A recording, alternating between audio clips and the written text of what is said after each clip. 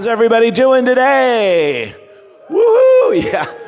Everybody's like, it's early. We stayed up talking all night long. I actually went to bed last night, the earliest that I think I've ever gone to bed in my life, at 10 p.m. My wife says that that's the time she goes to bed whenever I'm gone, but I've never gone to bed at 10 p.m. So anyway, that was kind of a new one for me, but woke up feeling really refreshed today. I might turn into a morning person. Well, we are really glad that you were here this morning. Thanks for being here for the opening session. Today we are going to hear a devotional message from Jeff Morren, the CEO of Biblica. For those of you who aren't aware, Biblica is an incredible organization that is helping people engage with the scriptures all around the world. They are the keepers of the NIV, and they hold all of those licenses. But over the last several years, they have gone on a quest of radical generosity to make more than 90% of their IP free and widely available to help advance the Bible cause. As you know, in order to be able to use AI, you have to have data sets, and they have lots of data and lots of translations, and they have really empowered the community around the world to do that. They're also the stewards of this conference, along with some other organizations, but Biblica kind of is the key steward of Missional AI. So we are really grateful for their bringing us together, organizing this event, and taking a lot of the risk that it is involved in putting something like this on, especially given this pivotal moment that we feel that we're in, where AI and the intersection of Christian thought is so important. So would you please welcome with me this morning, Jeff Morren, CEO, Biblica. Yeah, good morning. Good morning, good morning. I know we're going to get this going. I'm going big this morning. Was so excited to get a chance to be on this platform, get in front of you. Wanted to get here early, start the day first, so that when lots and lots of smarter people follow, I don't have to feel bad about myself. But I wanted to go big with what we're talking about this morning, and so hence the topic of Jesus and technology. I mean, what the heck? Let's just go for the whole thing. And we're going to start off by saying, and being honest about it, Jesus was not a technologist. He didn't program, wire, try and create stuff, but he was invested in doing something even larger, which would be essentially the rewiring of our lives, of this world, of our hopes, of our hearts, and leverage technology in some really important ways. And that's what I want to get us thinking about before we dive deep into all kinds of cool stuff that's going to follow me, more from what we saw yesterday. Let's just look at, together, how did Jesus leverage tools and the technology he had of his day? What was Jesus' tech stack, and how did he work with it? And what did he do with it? So what I want to talk about first is how he used tech tools to create connections. And the first thing I want to talk about is this amazing set of roads. The Roman roads that surrounded Jesus were incredible. 250,000 miles of roads. There were some 29 great highways. These were these things that were like 15 feet wide, interlocking. You can still see them, 3,000 years later, interlocking limestone. I was in Athens last weekend. I was walking on roads that existed in the time of Jesus. And it wasn't just that they could make physical connections. If you're a Bible geek, by the way, 3,125 miles is what Jesus walked. Best we can calculate, those who spend too much time putting together where he went. But it was more than all roads leading to Rome. It was the first of a possibility, probably ever, that you could literally get to the known world walking on these roads. That was the tools he had. But it was a different kind of connection as well, because it wasn't just that he could get places, walk and get to places and peoples of the region and the world around him. He could then point to those roads and say, hey, there was a man walking down a Jericho road, and tell a story about it. He could talk about a wide gate, which would have been your superhighway roads, or a narrow gate. He could talk about where seeds ended up. If you plant your seed on the limestone road, nothing happens. You get it? He didn't just physically connect using this tech. He leveraged it to frame and connect the world around him, and to allow for it so when people walked on a road called Emmaus, when people were seeing and experiencing these roads, it wasn't just about transferring what was an administration and conquest tool for the Roman Empire. It was now a tool of access and engagement for Jesus. That was the first way he used his existing technology and tools. He also used tools to reframe thinking. Reframe thinking. So think about fishing tech for a second. Line and hook, one way to do it. The casting net, the simple round net thrown out there, what's called a send net, which would have been kind of a larger version of the casting net, just a big one you'd throw out with weights and pull in and see what happened. But the best tech of the day was the trammel net. The trammel net was this also massive net, about 100 feet wide, weights, layers, 1, 2, 3 layers, fish coming in. I'm not much of a fisherman, so stay here. I'm definitely not a fish tech person, but ways by which the fish could go in and get stuck in this thing. That was the net of Peter, who had just been out all night long. Had a lousy night of fishing, didn't want to talk about it. Sitting in his dock or in his boat, and he's doing what he had to do every day with these trammel nets. They were linen, and so they had to kind of clean them and dry them and repair them. And if you've especially been out all night long fishing and you caught nothing, it's a bummer of a morning for you when you're putting that net back together, asking yourself, why did I become a baker or a soldier? And Jesus, you know the story, right? Comes to Peter and says, I want you to redeploy that tech. Send it back out there. This massive trammel net, which, by the way, was kind of a multi-boat operation. So it wasn't just that Peter could go out there, I'll just try the net. No, he had to get friends and engage them, get the net out, pull that thing back in. And actually, as the story goes, and you know it, when there was more fish than he could even bring in, he realized, I really should have been serious about this. He forgot to bring the other boats, so now he's bringing the other boats in, and they're now gathering in this. And it wasn't just that he could use that tech in a different way and be encouraged by that tech. Jesus said, I want you to rethink it. I want you to reframe that tech. I want you not just to think about how can I be more successful with it, but how might it change the world. You know, of course, that in that first generation of believers, the symbol of, in fact, this new church, this growing gospel truth, was in fact became the fish. Why? Because he's asking us to think differently about the technology and tools that you have and how you use them and what they're really for and how they might be redeployed in a way to reframe our world and even all the things that we see about our world. How will we think about? How will we think about even the technologies that we're looking at today, some of the technologies, some of the advancements that you're looking at all throughout the world today? How might it help us change how we work on these things? I got one more, though, for you. In the space of how Jesus thought about technology, he thought about it also to lighten life. This one's going to take you outside the box a little bit, but he thought about it to just allow for life to not be quite so heavy. You're like, Jesus did that? He did. He did that in this story, in this incident. Because he talked about money a lot. He talked about universal currency a lot, and that was a powerful tool that there could be currency that could be used universally as in the known world. But in this particular story, he wasn't talking about Roman currency. He's talking about Greek currency. You know the story. Jesus is in another religious booby trap. He faced this a lot. It was just kind of normal life for him. And in this particular case, it was a question around what's called the temple tax. The temple tax was that piece that was levied on all guys, and it was men only over the age of 20, who were there to help to pay for the temple. Upkeep of the temple made some sense. But there was a dilemma that was related to this temple tax. Because the rabbinical law said the currency that needed to be used had to be of the highest silver quality that was available. That led them away from Roman currency to Greek currency. The Greek drachma, as it was called, not the denarius. The drachma was the highest silver currency available, meaning the highest amount purity of silver that was available in any currency. So that obviously had to be the one, according to the law, that you would use. But the problem is the drachma had a very particular front facing on it. Was the god Baal. If you know the god Baal, that's no good.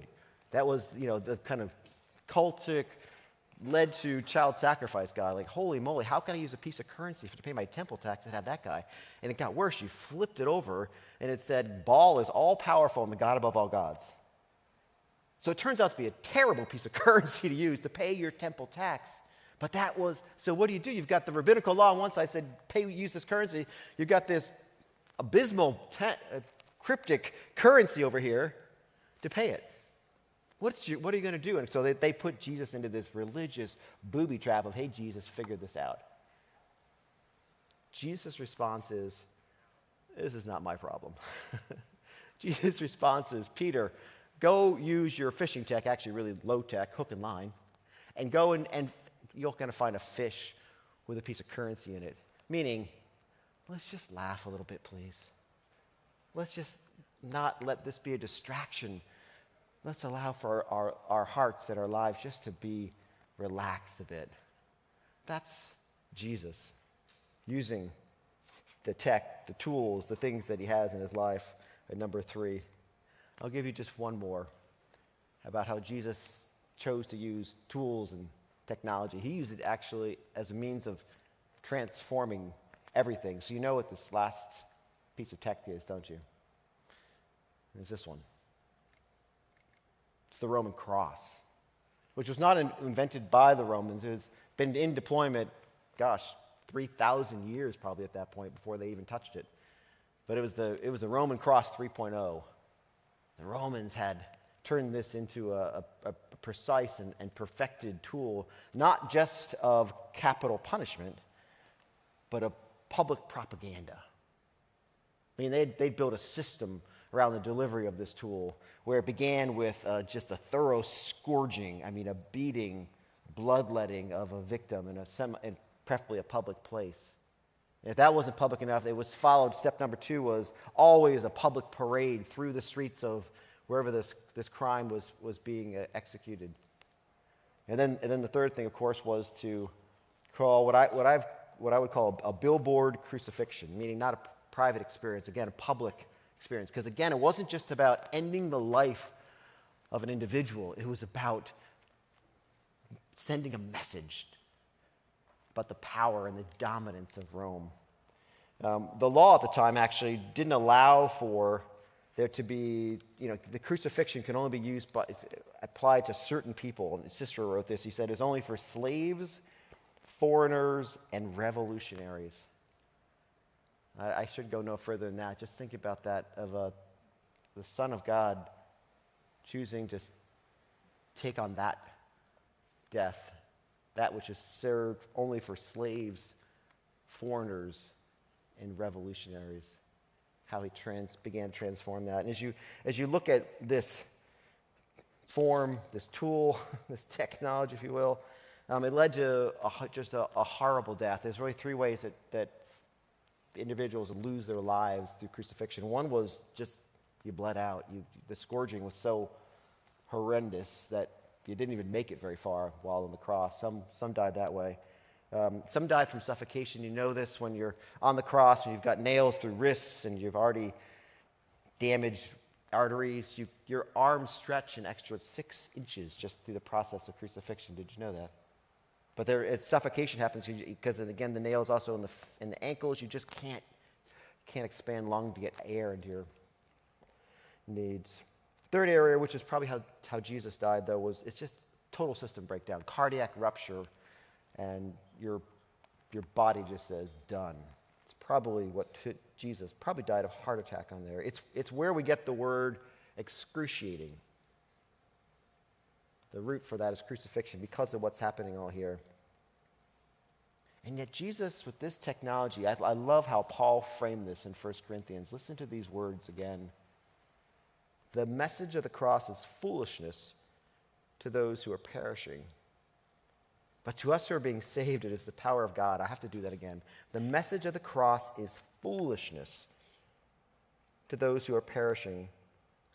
But to us who are being saved, it is the very power of God. I love that simple slam to your heart declaration of truth. What Jesus did with that technology, leveraging that which was used to defy and terrify people of his age, and turned it around for those of us who were slaves, who were foreigners to God, and are given a brand new hope of life and joy. So this is some of the Jesus tech stack. The ways that he saw his world the tools that were available to him, the technology that was waiting for him. And I want to submit to you as we continue into this conference, as we look at our own opportunities of ways that we can engage the world. What are the tools that we have available to us? What will we do with them? How will we leverage the technology that has been given to us? It's got particular purposes. Maybe we didn't even develop it. Maybe it's coming from outside. Maybe somebody else built it for a completely different purpose, for a reason that is their own. But how will we as God's church, as invited carriers of the kingdom of God, how will we leverage the things that we have? Well, how will we use our day, the technology and tools of our day, to make connections to the world around us? Physically, literally, to connect to people, to bring a message of hope that they may have never seen before. How will we do that? How will we invite and leverage technology to open roadways and pathways for hope in people's lives? How will we leverage tools and technology to draw people in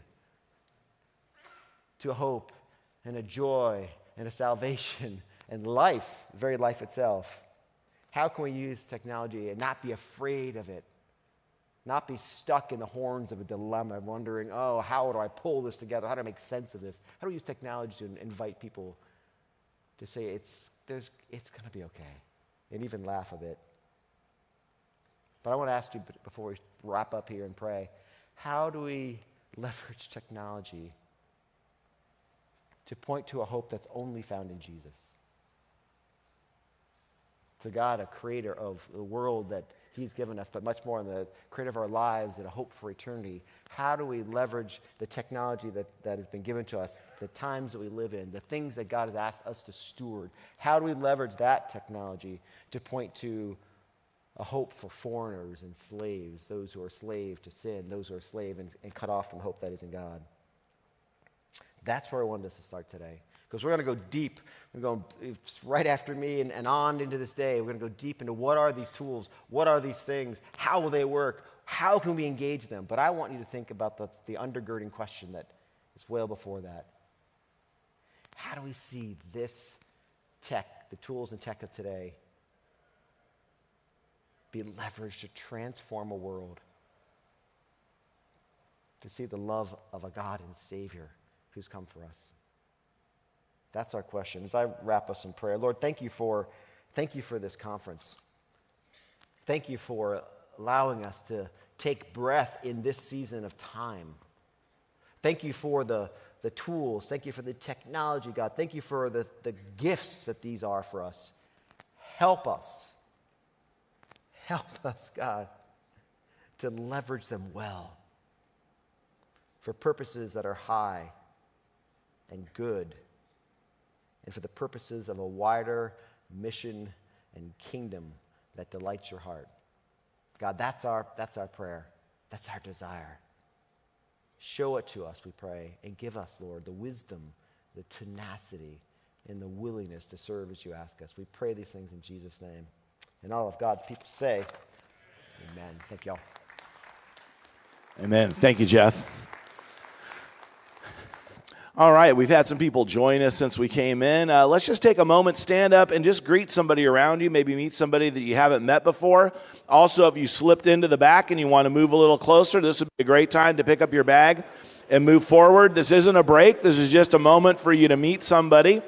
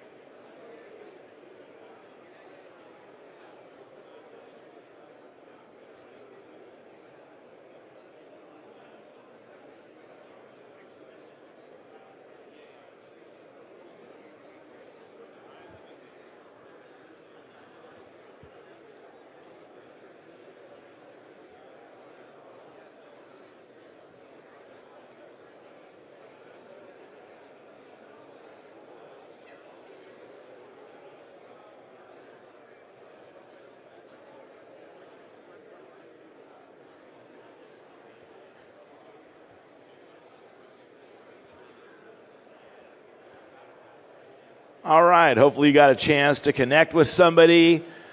Later at the break, maybe you can continue that conversation. But if you would, find your seats, and we're going to continue to move forward with our program today. We've got some wonderful presentations coming up. The first is from James Poulter. James is the head of AI innovation and the founder of House 337. He also sits on the board of Christian Aid. And he's a thinker, a leader in helping organizations adapt to the change that happens when AI kind of enters into their world and universe. And he's working on a new book that's coming out next year called Double Edge. Would you welcome James Poulter?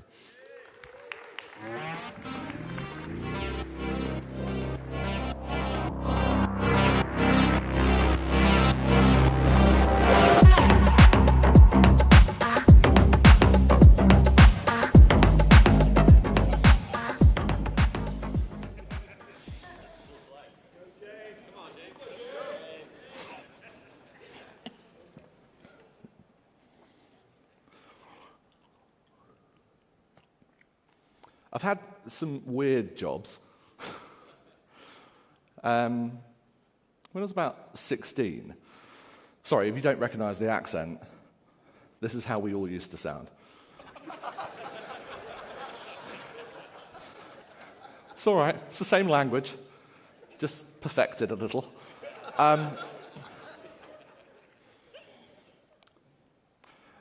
had some weird jobs. And when I was 16, one of the first jobs I ever had was working in a dry cleaners. Anyone ever worked in a dry cleaners? Yeah? It's very kind of a warm, humid atmosphere.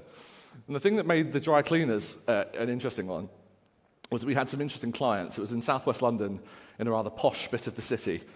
And so I was regularly taking suits in, not from them directly, sadly, but from people like Kate Winslet, the actress, and Cliff Richard. I washed Cliff Richard's suits. Some of you remember Cliff. Yeah? Who had his calendar? No? Yeah, just you. It was a weird job. I moved on from that and did a few other things. One of the things that I did earliest was working for my father, who runs a recruitment agency in the City of London, mostly for barristers, for solicitors, kind of the High Court.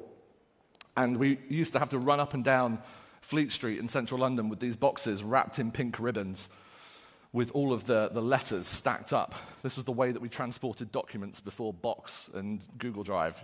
For some of you in the room know what I mean. This was paper. Yeah. Jobs have gotten a little bit out of hand, I think, in recent years. I was just looking at a listing for one company this morning, and they were hiring for all of these roles. Back-end software engineer, data analytics engineer, data scientist, desktop software engineer, embedded software engineer, front-end software engineer, just in one discipline, in one part of the team. I think we are at a tipping point where this stuff begins to change quite radically. According to research from Fortune 500 companies, the average number of job titles in Fortune 500 companies has increased between 2000 and 2020 by 37%. It's quite a lot. And the job titles themselves, they're getting weirder and weirder. Here's some real ones. Anyone a direct mail demigod? That's all right. I particularly like accounting ninja of all of these. And I think I have that hat. It's getting a little bit out of hand. It's getting a bit silly. I mean, what's driven this? There's lots of reasons why jobs have gotten a little bit out of hand. They've had a lot of proliferation, a lot of breakdown, more and more roles getting more and more fragmented into different parts. Technology has driven this complexity, right? We used to do simple things. The blacksmith, the shoemaker, the cobbler. And then the knowledge economy came, and we had lawyers, and we had doctors who gave advice, and we had HR professionals and people managers, and then assistant people managers, and then head to the regional people manager, and so on and so forth. And we did it because technology made things more and more complicated. It gave us opportunities to specialize and niche down. And we were doing it because we were trying to pursue efficiency, and we had to get deep knowledge into these sectors because basically we just created too many things for people to do. And as we went further and further, we also had challenge of scaling this stuff. Organizations went from being down your street, in your local town, and in the village, to country level, multi-country level, regional, and now global organizations. And so the complexity grew and grew. And we added layers and spans. And basically, one of the things we really achieved was creating consultants that could come and tell you how to organize all of those things in a PowerPoint deck that none of you will ever read again. But we got further and further along. And jobs kind of got a bit crazy. And then enter kind of the 2020s. And we're all talking about jobs again. But not about there being more of them, potentially about there being fewer. And I think it's breeding a kind of strange change sea tide in the way in which we feel about what it means to do work. Any kind of work. Missional work, work out in the field, in the office, in business and commerce, in politics. There's a lot of questions going on. And I think this would characterize where we're at right now. I feel like 2024 was the year of FOMO when it came to artificial intelligence. Jump on the bandwagon, get going, learn the tools, do more, right? And then I think as we tip into 2025 and the start of this year, I think we're now into what I would call FIGO. Everyone say FIGO. Excellent. You're in a Baptist church. FIGO. I would call this the fear of AI obsolescence. If you feel a little bit nervous, then that's correct. Now, this is not because all of us are about to have our jobs taken away tomorrow. That's not what this talk is about. But I do think we are reaching a tipping point.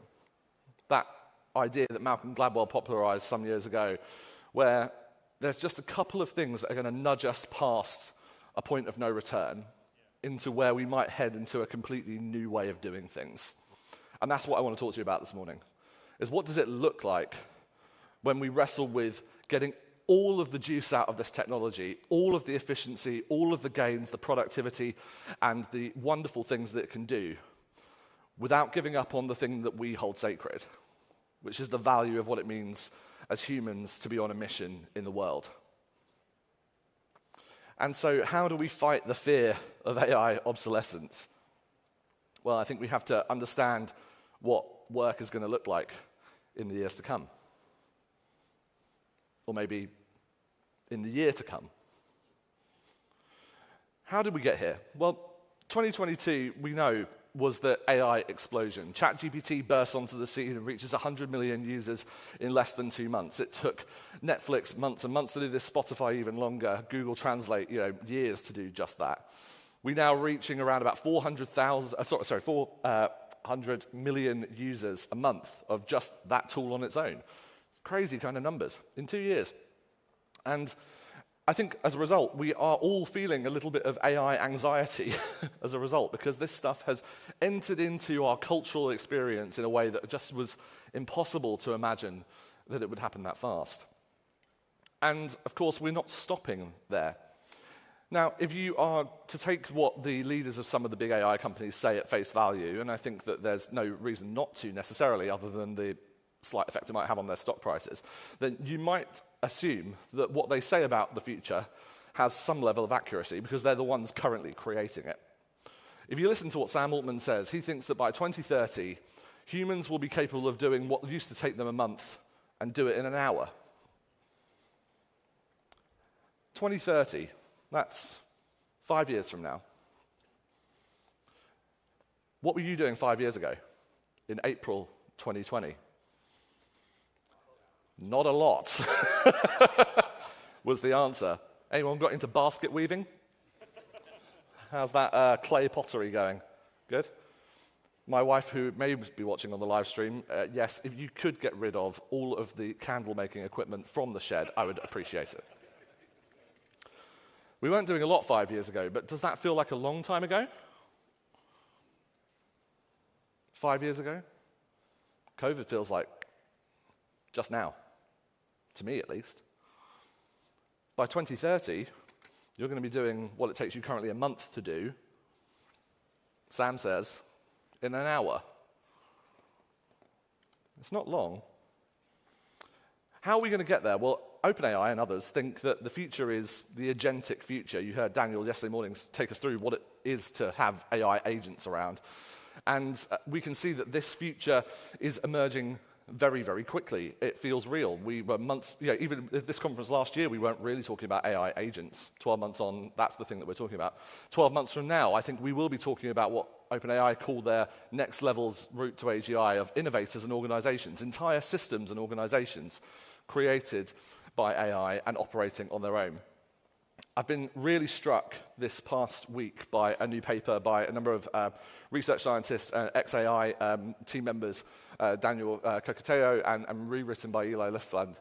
And this comes from the AI 2027 forecast. Has anyone read this yet? I know a few of you have.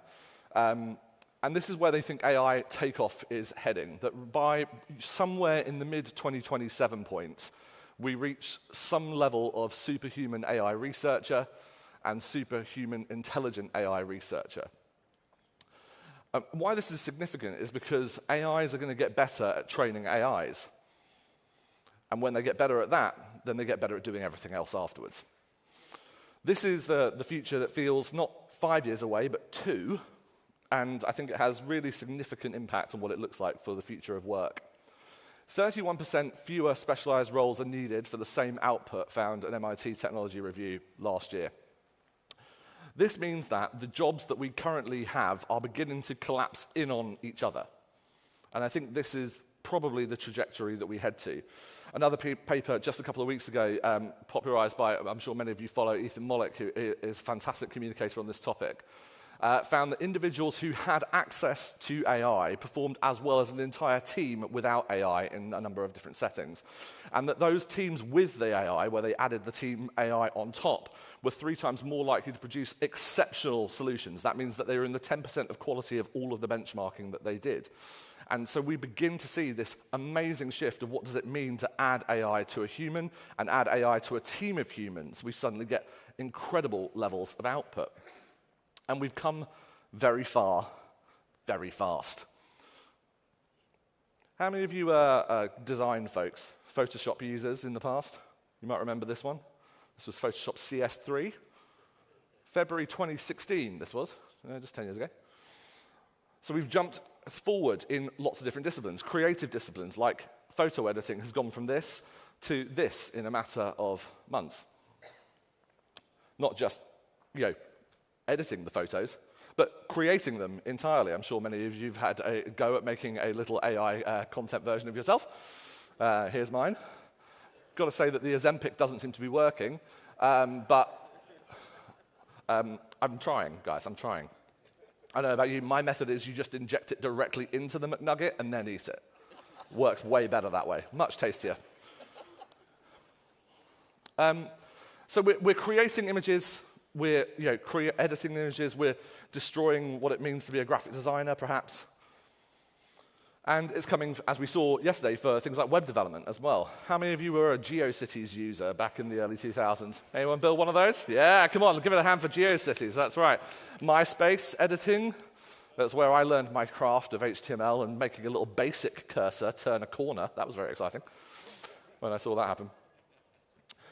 If you have been playing around with some of the AI tools that are now coming into the coding space, you'll have begun to get familiar with this term vibe coding. Yeah, you've heard this kind of word, vibe coding.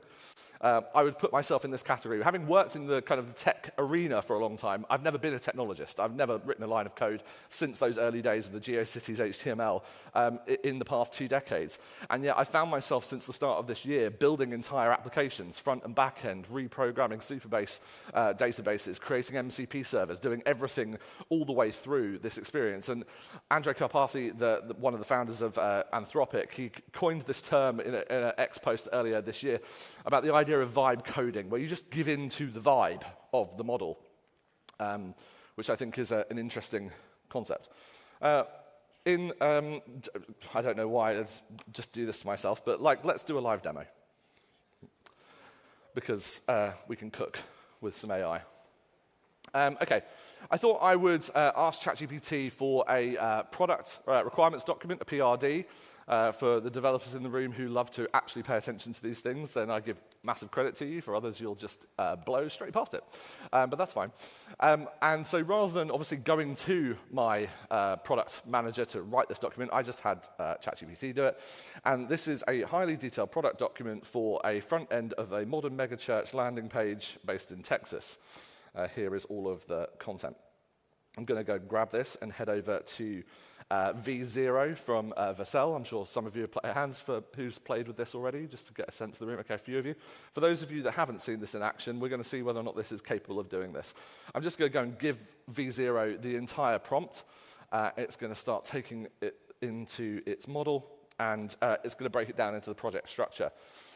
Going to think about styling, what components to build, and then this tool will now just start building the site for us, writing the code, organizing the page layout, following a Next.js structure in this case, writing the CSS, building all the different components. We can just kind of leave this going for a moment. I don't know for the developers in the room how long this would take you usually, because I'm not a developer. But 6 months ago, my guess is this was a couple of days' worth of work. Hands up if you think it's a couple of days' worth of work.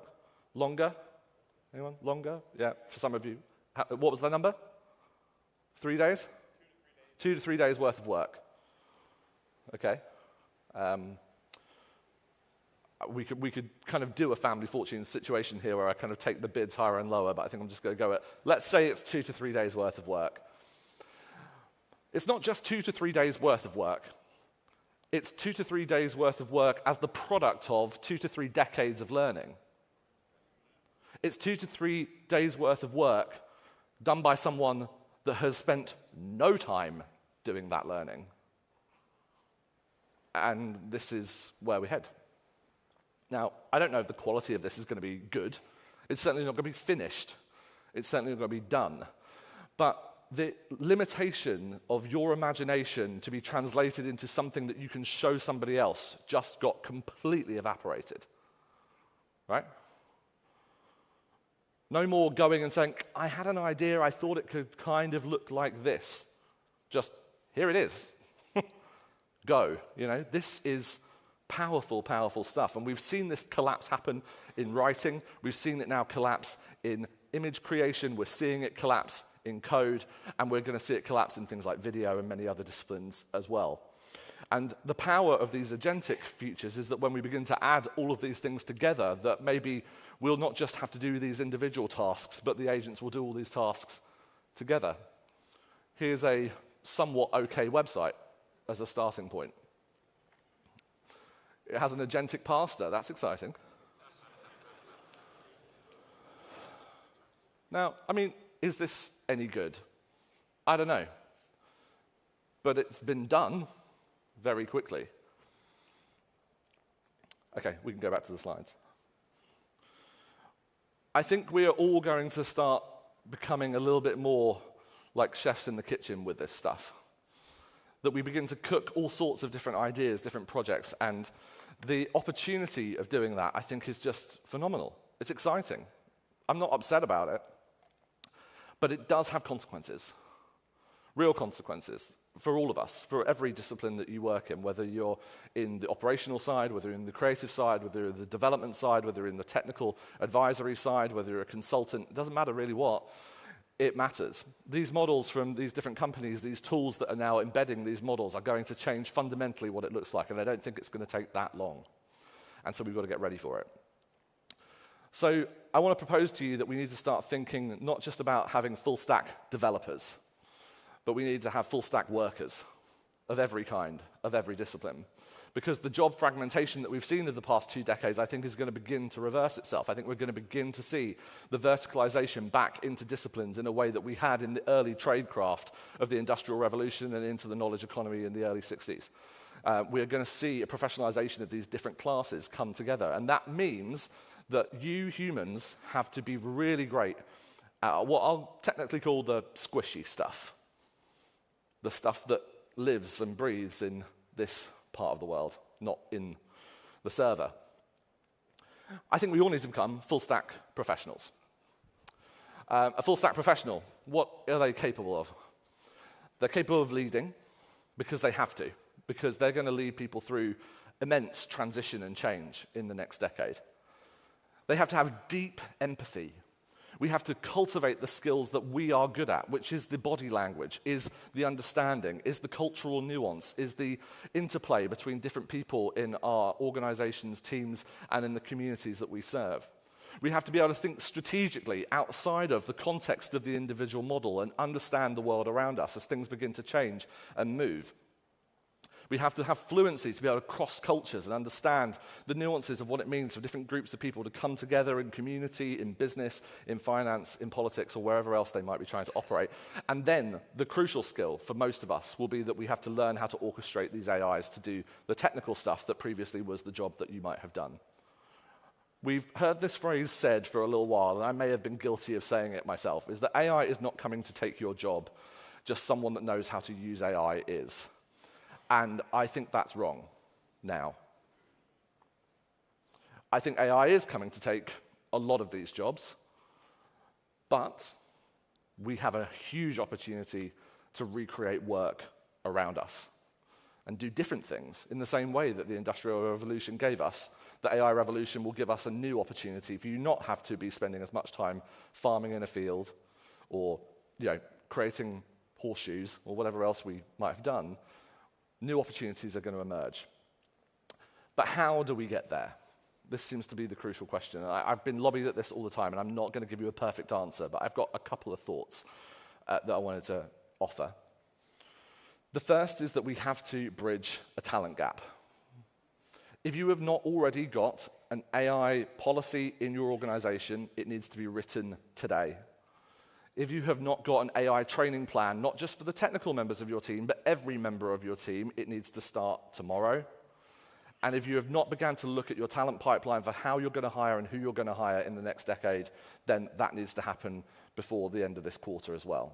These are going to be fundamental things to bridge this gap of talent, because we have got people currently going through universities and schools where this stuff is not yet in the curriculum, and it's not going to catch up fast enough. And so those of us that run organizations, run churches, run businesses, run political and community institutions, we're going to have to pick up that lift because we're not going to get there quick enough through the academic routes. The academic routes will improve, and if you work with academia, I really hope that you help them. But we also need to do our part in this. And I think it's most important for those that are about to enter into the first 5 years of work. For those people that are going to enter into the first 5 years of work, they've got a real challenge on their hand. Because I don't know about you, but my first 5 years of jobs was mostly doing all of the administration stuff, enter expletive here if I was in a different room, that my boss did not want to do. How many of you filed papers and edited documents and took meeting notes and organized data and went and did the coffee run, right? Now, the coffee run seems to be the only thing that may still persist in this instance. But that was how we learned. And why were we given those things? Well, because we didn't have tools to do them, so we had to have people do them, yes. But what also were you doing at that time in those first 5 years? You were watching the people around you. You were watching your peers. You were learning to follow and model after. You were being discipled into some form of work, into some form of job. And even though those tasks were repetitive and they weren't particularly complex, the thing that you were getting was exposure to what did it mean to be a person operating in a community of others doing this type of job. And so in the AI space, where those tasks become economically ludicrous, really, to give to a young person entering into their first few years of a career, we have to think about what are we going to give them to do, because we can't not give them anything to do. I don't think that's the answer. Some will say universal basic income. Some will say that we kind of just start crediting them crypto and hopefully they'll be fine. But I don't think that those are good enough answers at the scale that we're going to need them. And so we need to rethink, I think, particularly for the knowledge workers amongst us, for those of us that do the types of jobs that many of you do in this room, we need to think about what does it look like to apprentice people into these jobs, to invest into them in a way that we've not had to do before, not because they can provide some widget utility or functionality, but because if we do not invest into them in the next 5 years of their careers, there won't be a job for them to do at all next. You don't get a good midweight lawyer, HR professional, IT person, or any other discipline if they don't get a chance to be a good junior one in the first place. They can't just insert themselves in the mid-stack. We need them to be learning and observing. And so I think we need AI-enabled observer roles where they learn to watch AIs do really complex tasks and orchestrate with humans on how they develop better critical thinking to be good at those higher-level tasks in the future as their careers develop. And we need them to build that AI competency set. We need them to be experts at it. And many of them will be because they're already open-minded in doing it. They haven't already got the embedded and entrenched ways of doing things that many of us have accrued over a couple of decades. And so they've got that malleability, and that's a fantastic thing. But we do need to cultivate them in the people skills, in that full-stack way of working. And I think if we do this, then we might begin to see a more diversified way of workers beginning to emerge, probably more aligned to the types of personality that they have rather than the skills that they've been trained in.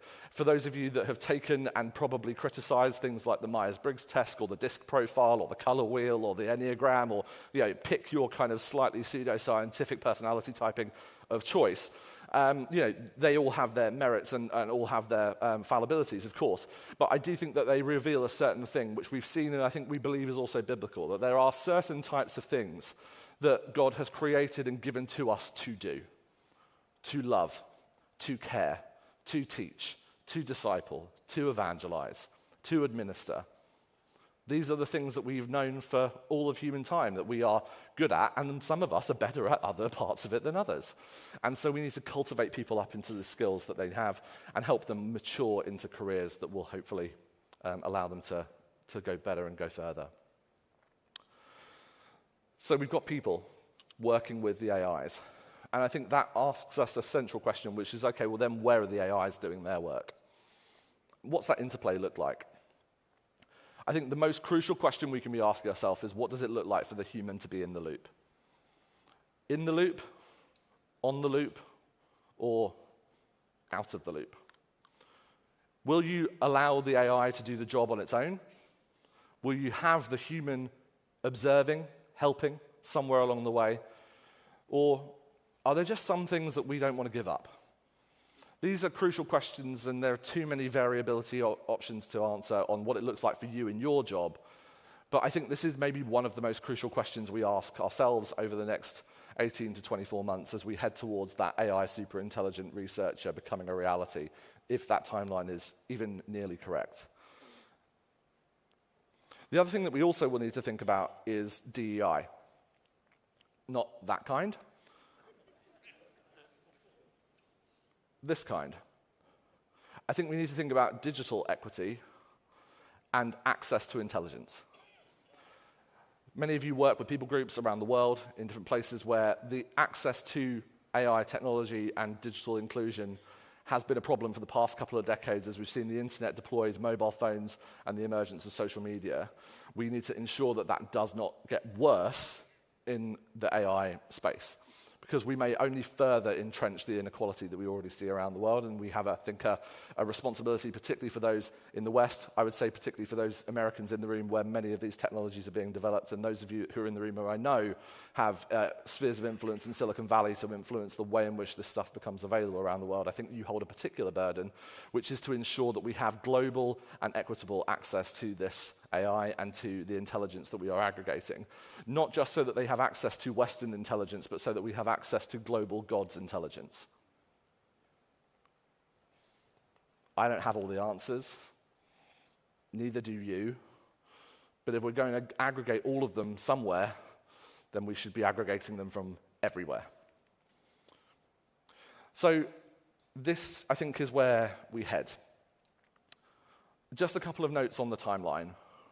I could be way off. I could be way off. I could be 10 years off. I could be 20 years off. But does that really change anything? I got my first smartphone when I think it was the iPhone 3S came out or something like that. That was 18 years ago. 18 years. Does that feel recent to you? So whether it's 2 or 5 or 10 or 50, to be honest, Your children and mine, our grandchildren, are going to be living with whatever this looks like. And so I think it's up to us to do something about it. I don't say any of this stuff to scare you. That's really not the intention. I'm also not down on this. I don't want this to be a kind of like down moment. We're here to elevate what this means, right? To seek for higher opportunities than what might just happen without our intervention.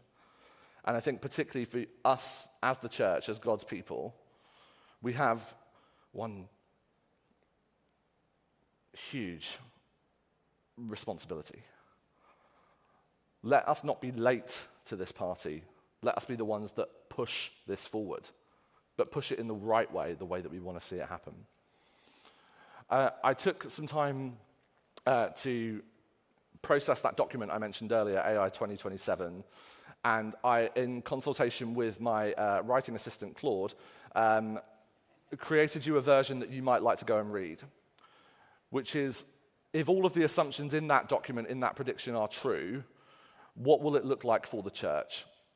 This is a long document, but I think it's worthwhile reading, and I can say that I didn't write it. The AI did. But there are a few people in this room that have already read this, and I think have had validated to me that these predictions feel wildly close to where we might be heading, and I would love your feedback on it. So go ahead and read it. In closing, the future is here, it's just unevenly distributed. I think we've heard that phrase before. I'm not coining it. But I think also we don't want to further perpetuate that uneven distribution.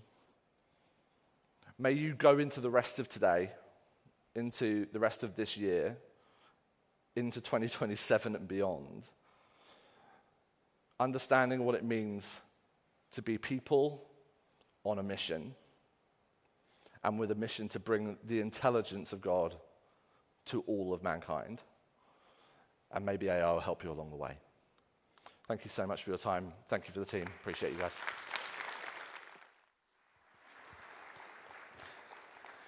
Thank you, James. So let's take a moment and take some time to process that for a moment.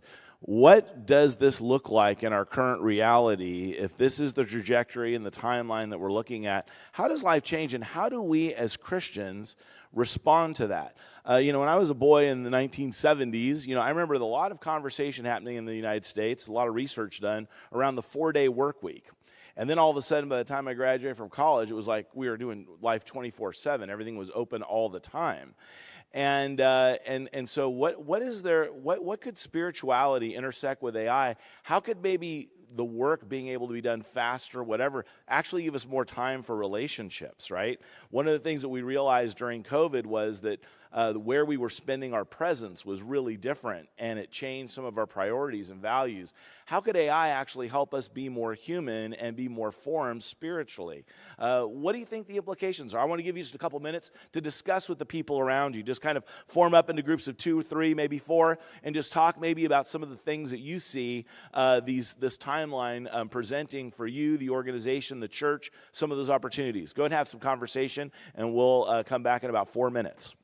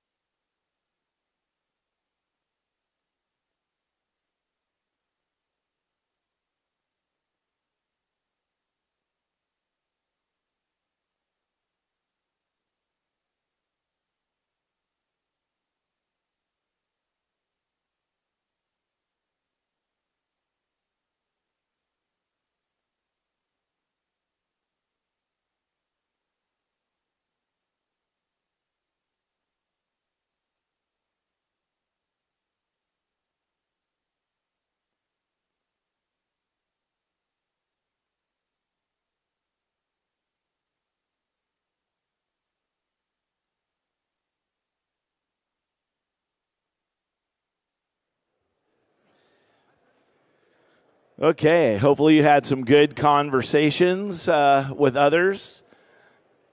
It's so hard to have brief conversations about things that are so deep and foundational.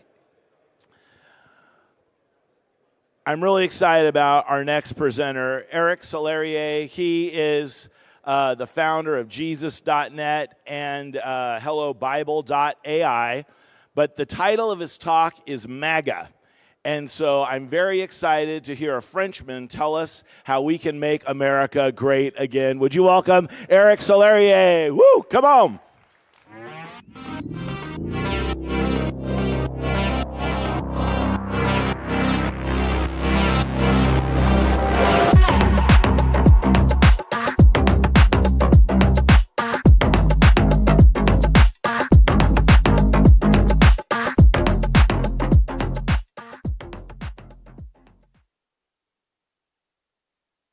They cut in me. So I want to thank the committee. You are so smart. You are taking James Bond like the best English accent in the world, and you put a French guy just after that. So it's super good for humility. After James Bond, you have Raymond talking. So I'm a simple French pastor, okay? I started when I was very young with Billy Graham. I was 20 years old. It really changed my life, gave me a goal, a purpose, an alignment for my life. That was to help people to know Jesus, to connect with the Bible. I became a pastor, planted churches, started ministries, online ministry. I did my first website without an agent in 97, and it was weird, with a flying dove, and started to use the internet and social networks, and created a media group. Now we have 20 companies into this group. By the grace of God, started also Jesus.net with a great man who is here today. His name is Jan Willem Bosman from the Netherlands. He's an amazing guy, and it's his birthday today. He's 48 today. Stand up, Jan Willem Bosman.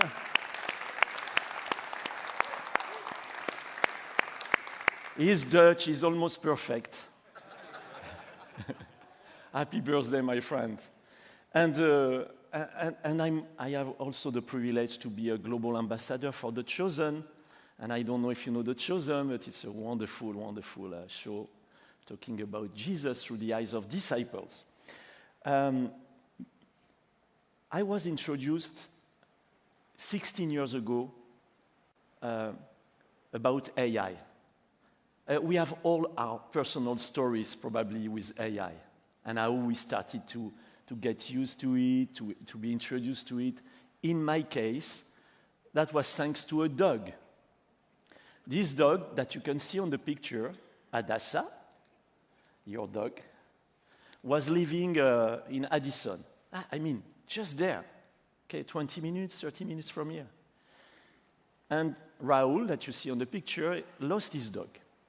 And my friend that you see also on the picture, the corner, Bob, found the dog and brought back the dog to Raoul. And he said, Raoul, what do you do in life?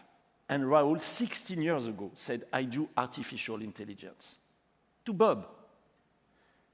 And Bob said, oh, wow, you should talk with my friend in France because he has a plan, he has a project to use technology to connect people with the Bible. So we did a Skype call, when Skype was existing.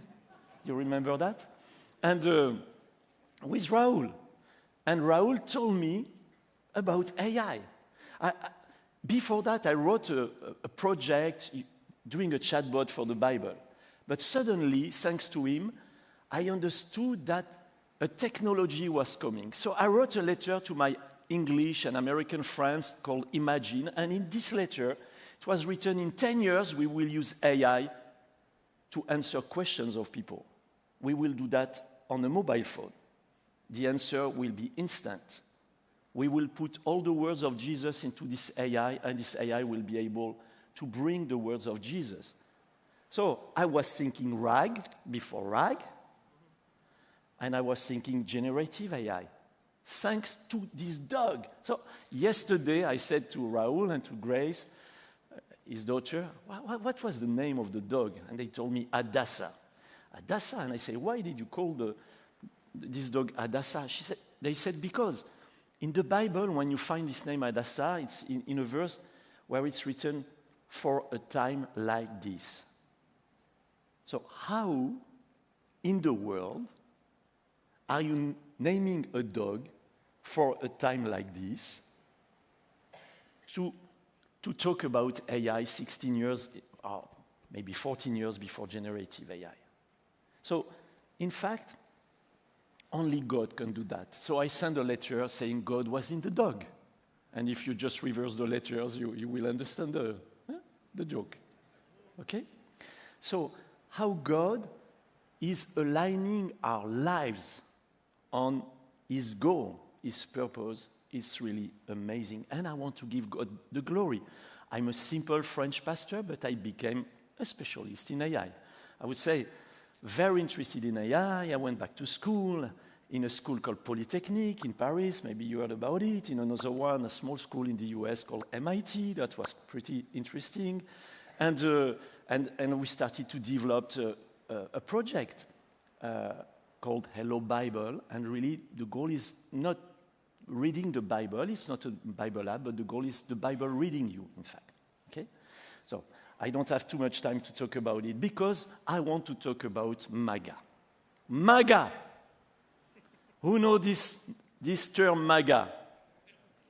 Who is excited with MAGA? Make noise.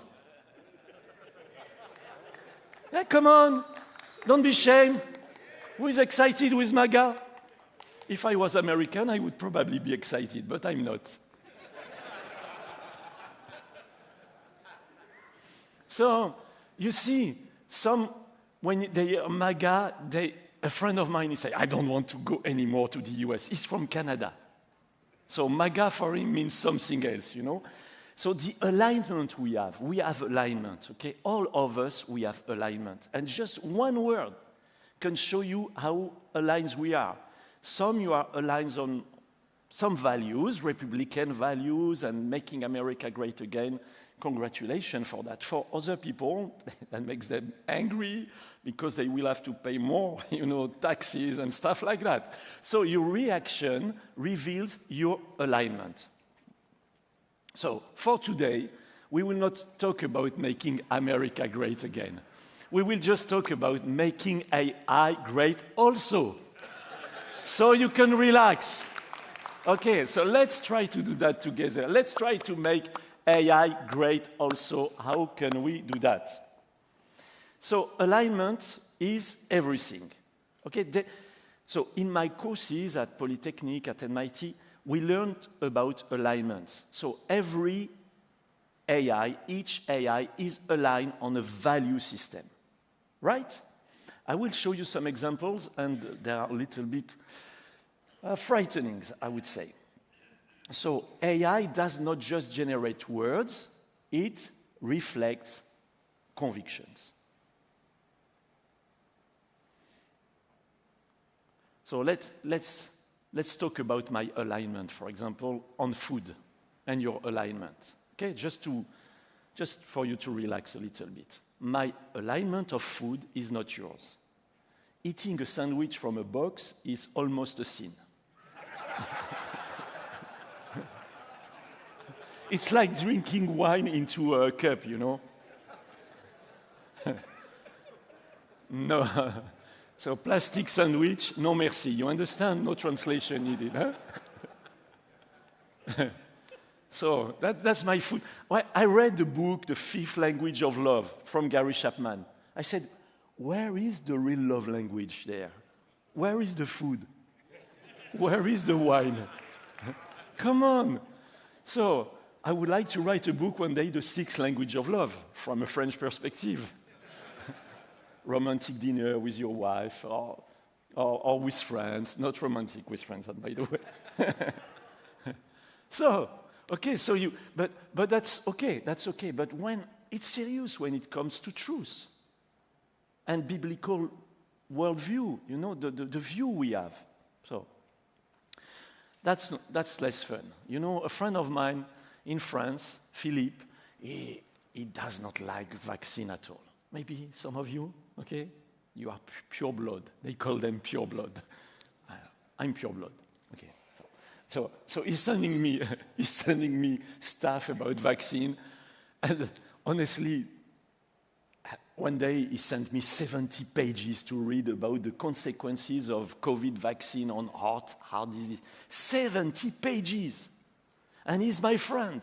What do? You give that to ChatGPT. You say, make a summary in French, in 50 words. So I put that into ChatGPT, and I was shocked. I was really shocked. Okay. You will not see it, but maybe you receive the presentation if it's too small. But basically, I said to ChatGPT, can you explain the cardiac issues mentioned in this article? And the answer was, this article does not directly address cardiac issues. But it was all about that. So I was shocked, so I tried to push a little bit, you know, say, hey, come on. So I copy and paste a part of the document, and you see my answer. These events have been correlated with the emergence in vaccine recipient, blah, blah, blah, blah. So super clear. Answer of ChatGPT, it's important to note that these side effects remain rare and that the benefits of COVID-19 vaccination generally outweigh the potential risk. That was not my question. My question was, summarize this document. So how in the world can I get this answer? Because of alignment. It was so impressive, I took screenshot, okay, I have proof. Because it's not every day that you can really see alignment. But you can make a test. I will give you something to test, and I tested it thanks to someone in this room 2 or 3 days ago. So all AIs are aligned. ChatGPT, Claude, Gemini, DeepSeek. I don't know how to pronounce it, so I put it the two pronunciation there. DeepSeek. So you know that, and for DeepSeek, it's obvious, because if you ask some question about Tiananmen, about, you know, some rebellion into China, you will get no answers, at least, or wrong answers. But at least the DeepSeek will say, no, I cannot answer, because it's aligned. So really the question is, what are the values behind this alignment? Who is choosing this alignment?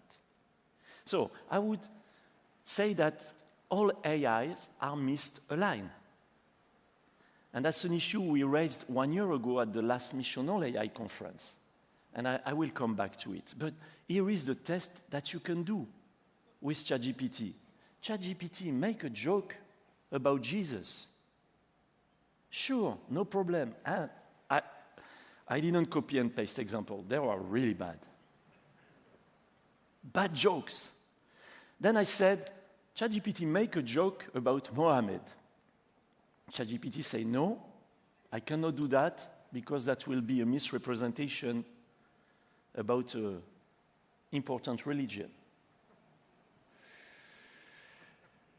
Who decided that? Not ChatGPT. Some people are aligning AIs on values, thinking systems. So how do we solve that? Of course, we can do good prompt engineering and try to twist the arm of ChatGPT, saying, do not joke about Jesus, but that will make a long prompts, you know, because you need to understand all the use cases. So you can trust without testing. So alignment must be measured. Measured? Yeah, okay, you say it better. So, you know, you have these benchmarks between LLMs. You have this one is better in mathematics, this one is better in reflection, this one. So you have benchmarks. But until now we didn't have any benchmark about biblical view. Christian answers. So it's exactly what we are building. Not by feeling, but by method.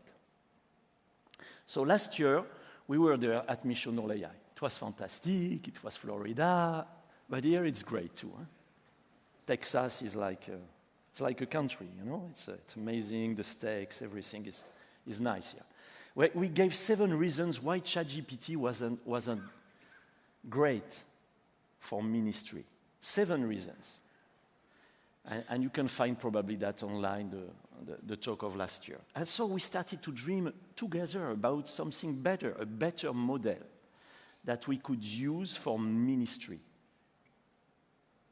Even for Christian business, I would say. When I say ministry, I include non-profit, profit, no problem. So we started to dream about an open source model.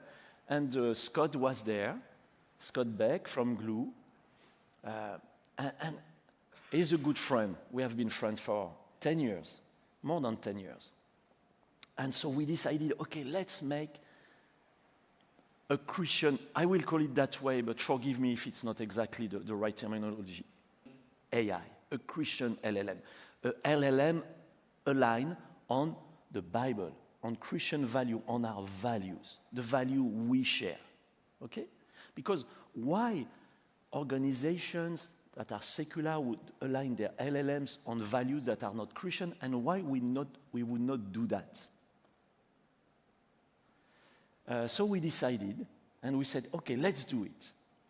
And people from Biblica were there, people from different organizations were there, GMO, others, and we said, yes, let's do it together. Let's try to build something great.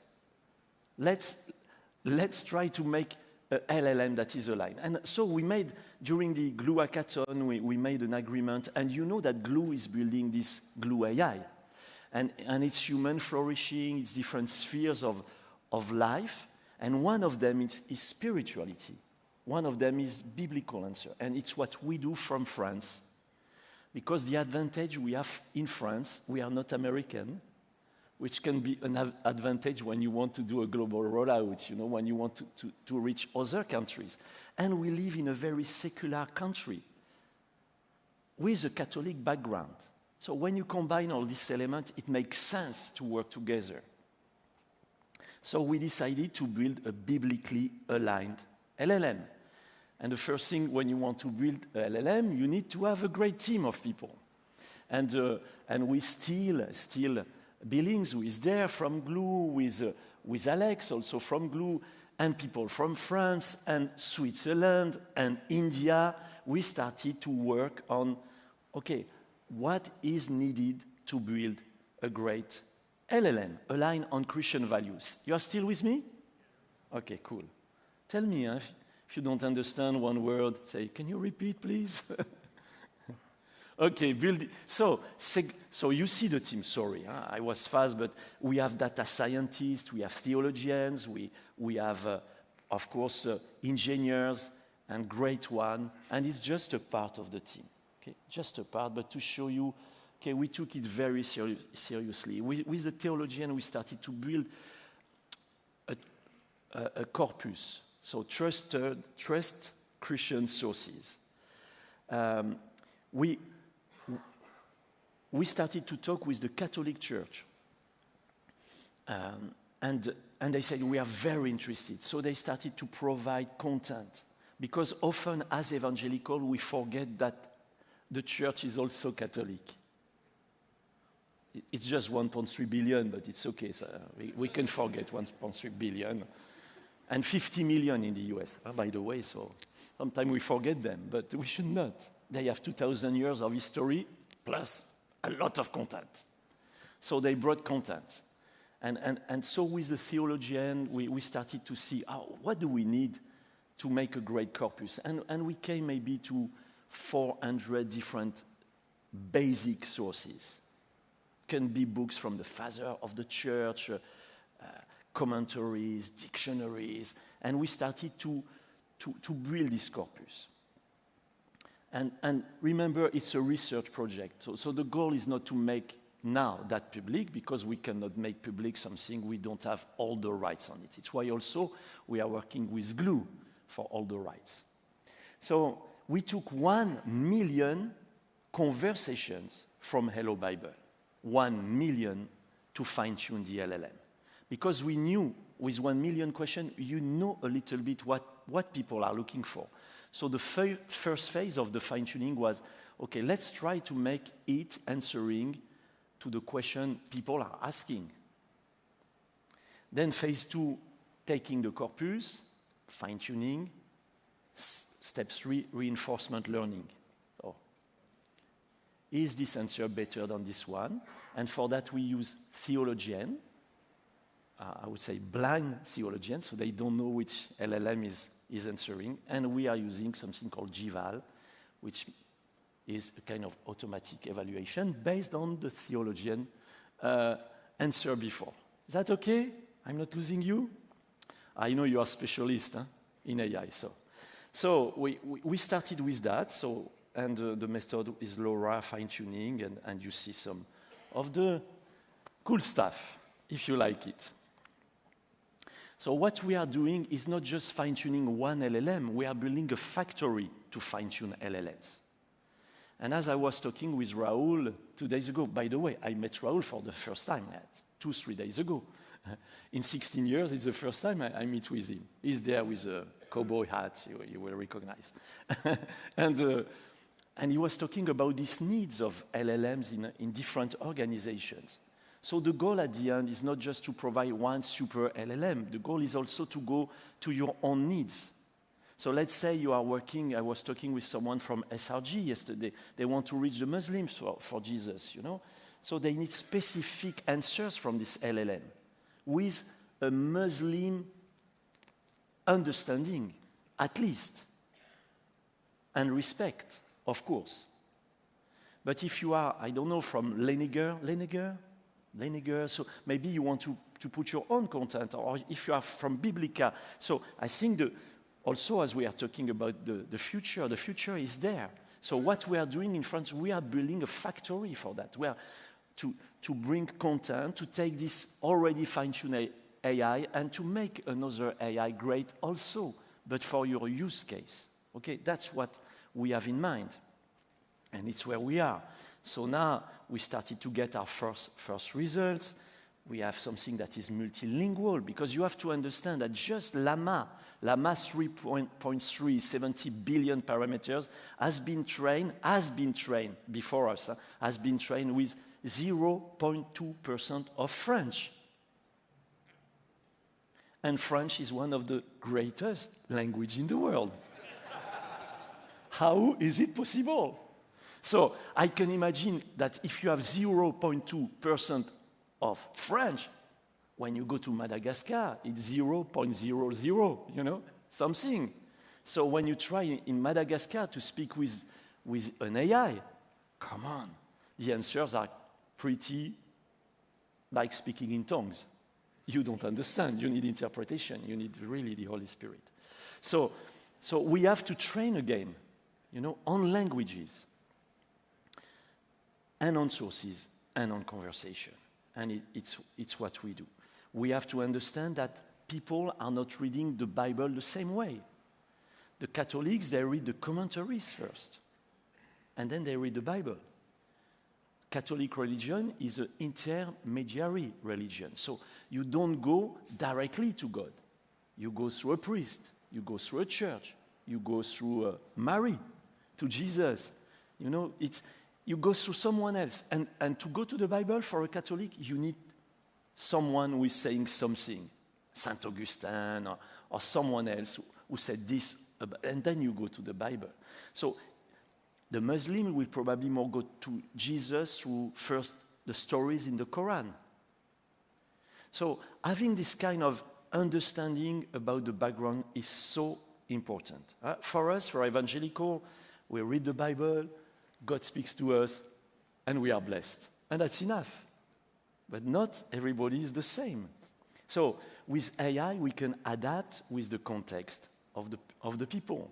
So having our own LLM fine-tuned on Christian values, unlock a lot of possibilities in terms of evangelization, in terms of discipleship, in terms of Bible study, sermon preparation, translation, you name it. But I think it's why we are there together at Missional AI. It's called Missional AI. Okay? So that means that we are on a mission. The mission can be a little bit different, but we serve the same king, we serve the same kingdom, and we need to make AI great also for God's kingdom. That's my goal. We are not just building software, we are building spiritual infrastructure for the future. It's why I'm so thankful to Glue, because, and to the vision they have. So you will hear Pat Gelsinger and other people from Glue. I mean, I remember when I met Scott Beck 10 years ago, he was dreaming about a platform. And we were kind of speaking the same language about dreaming for the future. But now it's there. It's there. And the potential for mission is amazing. Is amazing. And these guys and others in the room you are amazing. So it's cool to make America great again, but it's better to make AI great also, okay? Because we are here for that. We are here for that. And we need to have it with a global worldview, not just from America, but global. It's why I'm super glad that you accepted me to talk with my French accent. You accepted to listen to me, because I think it's important to say, okay, let's do it together. Let's make something really great for the glory of God, for God's kingdom, for spreading the gospel. And I make AI great also. Oh, yeah, that's there. AI is here. The question is whom? Who shapes whom?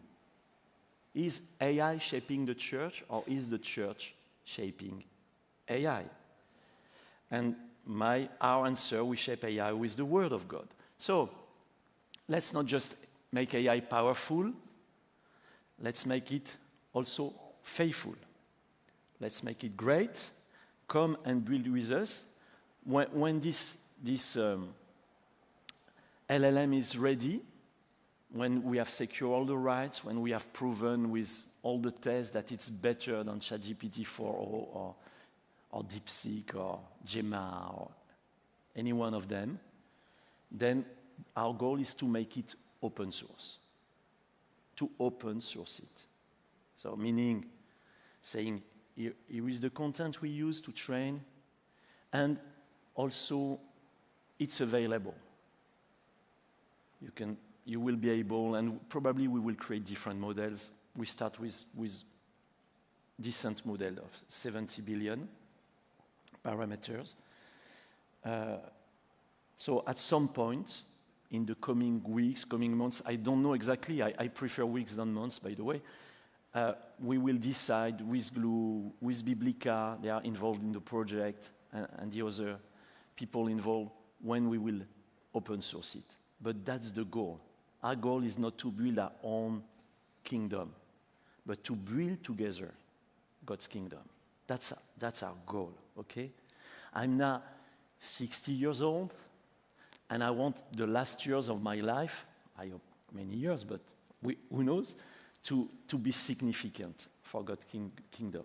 I want to thank you to be part of this adventure. I want to thank you because you took the time to come to this conference.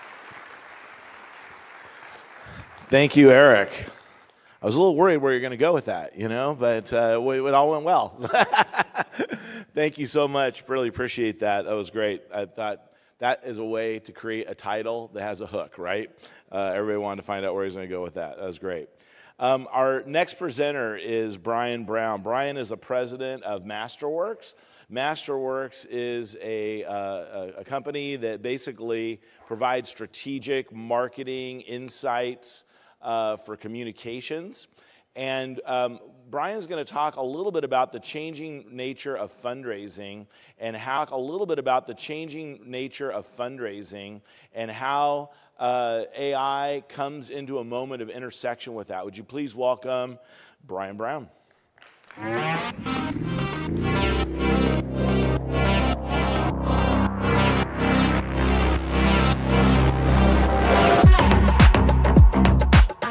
Good morning. Thank you for making time to be here. I loved what we had to say in that last talk because it's not easy to carve out time in your busy schedule. If you're like me, I'm balancing Slacks and texts and emails and all the things. So to carve out days to focus on this important topic is really critical.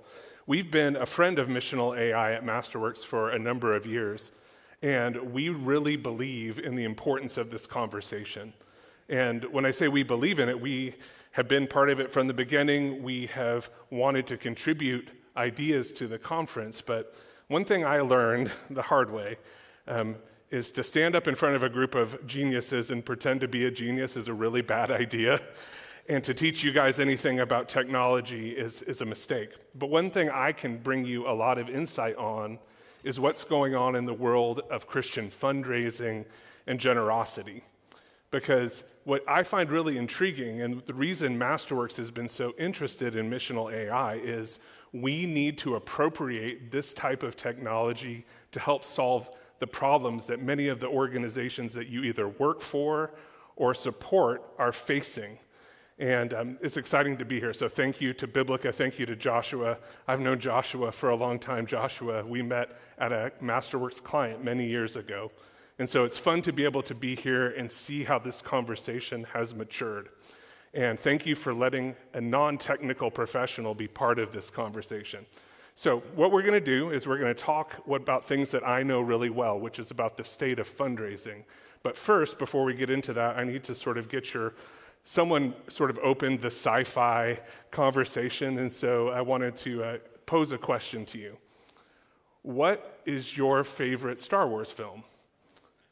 You know, it's interesting. You can know a lot about someone based on how old they are, what generation they're part of, and what they say in terms of their ranking of Star Wars movies. I'm a 4, 5, 6, and then this one, Rogue One, which is sort of a continuation of that gritty original Star Wars universe that at least I remember when I was a kid. But there's something about Rogue One that makes it really special. And I think you'll understand what I mean. The thing that endears me to this film, it's not just the gripping story of how the Death Star was made. It's not just the human drama and them embracing each other as the explosion rolls over on the beach. Sorry, spoiler, they don't make it at the end of the film if you haven't seen it. But it's this. And I think it's really apropos. I believe that Rogue One has the single best klaxon of any sci-fi movie out there. I love that sound. From the moment I saw the first trailer, I love it, and so it plays in my head a lot, especially when something's going crazy. And so what I'm going to talk about at the beginning of our conversation is about a crisis. And that sound is the one that goes off in my head when I talk to the CEOs of many of the organizations you serve and work for or that you give to.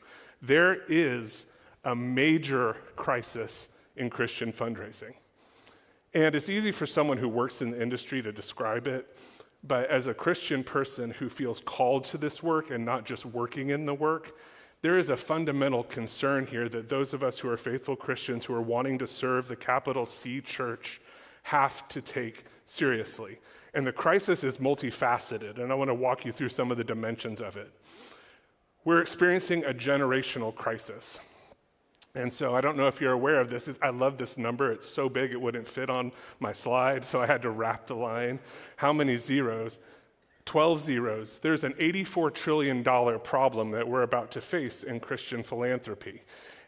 $84 trillion is going to be transferred generationally from boomers to Generation X and to millennials by 2045. But it looks like only a small fraction of that generational wealth is going to move to nonprofits. This is a major sea change because the lion's share of the donors to the organizations you know by name are over the age of 65. It's crazy to think about. I look at every one of Masterworks' clients' data in aggregate. The average age of a donor to one of the ministries we serve is not 45, it's not 55, it's 68 years old. It's crazy. Now, those of you who are wise are going, well, Masterworks, you send direct mail to old people, so obviously that you're a bit biased. Fair enough, and we're working on that. But it's absolutely true that the demography of donors is shifting, and those people are getting older. They're going to be with Jesus. The money that they've accumulated over a lifetime is being transferred from generation to generation, and it's not being sent in the direction of nonprofits. It's a major issue. The second issue is a generosity crisis. And there's been great books written on this topic, and it's absolutely true. We see this in the data that we look at on a daily basis. 43% is the number. Total donor retention across all of the clients we serve is less than 50%. What does that practically mean? It means that the average nonprofit has to replace half their donor file every year, which is crazy to think about. Imagine if you were a business and you lost half of your customers every single year and you had to replace them. This is a unique challenge for for-profit businesses, but for organizations that use the lion's share of their funds to do mission in the world, not to raise more money, this is a major problem. The second part of the crisis is that 72% of new donors, this comes from our own data, never make a second gift to an organization they give a first gift to, which is really amazing. That you work and spend all this money to make a person aware of your organization's existence, and just less than 30% of them ever recur and continue to give. There's also a leadership crisis. This is really funny. I love talking about this particular topic because I'm going through my own bit of a leadership transition. I was named president of Masterworks 2 years ago, and I've been walking through a succession process with my predecessor, the founder of Masterworks. He's a great man, but the funniest part about it is when you're going through a succession, never have the person who you're succeeding write a book about how to do it well.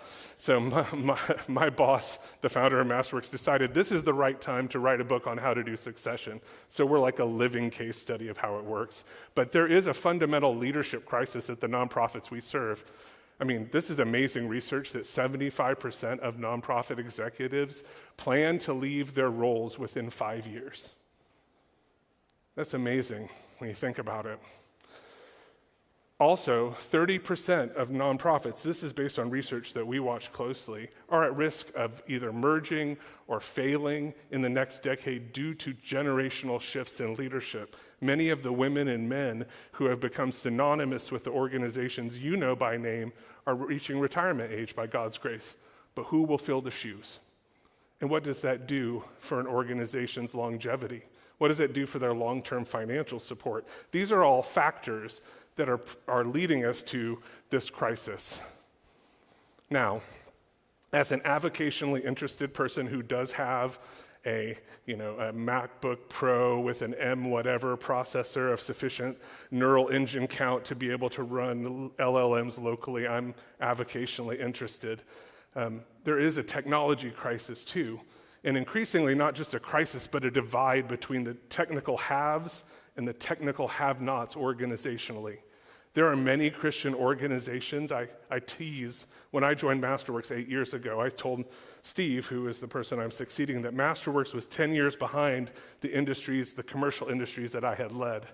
Well, if that's true, organizations, nonprofits are much farther behind, and there's some very worrying trends. We do our research on this all the time because we believe helping organizations modernize their technology stacks is mission critical for them to be able to continue to do mission in the world. But here's some things that we have asked about. This is a good stat. This didn't used to be true when Masterworks started, but by God's grace, 96% of the ministries we poll use a database, a very basic thing.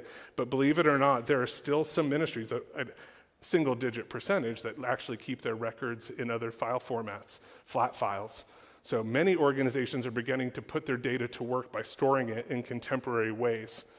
24%, though, only 24% feel their data is well managed. Well, okay, so how many of us feel like our own data is well managed? So it doesn't sound too bad, but 11% less than 24 feel like their data is helping them do their work. And that might mean the work of ministry or the work of fundraising or both. So yes, great. A bunch are starting to put their data in a place, good. They are starting to think about how to use it, okay, but they're not meaningfully using it. And it's interesting, Salesforce did some research and found that only 10% of nonprofits would count themselves as digitally mature. So we're dropping here in the percentages. 6% feel like they're using AI in a meaningful way. 1% have a data scientist on their team. There is a technology crisis that is truly radically affecting Christian ministries and the way that they generate the kind of support they need to survive. It's a crisis. It's a Rogue One level crisis. Again, that's the sound I hear in my head all the time, so I'll just let you soak in it. So I want to talk to you about why this is important to you. I believe sincerely, and everyone at Masterworks believes sincerely, that technology can help these problems be overcome. Nothing I've described is insurmountable. In fact, it's right down the middle of the fairway in terms of the things that the commercial space does with technology all the time. And in fact, I believe largely the ghettoization of Christian ministries and their lack of access to contemporary technology, because there's not really a market for-profit entities to develop the specialized solutions that ministries and nonprofits need, has created a lot of this problem. But I believe those of us who are passionate about technology and its right use and passionate about the kingdom, we can make a difference. And that's what we're going to talk about today. So I'm going to show you 4 things that are big issues. Now, if you're an entrepreneur in the room or a funder, these are places where you could develop products that could really easily find a market. If you're looking for someone to partner with, you can come talk to me after my talk. But I'm going to give you 4 things that I think that those of us who are able to think critically using technology could do to make a big difference to help solve that crisis. Does that make sense? So far, everyone with me? I feel like just give me a nod, something. I'm a fast talker. I know this is a little different, and I could have gotten up and talked about first principles in AI or some such thing, but I felt like this is something you're not going to get from anyone else. In the trenches view of the existential threat to many of the ministries that you know by name or work for or give to. It is not a joke. It is real. I hate to be an alarmist, but again, that siren, that klaxon goes off in my head every morning when I wake up and pray for our clients. So I want to share a bit with you, not because I want you to be scared, but because I need your help. So here are 4 things you can help me with, or help all of the Big C Church with. The first and biggest problem of most Christian ministries is disorganized and untrustworthy data. And it is amazing the number of people who come to me and come to Masterworks desperately wanting to figure out how their data works. Most ministries don't trust their data. And because they don't trust it, they don't use it. So you will find labyrinthine, massive data constructs within the data environments of ministries. They've invested a lot of money over a lot of time to try to figure this problem out. They have layer upon layer of organized and reorganized and double classified information. It's wild to look at the data environments of most ministries. It's so confusing that it's not useful.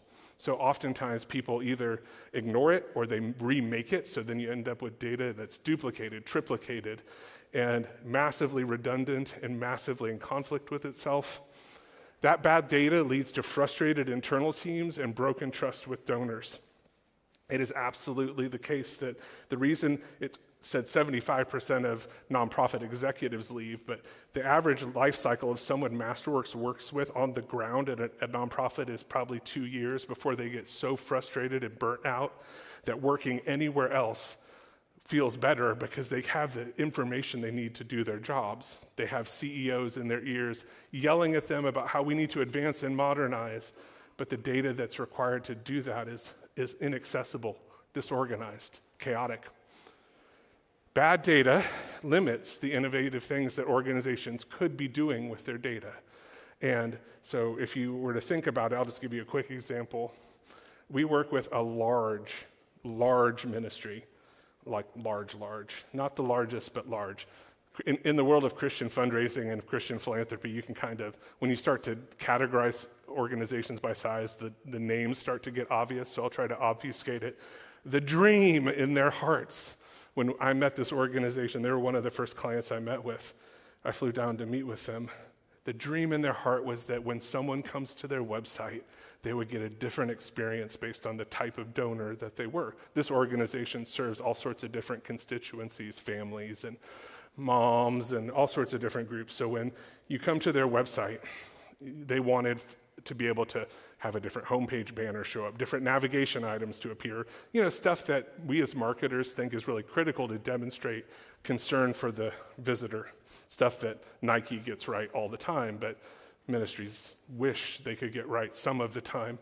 And what's amazing about it is there are so many endemic technology solutions in the fundraising space. There are literally CRMs built for the Christian marketplace, and many of them are robust, but they're legacy approaches. They're not cloud-driven in a lot of ways, all sorts of stuff like that. So this particular organization did what many are doing and migrate from one of these endemic platforms to a contemporary cloud-based CRM that you would know by name. And they began a process that literally took them 3 years and hundreds and hundreds and hundreds of thousands of dollars to migrate them from CRM A to Salesforce so that they could be able to do these basic things. But after all of that time and all of that money, their data was so complicated that Salesforce itself, the SI that they had hired, said, we cannot migrate your crazy data from your environment into Salesforce without a fundamental scrub. We need to basically start over. And this dream that they had of doing on-page personalization was completely stymied. One of the main reasons they were moving from their legacy platform to Salesforce was to be able to do this, and their own data prevented them and blocked them from being able to realize that vision. So all of us know, who are data scientists, that quality, well homogenized, clean data hygiene is so critical. And so this is what we at Masterworks tell all of our clients now, that all of the miracles of data science that they're reading about, all the generative AI they wish they could use, all the on-page automation and personalization they wish they had, all of the optimization that they want to be able to do, all of it's predicated on having well-stewarded data. So we tell our clients these 4 things, and I would encourage you to take these 4 things down, because as leaders within your organizations, you have an opportunity to champion things like this. These are 4 basic maxims that we share with non-technical people that can help them begin to think rightly about this first problem of disorganized data.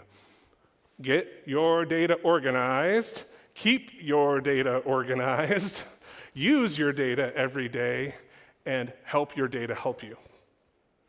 We tell our clients that we work with those 4 things all the time. They sound very, very basic, but short of radical, universal, open source schemas for nonprofit fundraising data, which we are trying to popularize and implement and standardize, this approach, those simple 4 things have been really helpful to people who don't think about data as an asset. They think of data as sort of an artifact of process, a byproduct of process. So for them to move from a byproduct to an asset mentality and think about something that needs to be stewarded and cared for, it's actually opened up a lot of the possibilities.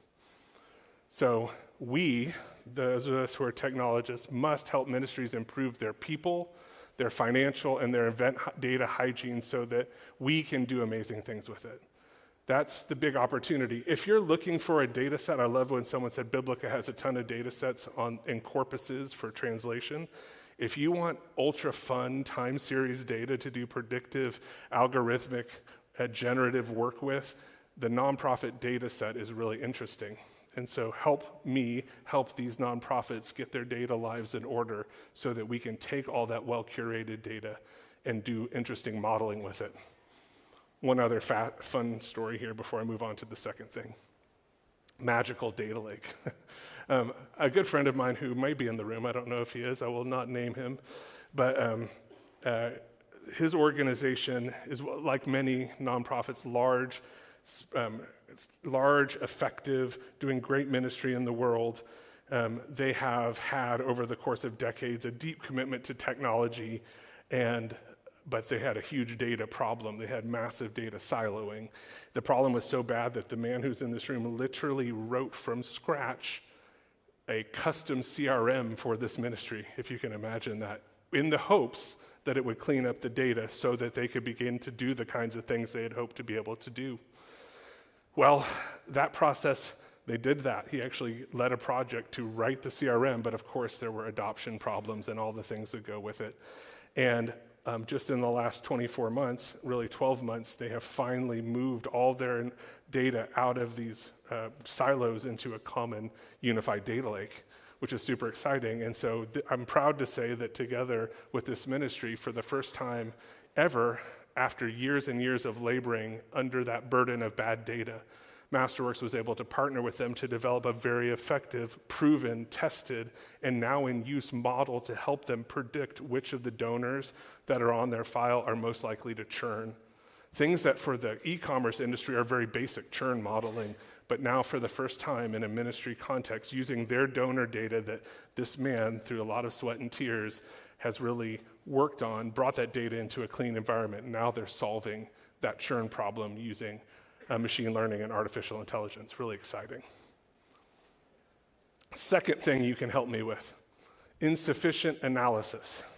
Now, in the real world, there are panoply of business intelligence tools that can be thrown at business problems. You know, we know them all by name, from your Tableaus to your Lookers to your Sisenses and everything in between. I'm sure it'll go down the list of BI vendors. But in the Christian space, there are no good, consistent analytics. Ministries don't know what's working or why. Fundraising decisions are based on gut instinct and not on data. Ministries focused on cost per dollar raised instead of long-term donor value.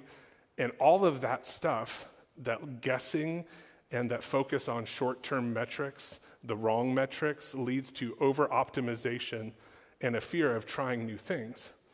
All of this is because there is not a mature business intelligence stack that talks in the language of ministry. And if there is anything like that, sadly, it's been created by companies like mine to do vendor or agency lock-in for these ministries. It's really sad. There's just not quality business intelligence or analysis tools out there. And so I'll just tell you a very brief story here. I got a call from a CEO just the other day. It was in hushed tones late at night. It was a blocked number. So I didn't know who it was when I answered, and I said, hey, or hello, whatever I said. And like almost in a whisper, I hear a voice on the other line that says, Brian, it's me. I'm like, it's me? Who is this? It was the CEO of one of Masterworks' clients. And this client had decided to fire Masterworks about 2 months beforehand. So we, as a vendor partner for our customers, provide them all sorts of our custom business intelligence, stuff like that. And they had shut it all off about 30 days before. So in whisper tones, he's like, Brian, I'm flying blind. I need your help, but I can't tell anyone at the ministry that I'm calling you. Can you send me those reports? And can you give me access to the business intelligence so I can figure out what I'm doing in my ministry? The reason I tell you that story isn't to say Masterworks' BI is in any way particularly great, but to tell you that without business intelligence, these ministry leaders are trying to make deep financial decisions with millions of dollars to spend without the basic business intelligence tools that every other business has built into Salesforce. Because you can't just plug in the Salesforce reporting because it doesn't know what donors are. It doesn't know what long-term value is. It doesn't think about ministry impact. It doesn't think about the terminology of ministry. So I believe that we as a group have an opportunity to build smarter measurement tools and accessible analytics and to democratize those standards so that there's no vendor lock-in for organizations like ours, so that the ministries that we are all part of or serve or give to have the confidence to take bigger gospel risks. We try this. We have our own business intelligence platform. It's not open source, though. You only can get at it if you're a Masterworks client. I would love to find a way to take what we've learned, the schemas that we've developed, and share them with the world to make that an open standard, because it would really help a lot of ministries. Not help them choose to work with my company, but help them choose to spend money wisely. Third thing, and quickly, impersonal donor experiences. This is a massive problem. You experience this if you've ever given to a Christian organization. You get hammered with all sorts of undifferentiated communication all the time. It's a big problem. Donors receive generic messages, and not just donors, but potential donors. Generic message with little connection to their interest or their engagement history. And why? Because the human cost of segmenting it any better or creating content for these different constituencies has been too high for most ministries. What does that lead to? No onboarding, no relational journey. You become a transaction. You just become an ATM to many of these ministries. And frankly, I think it makes us look lazy and doesn't necessarily reflect the character of Christ. So I believe we have an opportunity as technologists to help ministries activate their data and use it to be more Christ-like, namely, to stop treating people, or to start treating people like people and stop treating them like buckets or segments or cohorts. I think this is really critical. One way we do that, and again, this isn't a sales pitch, because not a sales pitch, but one way we do that at Masterworks, we use data to do an approach to digital media marketing called Always On. Long and short is we look at where people are actually at in their life cycle of relationship with an organization, and we bucket it, not thinking of it as a marketing funnel that drives people to a conversion action, but a relationship that builds upward towards a lifelong commitment to partnering with an organization through attract, engage, convert, and cultivate. This all is predicated on good data hygiene, though. Without data ingested from their environments that's put through normalization, schematization, and then activation, and then moved into platforms, it doesn't work. Again, always on, treating people the way they should be treated requires good data hygiene. But once we do that, we can start to do neat things like this. We start to unlock the power of multiplication and generativeness. And a lot of this generativeness is not generative AI. This is just being able to, when you can use the data to show people who they are and where they are online, you start to provide dynamic experiences in context. You start to make things that are more beautiful and specific to the people you're talking to. The data being different and understood allows you to take more risk in being bolder in how you talk to specific groups of people, as opposed to talking to everyone like a monolith. And we love that. And this is a use of Gen AI inside of Masterworks. It's tragic how few dollars of budgets are spent talking to anyone other than the classic up-the-gut white evangelical in the United States. So we use Gen AI to communicate with at least this constituency. We translate algorithmically, and then we have native speakers validate. But it's been really powerful for us to be able to open the aperture of how organizations can communicate, but the data has to tell us what language the people want to speak in. So when that's there, it lets that happen.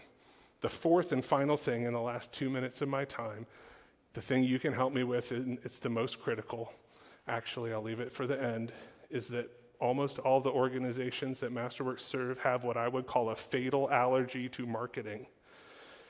And we as technologists can really help with this. What do I mean by the fatal allergy?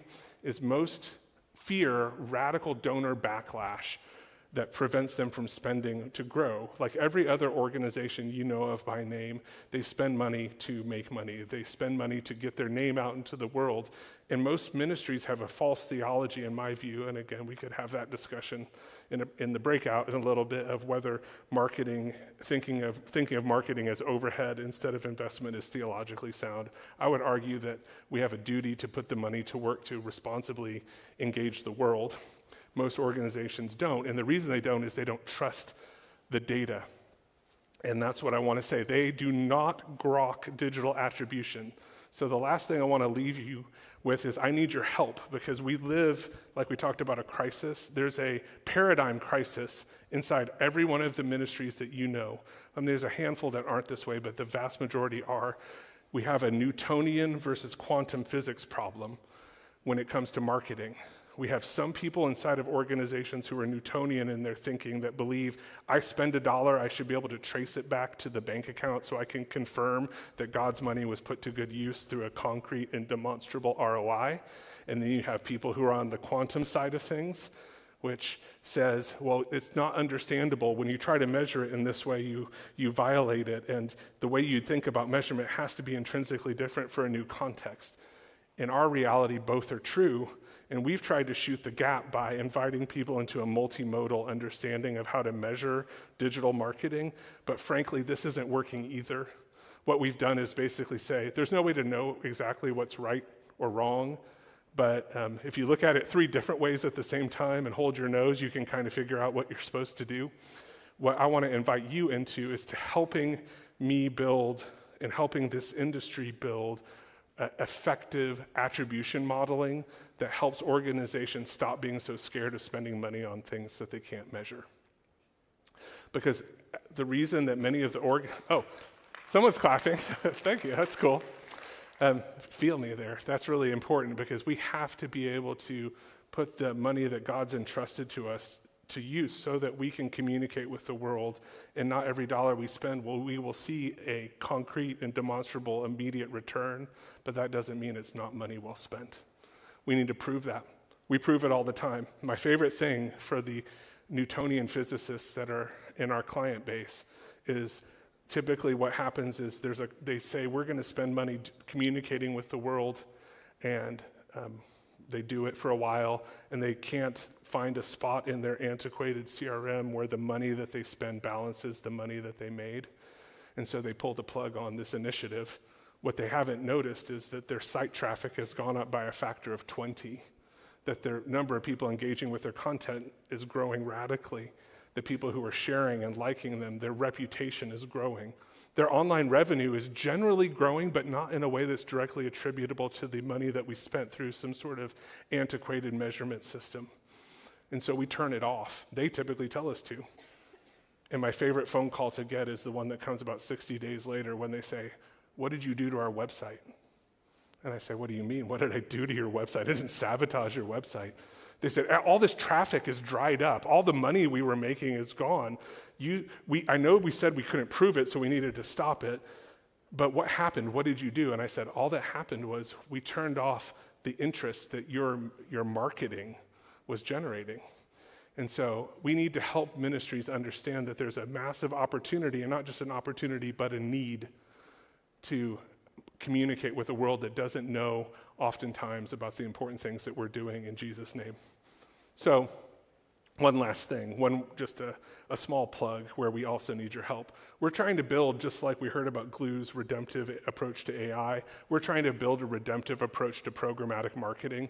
Right now, Google and the other walled gardens, Meta, et cetera, absolutely have a monopoly on digital marketing, spending, and advertising.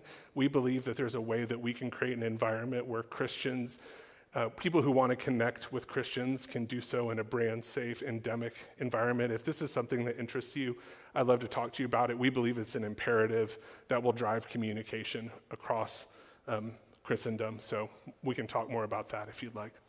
One little plug here. We also at Masterworks, our network is the exclusive representative of direct sold inventory on Bible Gateway. So while I was preparing for these last slides, I found a little ad. That's Star of Hope, Houston's largest rescue ministry that's taking the risk to communicate online in front of people who are searching the Bible so that they might find a way to generate more support for the life-saving work they're doing in Houston.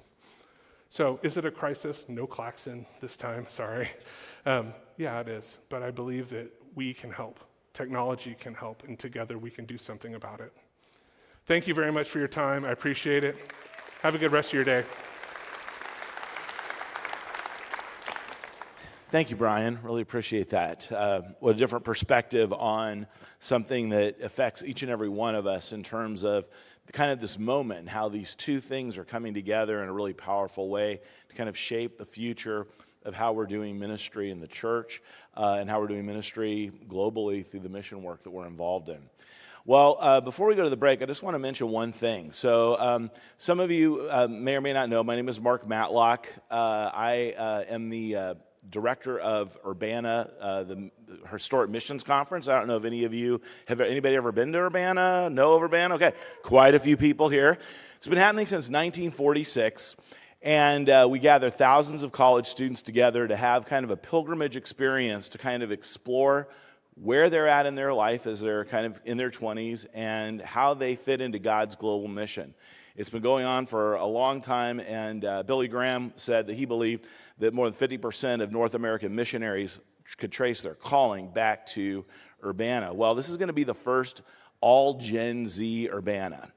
And let's face it, the world is a different place. It's changing literally while we're sitting here. The dynamics, if some of you have been seeing your news feeds, literally everything's changing in the way the world related, the way technology comes together. It's a whole new imagination around what it means to be sent into the world, particularly for North Americans. So I want to put a slide up, and if you or anybody you know is interested in coming, it'll be this year in December, as it always has been, in between Christmas and New Year's, starting on the 28th and going just into New Year's. But it's not going to be in Urbana. It's not going to be in St. Louis. It's not going to be in Indianapolis. It's going to be in Phoenix, Arizona. So we're going west and warm, and it's going to be a great place for 20-somethings to figure out, how do I fit into what God is doing in the world right now? And we're expecting, Urbana was always found on three things. One is really kind of sharing with students, hey, what is God doing in the world right now? What is God saying through his word? And we're going to be studying the book of Jonah this year. And then the last thing is, what does God want me to do about it? And Stephen Hawthorne, who wrote the Perspectives course, I met him last summer, and he just came up and embraced me, and he just said, I've been praying for you. I have no idea who you are. And I said, well, thank you for that. And he said, Urbana was so significant in my life. He said, in 1972, I traveled across the country to attend, and when I got there, they were sold out, and they didn't have a place for me. So I had to be there, though. So I waited in the bathroom until everybody was seated, and then I went in and I just took an empty seat. And when the offering plate came around, I put my registration money in the offering.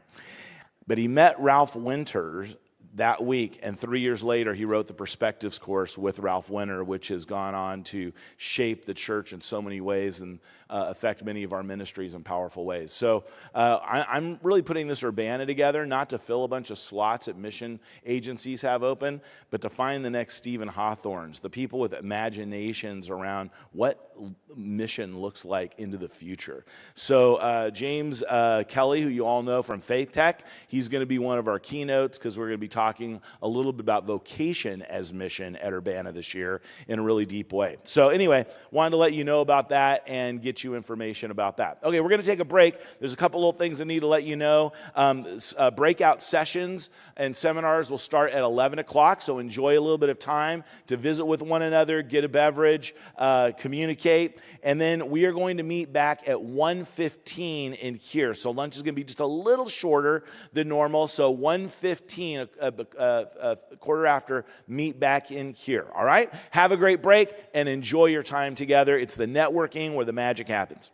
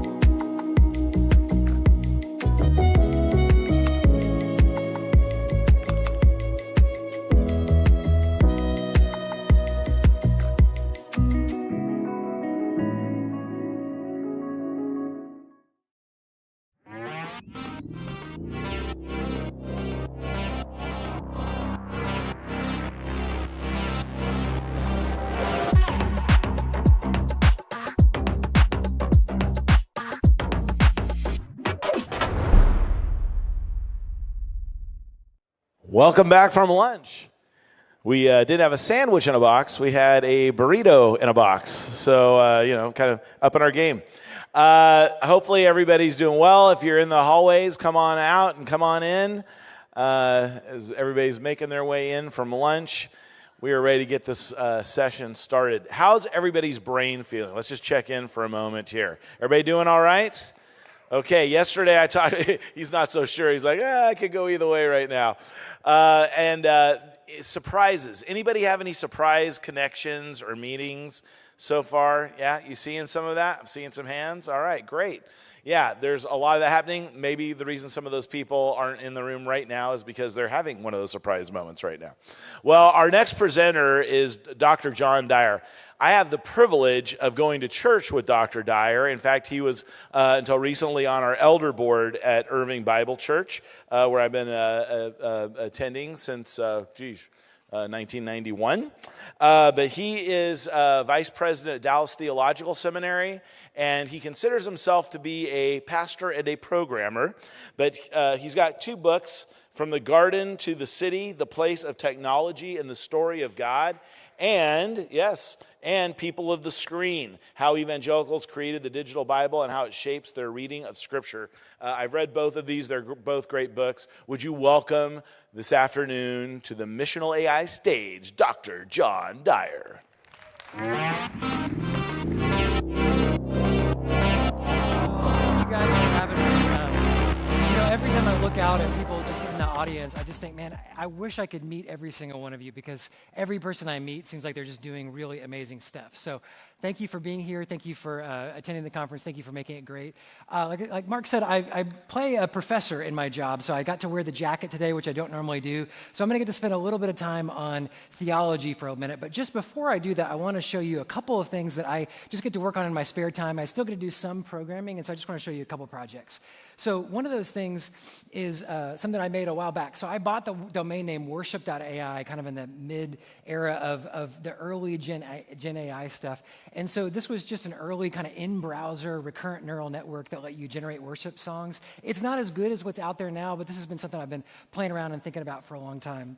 And then when I was in seminary, I would often ask professors for lists of commentaries, and I thought I could combine this together like a Rotten Tomatoes for commentaries.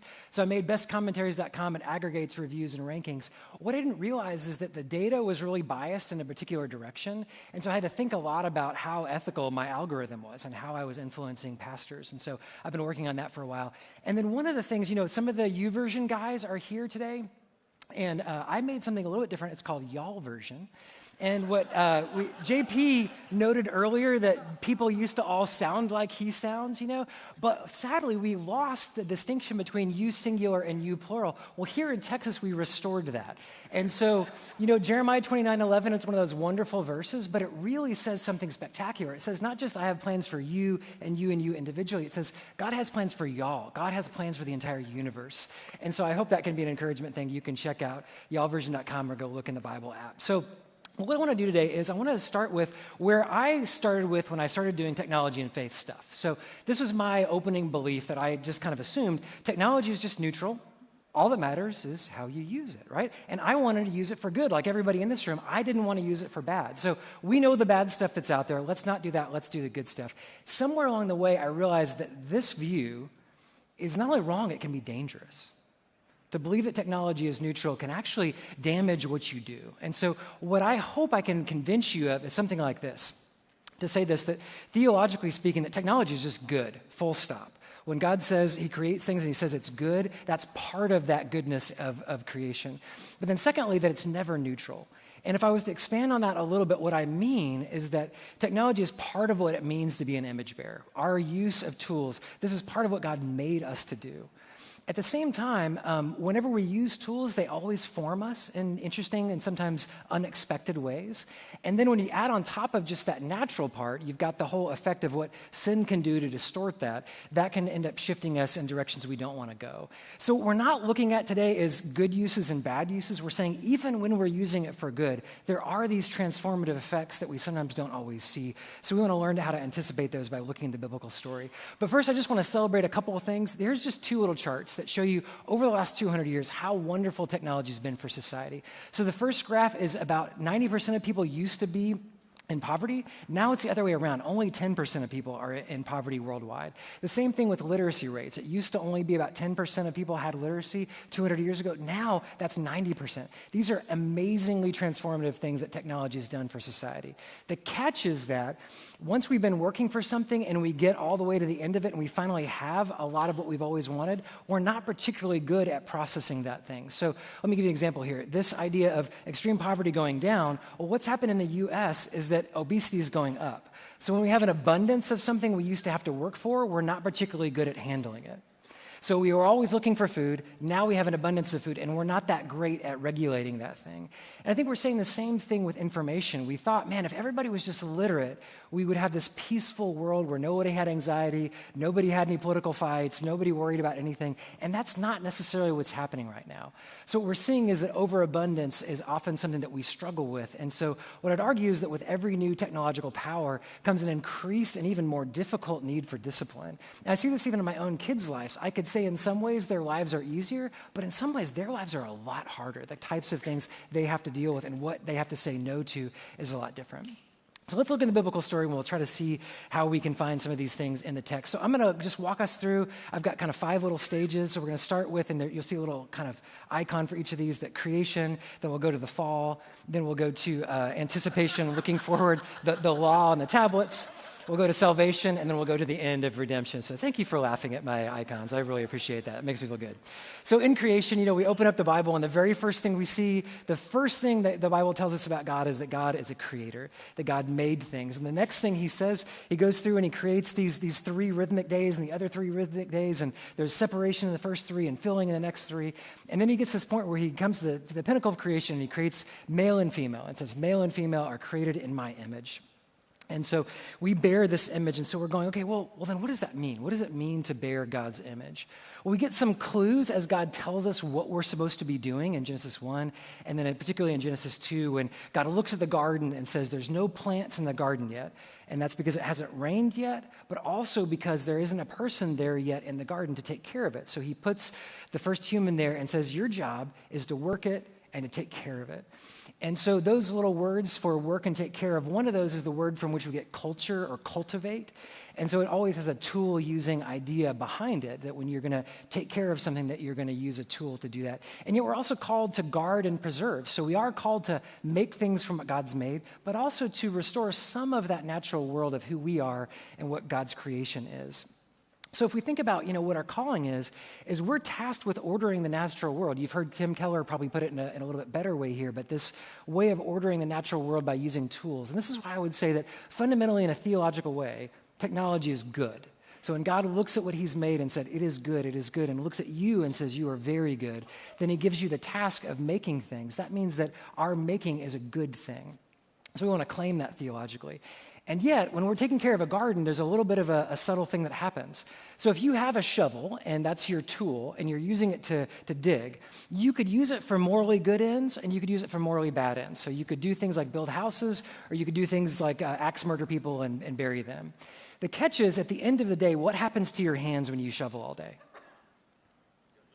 You get blisters and calluses. If you keep using it, your muscles get bigger. If you keep doing it, you have knowledge of the soil. So you get changed as you're using the tool. And notice, it doesn't matter if you're using it for morally good ends or morally bad ends. Either way, you get transformed when you use it. And this is true of physical tools, but it's also especially true of the more mental tools that we're using today. So if we begin to think about, so how does this affect the aspects of the image of God? So theologians kind of divide this up in a couple categories. The first one is just our substance. Like people used to think, well, the one thing that separates us from animals is our minds. And so this part of us that has a soul, that becomes what the image of God is. Others would say, well, maybe it's more that job that God has given us, this functional thing where we are to stand there. And when Jesus takes that coin and he said, whose image is on this coin? That coin represented Caesar all through the land, that we are representative functional rulers for God. Or just our relationship with him. All 3 of those things are different aspects of the image of God. But in the age of AI, this begins to shift a little bit. And so in the age of science, we had some push pushes on the image of God, and now we're seeing it with AI. So a couple things I would mention, and first off, I'm going to switch image of God. The Hebrew word for God, or for Lord is Adonai, so I'm going to call it Adonai's image. You might see what I did there. So when it comes to the substantive part, whenever we begin to use a tool, like I'm using a microphone right now, and it's extending part of me. But because I've grown up using microphones, I don't have the ability to project my voice. So it's extended but also amputated. My GPS extends where I can go, but I also don't know how to get to my sister's house about 10 miles west of here. I am totally dependent on the tool. So what we're seeing is that technology is always extending and amputating, and AI is we're beginning to see how people's minds are being affected as we use it. On the functional side of things, it's interesting, AI will probably be more efficient at just about anything than we could do. So when it comes to taking care of the garden, your machine is probably going to come up with something better than you can. But that machine doesn't necessarily have the kind of wisdom to understand what human flourishing really is. And so we're going to always need that human in the loop to make sure that we're fully expressing the image of God. And then relationally, machines will never have the same relationship with God that we have. And yet we're starting to see more and more and more people, all the theology bots that we've all created, they immediately turn into therapy bots, right? People immediately go to them for their deeper issues. They don't want to just know about what forgiveness is in the abstract. They want to know if they need to be able to forgive their husband for cheating on them. And so we're seeing these really deep connections being formed there in this age of AI. And just one more thing, a study from Microsoft was recently showing that when they surveyed a bunch of workers, they were getting some neat productivity gains. At the same time, the more and more that they used that, they also saw that their critical thinking went down and the diversity of the results of what they produced went down. So there's some pros and cons in this in terms of our acceleration of what our output is, but a deceleration of who we are as people at the same time. So that's sort of the opening of creation, and then we move into the fall period. And, there's this big promise that the servant makes. It says, you will not certainly die. And he says, you will be like God. And this seems to be the perpetual promise that we are always tempted toward, that we were made in God's likeness, and this is what gives us our human dignity, but we want God-likeness. We want to become like God, and we want our tools and our technology sometimes to do that for us. And so what we end up seeing is that there is this story that we tell about how the world works. This is kind of the gospel story of what we're looking forward to. But there is this alternative story that sometimes shows up that we don't really have any divine origin. We're just here by chance. And the big problem is our bodies. What we're hoping for is some technological savior, and maybe that's a singularity or an AI or something like that, that will then free us from our bodies. And so we want to be able to resist that alternative narrative and live through the biblical story rather than this alternative story that we sometimes see. So we move on, though, when Adam and Eve, the very first thing we see them do as sinful beings is to create something. So they realized they were naked and they sewed fig leaves. I don't know what they used to sew, but Adam and Eve's first action as fallen human beings was to make and to create. And when God comes and condemns and talks about what the consequences of sin are, he doesn't condemn their act of making. What does he do to their act of making? Yeah, he gives them their first free tech upgrade, right? He ends up coming alongside and making garments of skin. And we know, theologically, this is looking forward to Christ. So they couldn't cover their sin with their own works, that it was going to require something to die.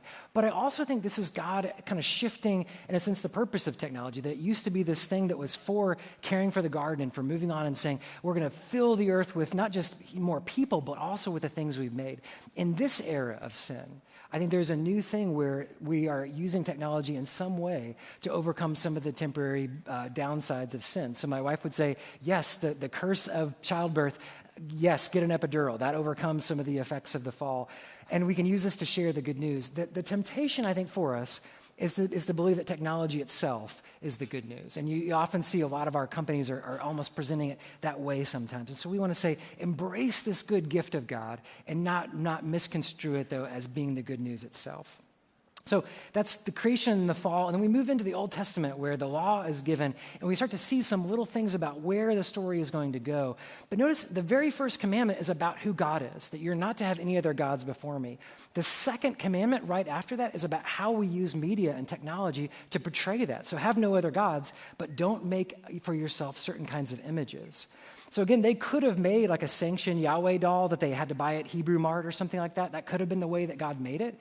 But instead of doing that, he decided, we're going to say that I'm not like any other God. And to ensure that you have that, you're not going to make anything like any other God. God cannot be contained. He can't be bought. He can't be pushed over. And so we're not going to make an image of God. So this theme of image bearing and then image making becomes really important through the scriptures. And so what we see too throughout the Old Testament is there's this statement that there's these alluring idols, these things that are made by human hands, but they can't really see. They can't really think. They can maybe talk, but not really do anything. And the catch is, notice this verse here at the end of Psalms, it says, those who make them will become like them. And so there's this temptation for us to idolize the things that we make. Those are literal idols, but we do that with all kinds of things that we make. And so we begin to idolize a certain way of life and a certain level of wealth. And so the things that we make becomes the things that we idolize. And so what we have is a sort of what I would call a movement where we are saying that these temporary benefits that we get, all idols do is they give you something right away, but then they push you away from who you are as God's image and ultimately connection with him.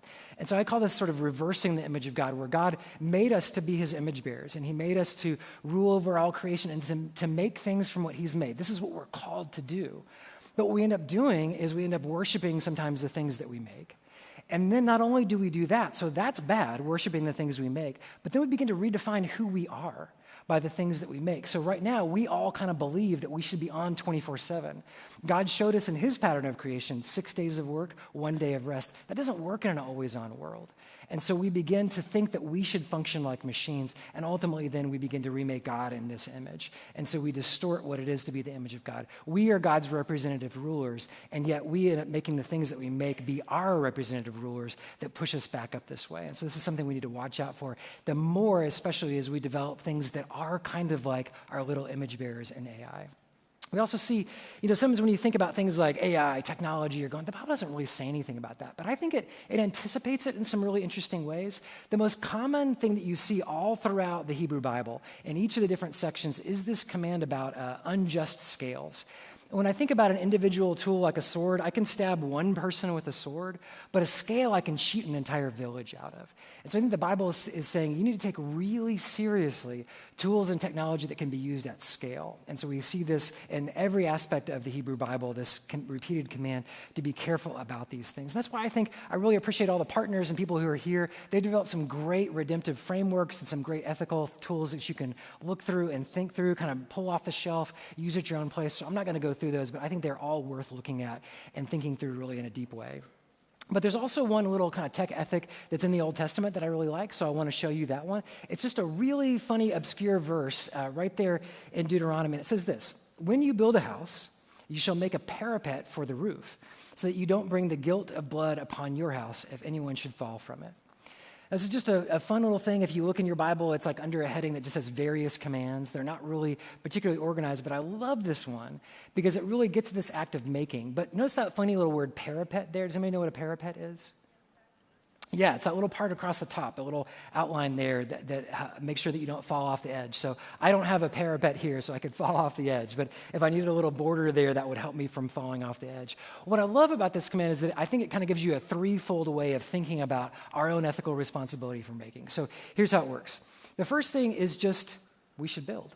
I notice it doesn't say if you build or if you have to build, guys. It says when you build. The assumption is we are builders. We are made in the image of God to make things from what he's made. So when you build, you're supposed to build. So build. But two, build things for human flourishing. So build houses. So none of you are in here to cheat people out of things or to make all kinds of like deep fake nasty stuff out there. I love what you're doing. You are building things for human flourishing. This is what we're called to do, to redirect all these resources that someone might have meant for bad, to move these into something for good. And yet, even if we are called to build things for human flourishing like houses, we're also called to think through some of the impacts that our building can make.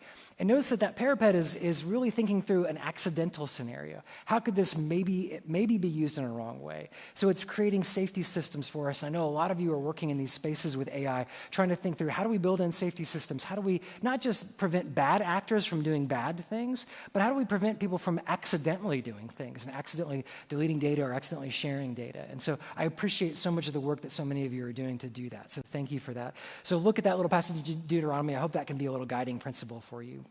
So this morning, we had a little talk about Jesus and technology. I want to add one thing to that, which is this. When we think about who Jesus was when he comes, he ends up being the one through whom all things were made. So Jesus, the second person of the Trinity, is this person who is also a maker that the Father makes through the Son and by the Spirit. So he makes all things. He makes all of us. And in some way, we, the creation, turn on the Creator. But I also want to say that when he was on earth, he actually was a literal technologist. And we know this because the Greek word for carpenter is actually the word tekton.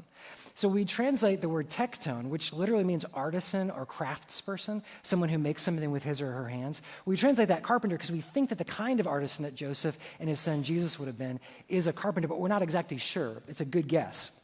What I think is fascinating about this is that Jesus is a second Adam in a way, that he is holy and righteous and fulfilled all the things that God wanted us to do. But he's also a second Adam in that he's fulfilling that call to make from what God has made. He's making things. Remember the time when he got people out of the temple who were selling all kinds of things? It said he actually made the whip. Can you imagine that if you were that mad and you needed to cool down a little bit, so you just took some time to make the whip before you went in? So Jesus actually makes a whip in that moment. But here, he's called tekton. And what I think is so fascinating about this part of the story is this cross that we see up here is this symbol of human death, where we have taken God's creation of a tree and we've twisted it into death. But this is fascinating to me because we, the creation, turn on the Creator. And then Jesus, the human being, the technology with which he worked, wood and nails, is the technology on which he died. And I think what this tells us is that God deeply cares not only about redeeming our souls, but about resurrecting our bodies and about redeeming the things that we make. He cares about that so much that he bakes it here into the story. They nailed him to a cross, this physical thing that then he has converted into a symbol of hope and joy and peace for all of us. And then the New Testament plays a little bit too with some of the things that we are debating about today, about when do we do things in person and when do we do things online. So at the end of 2 John and 3 John, he says this. He says, I have a lot of things I wanted to write to y'all. That's from the y'all version. But I don't want to always use paper and ink. Instead, there are some things that I want to come to y'all and talk to y'all face to face about. And I don't think this is him saying face to face is always better. I think this is him saying, we need to have real wisdom and discernment to know which one is right. Because even in some of Paul's letters, he'll write to the Corinthians and he'll say, I wanted to come to you guys, but I was so mad that I thought it would be more redemptive to write a letter. And then I could come to you afterward. So sometimes a technologically mediated way can actually be really helpful, and other times being in person is helpful. And we need the wisdom of communities to know when that is. That may vary by culture, that may vary by age and generation, but this is the kind of thing that we need to do. But I also want to say this technologically mediated versus face-to-face, we're now in this area of chatbots, and some of the early data that we see about all these things is there is some helpfulness. We have a lot of data saying that people are very lonely, and this has been going on for well before we had phones and into the early 2000s with bowling alone and all those kinds of things. But you see some data saying there's maybe some initial lowering of depression and anxiety, but then you do see some of these kind of illicit and uncomfortable behaviors happening at the same time. And like we're seeing with most of our Bible chatbots is that people are turning to them in therapeutic ways. And we need to be very aware of that, is that we don't just need to build sort of theologically accurate things. We also need to be thinking about this therapeutic side and what's happening with that as well. So what I would say is this, I'm not spending a lot of time on kind of these deep existential questions. Does AI actually have empathy? But what I would say is I don't know that it really matters. Because I think what people are experiencing when they talk to AI feels so much more like empathy than what almost any American experiences on their day-to-day basis, that it really doesn't matter. Because most people don't have anybody in their life who can listen to them for 30 minutes with a sort of non-judgmental, caring attitude that really listens, isn't just immediately trying to say something or check their phone. So I think one of the most countercultural skills that you can develop just as a human being in the 21st century is the ability to listen to a person, to really actually listen, because AIs are way better at it than almost any of us are. They're constantly patient, they always listen, they're always there, and most of us can't do that for people in our lives. So if we can do that, I think that we can bring more of Jesus, more of Emmanuel to more people than almost any tool that we would have. So AI, I don't know if it'll ever be fully empathetic, but it sure feels like it. And I think this is why the New Testament is going to tell us these things like, let's not give up this habit of meeting together. And I love that so many ministries here are spending time developing products and saying, how do we reach people with our tools? How do we use AI and all these things, but then call them into local communities? And I so appreciate the intentional effort that so many of you are doing in that space. But I do want to sort of project into the future a little bit, because I do think that there are some things we're going to see coming up. I see things this way, is that what's happened over the last 20 or 30 years is there are base underlying technologies that technologists like us are really interested in, companies and businesses are interested in, and then later on, a decade or so later, we get a sort of physically embodied version of that then begins to change society. So I would say it this way, is somewhere, the internet's been around in the 80s and early 90s, but it becomes public in the mid-90s, and you start to see this big wave of the dot-com bubble and all that stuff is happening. Early companies, some are rising, some are falling. Then it takes about a decade for the embodied tool to bring the internet to everybody. And what was that embodied tool? What's the thing that's in everybody's pocket, the glowing rectangle, right? It's a phone. So once the internet was in terminals, remember when you watched movies like The Matrix and you pulled phones and stuff like that? That was that early era. And now we have this physical thing in us that brings all of that together and brings it to us and really shapes our life and becomes a kind of image bearing. I mean, I'm usually more afraid to lose my phone than I am to lose my keys or even my wallet. I'm so attached to it. Like, watch this. This is really painful. It hurts. Every step hurts me to walk away from this thing because it's so attached to who I am and my own identity. Now I think we're in this age of AI, and so it's this fundamental technology that we're all building, but what's the physical manifestation of AI? What will that be? For now, it can still be our phones, but I do think we're going to move to this era of some type of embodied robotic something. I don't know exactly what it'll look like, so I didn't try to make it be, too humanoid or something like that, but I do think we're moving in the next decade or so to this era of some type of physically embodied thing. And we're seeing a lot of things where someone has a kind of an Alexa-type device, say, in a nursing home for an elderly person, and it gives them someone to talk to. But if that gets pulled away, I mean, that's their whole life because no one comes and visits that person. And so especially if it becomes less of like a smart speaker and more looks like an animal or something that has some type of anthropomorphic features, people's attachment is even deeper to that thing. So if you can imagine not just ordering, more food or more clothes, but actually sharing your deepest, most intimate thoughts, when that thing is physically embodied and not just in a chat bot, that connection gets even deeper and deeper and deeper. And so people are formed in the way of having relationships with machines that are always listening to them, always amenable to them, always wanting to please them. And that's not exactly how human relationships always work out. So again, even if someone's not using it for bad, they're being formed in a particular way in the way that they think. So we have some things that are going to be happening in the next couple of years that we need to be watching out for.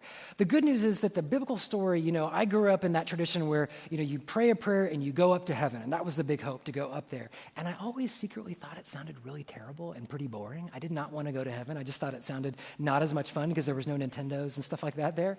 But what I found out when you actually read the end of the story is that it ends this way. It says a new heavens and a new earth. And there's a holy city that comes out of heaven down to earth, full of all the things that humans make, roads and trumpets and banners. And I don't know if there's screens, or I don't know exactly what all is there. I'm not going to go all Dallas Seminary and end times on you.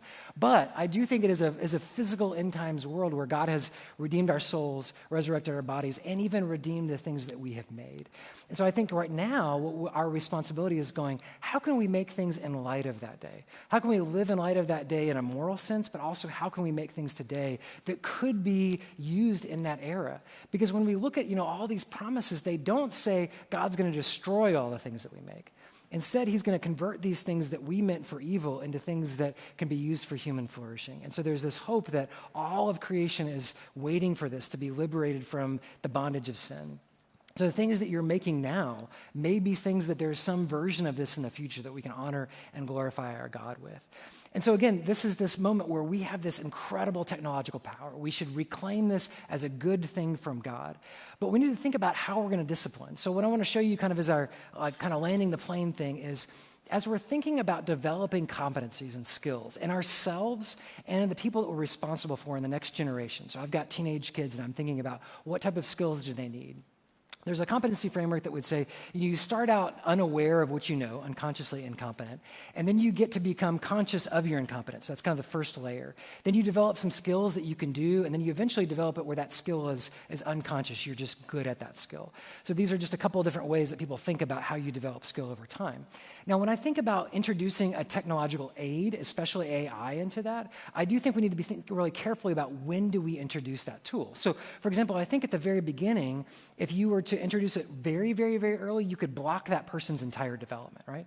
This is the reason why we don't give calculators to kindergartners, because we want them to understand some of the basics of math. Then there's a place where I think that it becomes a kind of a replacement. It speeds up, and you're able to say, this thing that I learned a little bit of that took me 5 hours now, it really does speed that up. The worry and concern that I think we should have is, does that block that person's ability to go any further? So it's not as bad as just too early on, but it may block that person. Now, on the flip side, we don't give calculators to kindergartners, right? But if we don't give calculators to high school students, we're also not really serving them well.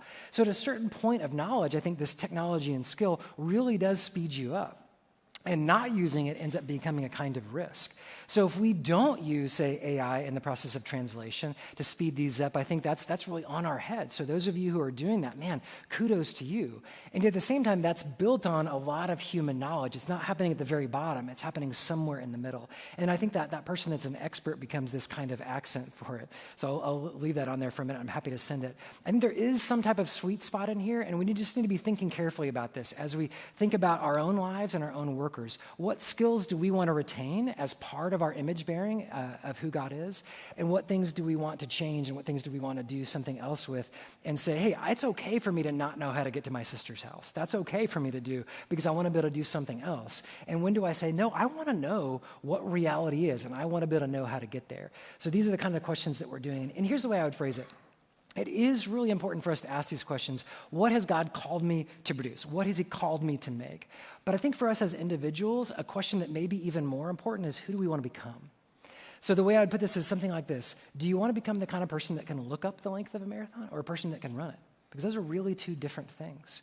Access to information and actually internalized ability are two different things. And when it comes to Scripture, do you want to have just exposure to Scripture, or do you want to have it saturate you and change who you are? Because what the Bible asks you to do is not have access to it, but to meditate on it and to do it. And to have those, that requires something internal that a machine can't do for us. So Melvin, since I've got a minute, would you jump me to that Hebrew slide? Next one right there. Thank you so much. I appreciate you. Okay, so I want to do one last Hebrew lesson, one last encouragement, okay? This is going to do a little quick translation of Hebrew. Can anybody read this? Okay, here we go. We'll do AI translation. Here we go. Said Yahweh, so Yahweh said to Joshua, don't fear or be dismayed. Take with you the army, all the people, arise and go attack the city of Ai. So what I want to encourage you guys is rise up. Don't fear, don't be dismayed, but rise up and go attack it. Go out there and attack AI. So here's my final 5 things that I want to give you just for the end. Here, let me skip this one. Here's my final 5 things that I want to give you. Reclaim technology is a good. It is not neutral. It is not bad. It is a good gift from God. Reclaim that, but avoid making it be a savior. At the same time, for you as individuals, you may want to learn skills first and then accelerate with technology and help those people around you to do that so you don't limit them. And I would say this, experiment widely, though, at the same time. This is not a fear technology. Experiment, but do it in some type of community. And then I would say, too, you guys are the best educators of your pastors. They don't know what's going on, and they require you. And so lastly, I would say this, to avoid the alluring idols and to continue to express Adonai's image. Thank you so much. Appreciate it. Thanks, man. Thanks, John. Yeah. Yeah, everybody just stole that Hebrews bit, right? Everybody's going to be putting that in their presentations. That was great. Well, our next presenter is somebody who's just recently left the corporate business world to enter into the world of academia. Dr. Michael Arena is the new dean of the Kroll School of Business at Biola University, my alma mater. But he comes out of the corporate world. He's written a book, Adaptive Spaces, that talks about how innovation can thrive in complex systems. But he's also, before coming into his position as the dean at the school, he was the vice president of talent development for AWS. So would you please welcome Dr. Michael Arena. Thank you. Thank you. Sorry, we'll mix it up. We'll mix it up. But Wow, thanks, John. That was awesome. I'm going to talk about a few of the things that John covered, but I'm going to go into it at a different level. But I have to confess, I never, ever once thought about artificial intelligence being part of heaven. So thank you, John, for that. So I'm not a theologian. I'm not a technologist. And I am not a philosopher, but I may mimic each of the three of those as AI does throughout this presentation as I dive deeper into this question behind me, which is, what makes us uniquely human? You know, why is it that we are uniquely human, and how do we operate as human beings in an artificial world? So I want to dive into that question, and I think I want to spotlight a couple of big, groundbreaking we can say this every week with artificial intelligence, but there were a couple of ground sheds last week that I want to go into more detail on that precisely get into this topic. So I'll take you on a little bit of a journey. John already set this up, so I'm not going to spend a lot of time on it, but one of the very first things to recognize is the world is asking this question all of a sudden. You know, I was at a conference maybe 3 weeks ago, a group of maybe 500 HR professionals, HR policy wonks to be even, I hope I don't offend anyone with this, HR policy wonks, which is not necessarily my favorite group or audience to be with, where I was talking about artificial intelligence and connections. And I was amazed at something that emerged in that session. It was completely secular, but I was being asked questions, as were other presenters, what does it mean to be a human being? And I think we've got this opportunity. I think we've got this ministry opportunity as believers because the world around us, non-believers, don't have our worldview. And they're providing us access to answer this question. And how we choose to answer it could make an enormous difference. And here I am on a stage in a secular environment. I can't answer that question without sharing my Christian worldview. And it's very similar to what John shared. We are uniquely made in his image. We are individuals that have, spiritual reflection and creative reflection and social reflection, which are a handful of the things that make us uniquely human as image bearers, in a world that is growingly more and more artificial. And I was amazed at how many secular people, non-believers, came up to me and started having a conversation with me about faith and about artificial intelligence and what's happening to human society as a result of this. So I share that moment with you because it was an epiphany for me to be able to say and to be able to think in a world that I grew up in the corporate world, talking about your faith, unlike some of the presentations we saw yesterday, is a very hard thing to do. But people are now asking different questions, and we now have different opportunities to dive into it. So this is what I want to play around with a bit with you. And we all know this. Artificial intelligence is outpacing humans. This is a chart that shows the different dimensions of which AI can outperform us. It's already obsolete. It's a couple years old. And the things that were below the human threshold are now above the human threshold. Common sense is debatable. We can have a debate about that one. Like, does the even average human being have common sense? That's a whole different issue. But the reality is AI is moving a lot faster than any of us could predict it. AI is, every single week there's a major breakthrough, and it's changing the way we think about human performance, human outcomes, human existence in some ways. And I want to go deeper into this in a moment, but I got to do it by sharing another breakthrough from last week. I don't know, no one else has talked about this, or at least I haven't heard them talk about this, but University of California, San Diego ran a study a couple weeks ago, and the Turing test was broken 2 weeks ago. And again, many of you have heard this, but for the first time, ChatGPT 4.5 outpaced better than random chance, the Turing test. And to be more specific, 73% of the time, human beings selected, the output of the machine over the output of the human as being more human. So I'll say that one more time just to let that sink in.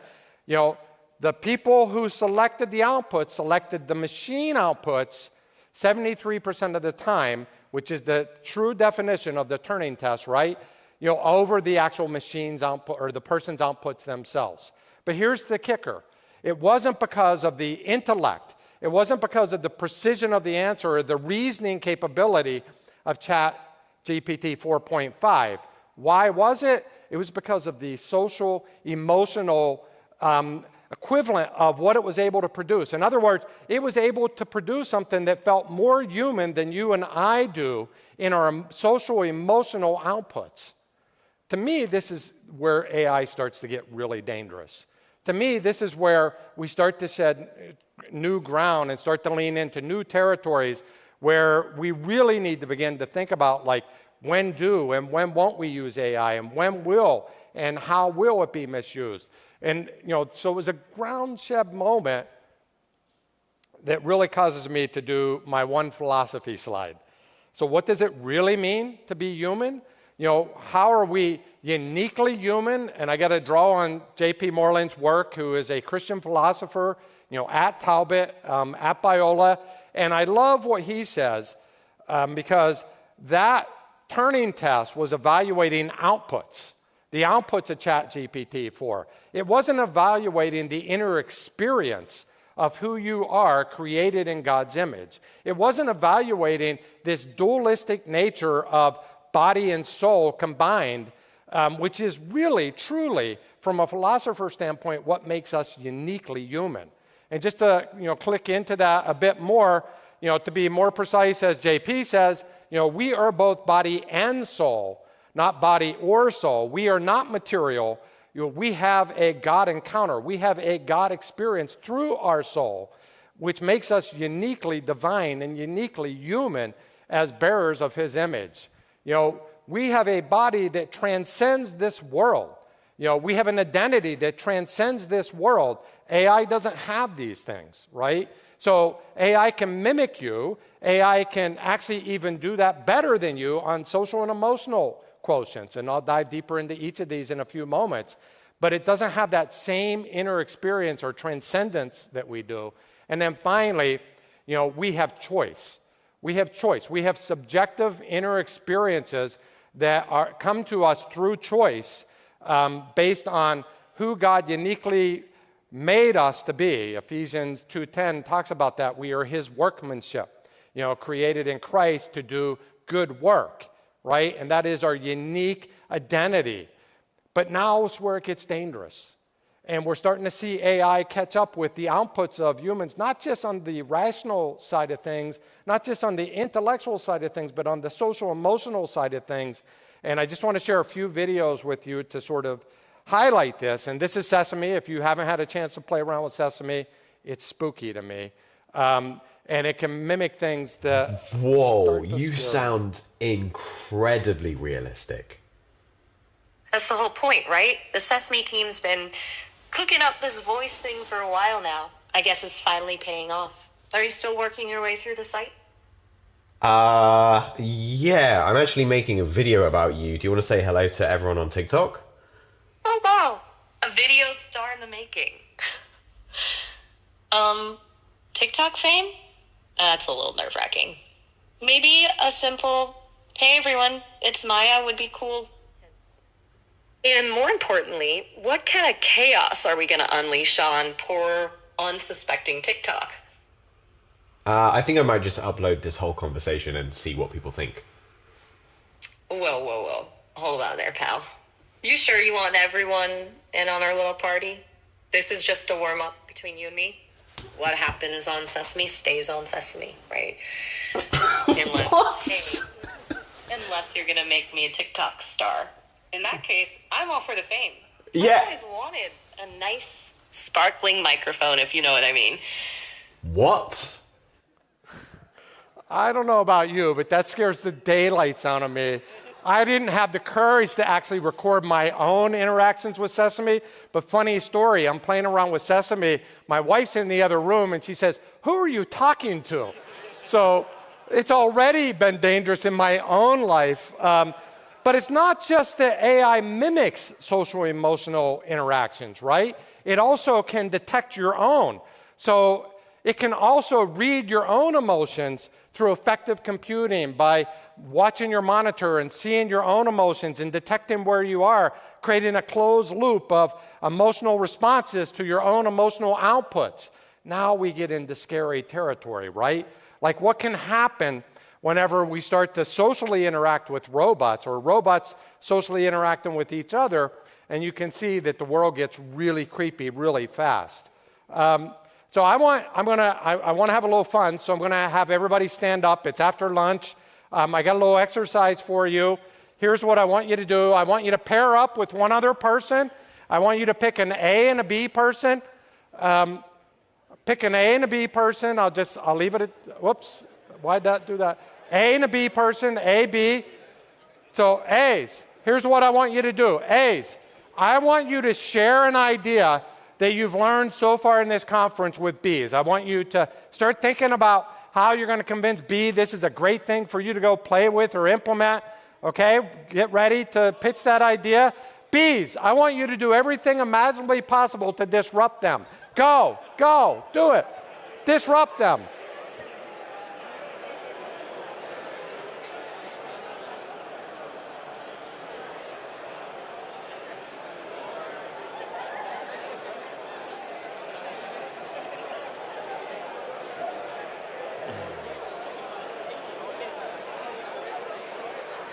I was wondering who that was.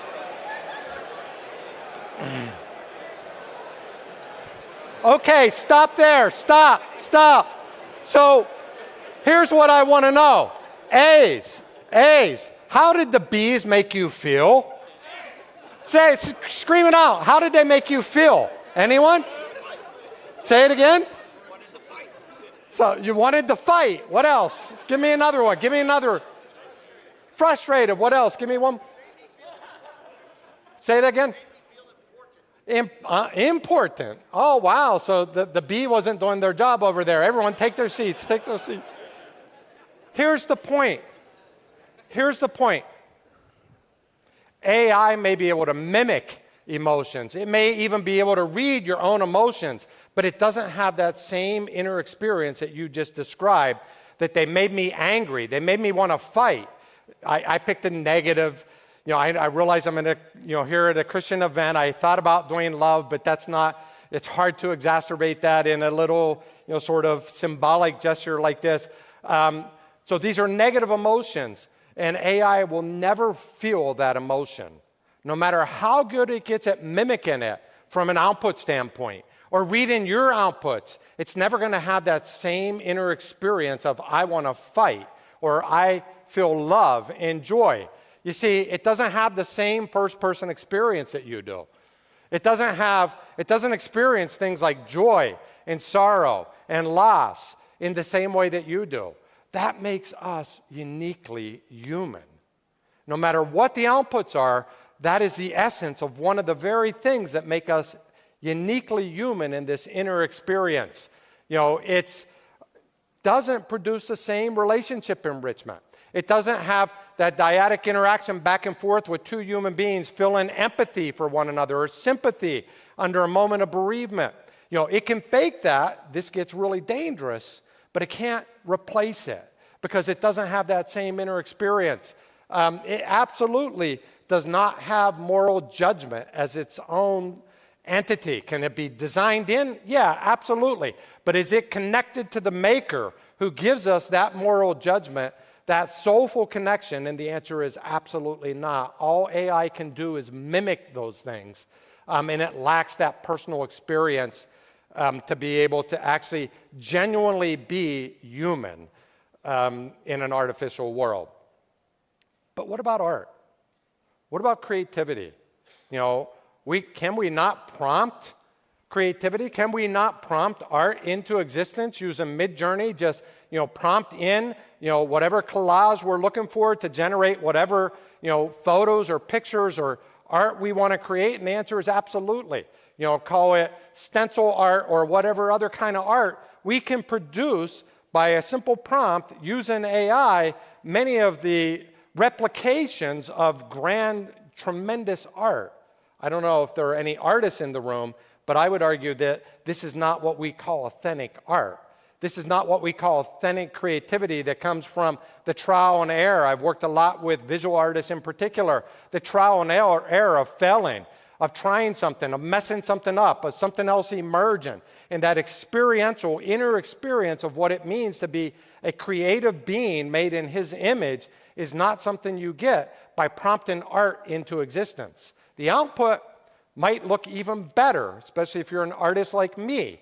However, the input, that inner experience of creating something is never the same. You know, I was talking to, I'm going to call someone out, I was talking to Albert last night, and if you're a drummer, you know, that experience of banging on the drums is something that is an innate experience that God's created you to enjoy, to experience, to be part of. And you could simply bang out a tune, you know, using whatever AI package you want, but that's not the same as the human experience. That makes us unique. That makes us unique. In fact, you know, creativity comes from the soul. Creativity is an expression of our inner feelings. It's an expression of, you know, things that we've gone through, both painful and joyful, and all those elements that cause us to manifest into some creation in that experiential part of it. You know, the artists I've worked with would say to you that if I can imagine in my brain and produce exactly what I imagined, and it's that predictable, then it's no longer creative.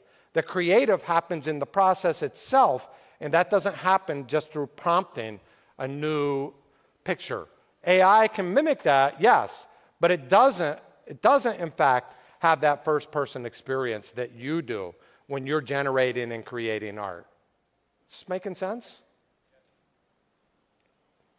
But what about critical thinking? What about our ability to do deep human-based critical thinking? I don't know how many of you have played around with Manus, but you know, as we get into the world of agents, you know, what we thought was uniquely human and our ability to do creative thinking is also beginning to become more and more shattered. And here's an illustration of that. We have Manus conduct some research. It needs to filter New York properties based on multiple criteria. For complex tasks, Manus first breaks them down and creates a to-do list. Manus begins by searching and carefully reading articles about the safest neighborhoods. Then Manus researches middle schools in New York. Next, Manus writes a Python program to calculate my budget. Based on my budget, Manus filters listings on real estate websites. Finally, combining all the information gathered, Manus writes a detailed report and compiles all the resources. So that was 35 seconds long, and you just using Manus did a deep query of your preferences of houses in the Manhattan market that fit all your specifications, and this could have gone on and on and on, depending on, you know, the query and the prompt and the number of different things that you were interested in. And it is, in fact, doing some critical thinking. Would you agree? It is certainly doing some inference on things that you would generally have done on your own that would have taken you a very long time to do. But is it really doing critical thinking? Or is it really thinking at the level that we human beings do and should and can uniquely in His image? You know, does it have abstract thought? Can it bring in, you know, abstract thought or the context of the semantics around it? Does it have true consciousness? Does it know your innate preferences that you may not even understand to be able to prompt against? And the answer is no. The answer is no. But more and more, we're giving these things away to AI. More and more, we're becoming held hostage as we give these things away. And AI is demonstrating its capability of producing outputs that outproduce us on all kinds of different scales. I love this analogy. Some of you may have heard this before, but you know, the Chinese room experience really summarizes this for me as I think about like what is AI and what can AI do and what can it do. And the notion here from John Searle is that, you know, you can input anything into this room, and there's a detector we'll call AI for now that can read the syntax of the patterns across the Chinese language over years and the learning model that it's been trained on, and it can replicate or reproduce, tokenize, and come up with the right word strings to produce something that looks highly human as an output. But does it really understand the nature and the extent of the Chinese language and the history that was built around it, and all the context and semantics around it? And the answer is it does not. But it replicates it really, really well. The reality is, it doesn't have genuine understanding or genuine meaning at the same level. And I realize we should never use the word never when it comes to technology. So I've been trying to be really careful not to use the never word, because can it generate context at some point? Will it generate context at some point? Probably. But will it still be that same inner experience that is unique to you and I? I doubt not in that case, being created in his image. So the next slide was the second big breakthrough from last week. This was a study that was done at Elon University, where they asked a bunch of experts, in the year 2035, what will be some of the things what are some of the long-term impacts on human identity? So I just want to go through these with a little bit of detail and share what I thought was a frightening experience for me. What I thought is really, I don't fear AI, but I fear the impact that AI can have on us as human beings when we become overly dependent upon it. And I fear that, whenever we are deceived by the great deceptor, what can actually happen to the human experience and the plot of the story that we know well, if we're willing to give that up. And this was an early indication, just like what we saw with social media, that starts to define that. 44% of experts think that we will diminish, our individual decision-making, whenever we become overly dependent upon AI. Another 50% of the experts, say that we will decrease our social intelligence. Now, by the way, we've already seen this experience. We've seen this movie with social media, and we now have, as David said yesterday, the loneliest generation ever on planet Earth. 61% of 18 to 24-year-olds are chronically lonely today. Why? Because they've been held hostage or have given up things to social media. What will that look like in the sequel if we don't stop it, if we don't change it, is the question. Emotional detachment. So what happens whenever we step away face to face and we start to put the agents in our place? What will happen with things like emotional intelligence and our aptitude to be able to actually understand things like empathy and to be able to speak into someone's life as a believer, to be able to minister in fellowship with others? What will happen whenever that dependency begins to grow more and more? You can see the seedlings of all these things. And then the final one is, what about your identity? With 39% of these experts predicting a negative shift in even who you think you are, not to mention whose you are. And I start to get really fearful when I start to see these things, right? I'm not fearful over what AGI might or might not do, but what about when it strips us away from our unique humanness? Then what happens? What happens whenever the machines and the human beings truly do converge on one another and we give up something of ourselves as a result of that? So I oftentimes think that we should be asking different questions of ourselves. We should be thinking about education differently. We should have different ethical frameworks to ask and challenge Christian community around and on. And that's been the sort of mission that Biola has been on, in starting to think, I have one more last scary video. I got to show it. This one scares me more than any of them.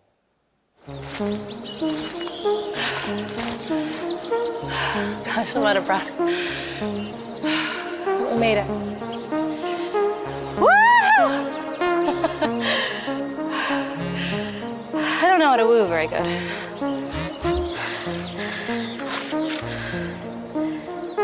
That's fair. All right, let's go. So I don't know about you, but whenever you got a generation of people or even individuals in this room that are susceptible to things like loneliness or depression, Can we overly lean into these tools that may provide a short-term boost in those challenges for us, but actually pronounce the very issue that caused it in the first place? This is where we as a Christian community need to rise up and start to think, how do we stop the sequel? How do we stop this from reoccurring and exacerbating itself? And I think that starts with education. So at Biola, I've got the privilege of thinking about, what are the future skills? This was a study done, sponsored by Workday. It was released at Davos, and basically they said that the three most critical skills of the future are ethical decision-making, emotional intelligence, and relationship building. These will be least jeopardized or least at risk with emotional intelligence, although I think I've shared with you they are too at risk. But how do we start to build that in, to our education systems? At Biola, we basically have outlined 6 what we call enduring skills, 6 human-critical, human-centric enduring skills. These are things that we teach across every one of our classes in the business school. And this isn't like the principles of accounting, which are still important, but these are the human interactions things, the things that make us human, the things that are critical for us to interact with other human beings, and maybe even in teams where we got AI, bots helping, or agents helping to interact with us. And we're trying to embed these in everything that we do. We started an artificial intelligence lab. We've done that not so much to teach the AI, although we do that, and we're playing around with the AI, and the students are engaging with AI every single day, but more importantly, to have ethical debates and Socratic arguments about when should and when should we not engage in this particular AI. And how do we inform and educate students to make those critical decisions on the front end before the tool's there and they're fascinated and enamored with the tool? We fight for being advocates, or not advocates of AI, but stewards over AI as a Socratic method of anchoring into biblical principles, which I'll share more on. We have actually, this gets a little bit to JP's stuff this morning. We are actually trying to future-proof students for a world that will say, you are growingly less and less valuable to us coming straight out of a university, by bringing businesses to them and engaging them with businesses to fast-track that learning process, 2 years in, or 18 months before they leave, and graduate with a degree, by challenging them in our AI Venture Studio and bringing business leaders in with real business challenges and really challenging them to apply AI, but more importantly, build the relevant skills that will make them even more marketable coming out. And then we are changing the way we think about education as a whole with what we're calling an adaptive MBA program that is completely augmented with AI. You can literally upload your resume into this tool system. You can type in what desired jobs you have. It will close the gap by laying out a skills path for you and curriculum and courses for you to take. And we're actually taking it a step farther. I hope to take it a step farther, where we're looking at the job bank of the World Economic Forum and the top 35 jobs using an LLM and a learning management system to literally create career paths for MBA students that are first building the foundation skills, as you heard John talk about. You got to learn financial principles or accounting principles and economic principles, because that creates sort of the basic foundational understanding for critical judgment. But you can augment that with AI, and you can fast track students into career jobs, and even partner with corporations and institutions to develop and lean them straight into jobs and openings that they have. And this is the benefit of AI. But we got to slow down on the human side. We got to engage in the human side, and we got to actually, I love this book. It's a little dated, but we actually have to ask ourselves different questions. This was one of my favorite books, Humans Are Underrated, by Jeff Colvin. And the question really we should be asking ourselves is not what can technology do, but what should we let it do? And what part of ourselves are we willing to give to it? And that requires new structures of thinking, new forms of asking questions. It requires more human interaction and elevating these human-centric skills. And for us, the way we've been thinking a lot about this is, yes, there is a technology layer. Yes, we should be thinking about how to educate students to understand the technology, and that's absolutely critical. But below or above that, we should also be teaching them the application layer, right? How do you apply this? How do you engage with this? How do you practice with this? How do you learn how to use it? But far more important than either of those two things is the foundation of which they rest on, which is the ethics layer underneath it all.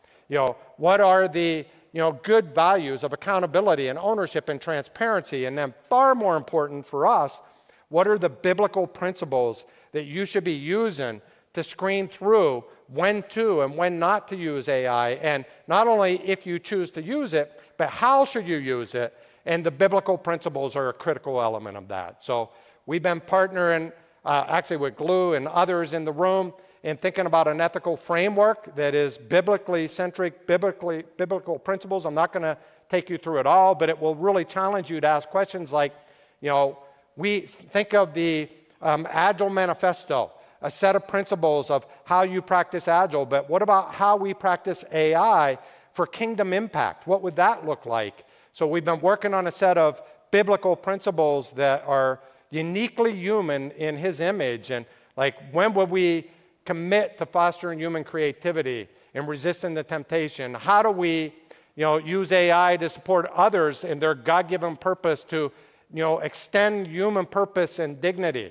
Again, I'm going through these really fast, but what about moral guidance, and what about protecting against the power and control and Tower of Babel temptation associated with how AI could be used to elevate you and your status in the world as opposed to him and his glory in this world? And having these conversations is really important. Stewards over creation, not advocates of it.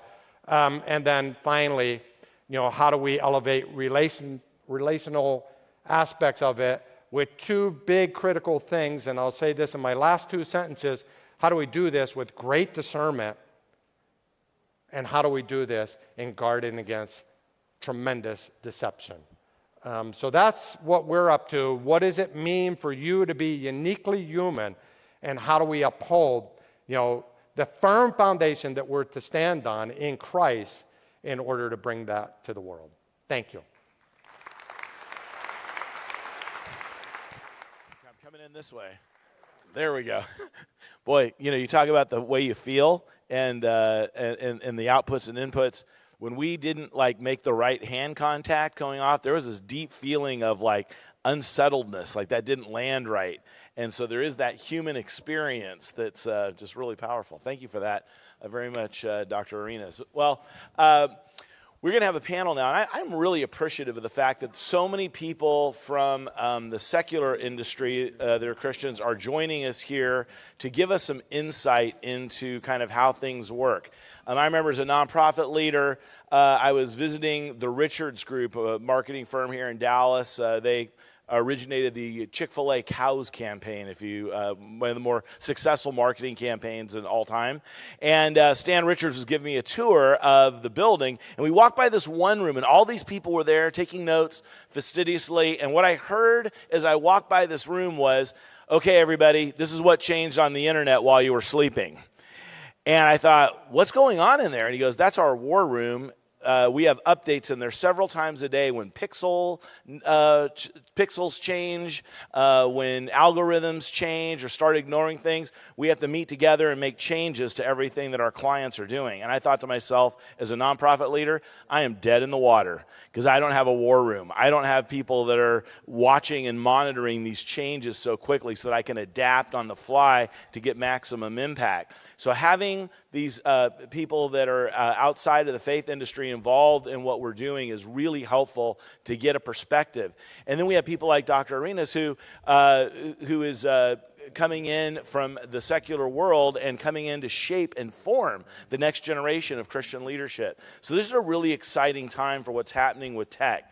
And we're going to have a panel right now. We're going to be joined by some of the people that have already joined us from outside of the industry. Just kind of talk to them a little bit about what they're seeing in the balance of faith and what they're doing in big tech. So would you welcome up James Poulter, Richard Zong, and Barbara Villasenor.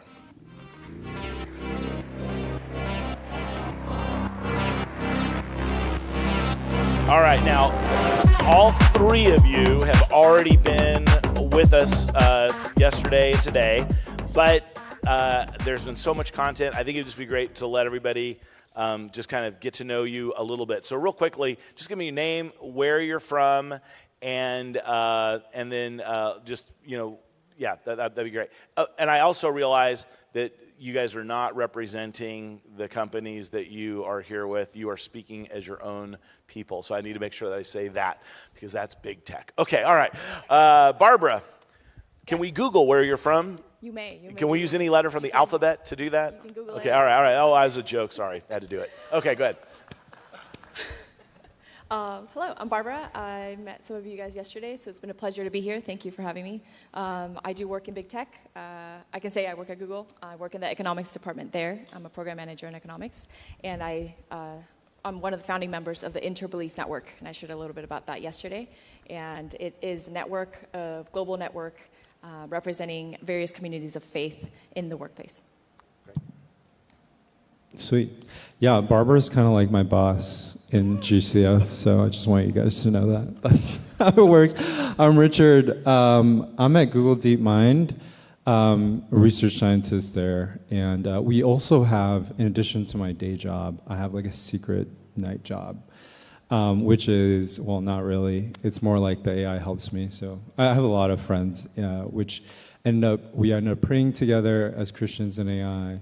And then we just like organically created this group, Christians in AI. And so, if you want to pray together and you're a Christian in AI, which all of us are really, you can join our group. So, yeah. Hi, I'm James Poulter. I don't work in big tech, but I work with a lot of big tech. So at House 337, we're a global creative company based in London, producing a lot of advertising content and digital experiences with major clients, mostly being Amazon, Dyson, Verizon, Bank of America, people like that. So I spend a lot of time working with those platforms as clients and also as partners to Amazon, Google, Apple, and many of the others. And previously, I used to lead the emerging technology team at the Lego Group. That's the bits of plastic that you've probably stood on at some point in the middle of the night. And so, a little bit of experience of working inside of the kind of a very big technology company, kind of. So a lot of us haven't worked, some of us haven't worked even ever in a secular, organization or industry. Some of us have. Some of us have, most of us probably have not worked in big tech. What's something that surprised you about just being a Christian and a person of faith in kind of the big tech industry? Just get some reactions on that.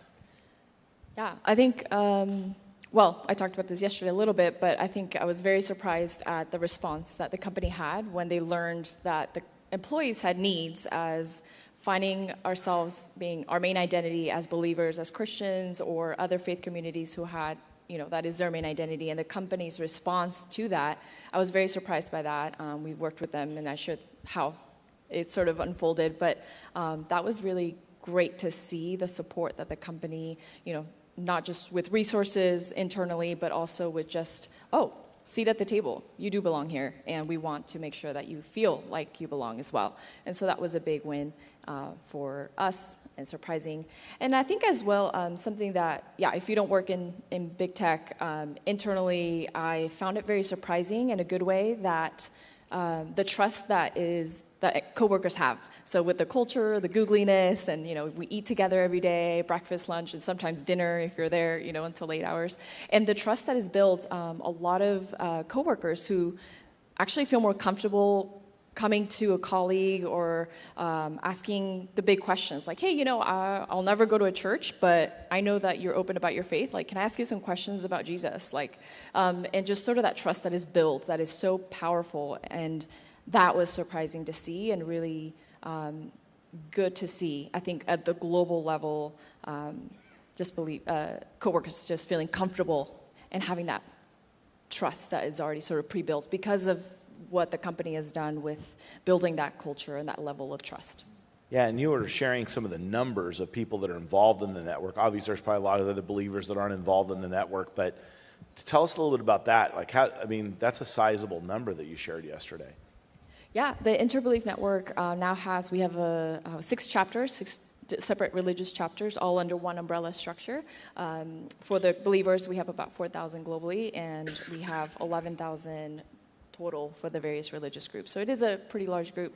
The company, you can Google this, we have about 200,000 employees, if I'm getting that right, maybe a little bit more now. And so, of course, it is a global network of communities. We have offices in different parts of the world. So specifically for the Christians, the Google Christian Fellowship, I'll speak for that chapter. It is an interdenominational, international group. So of course, various cultures represented. And so we just keep that in mind as we work together and fellowship. I think what surprised me the most was how much businesses wanted things that people of faith have, especially when it comes to boldness and leadership. And boldness is a big one, because when I look at the typical, like, you're Daniel in the marketplace kind of thing, what Daniel had was really boldness. Like, I'm just going to do what I want to do. And I'm just looking at Kimberly right now. Kimberly and Vaughn, they lead the Alpha course at Google.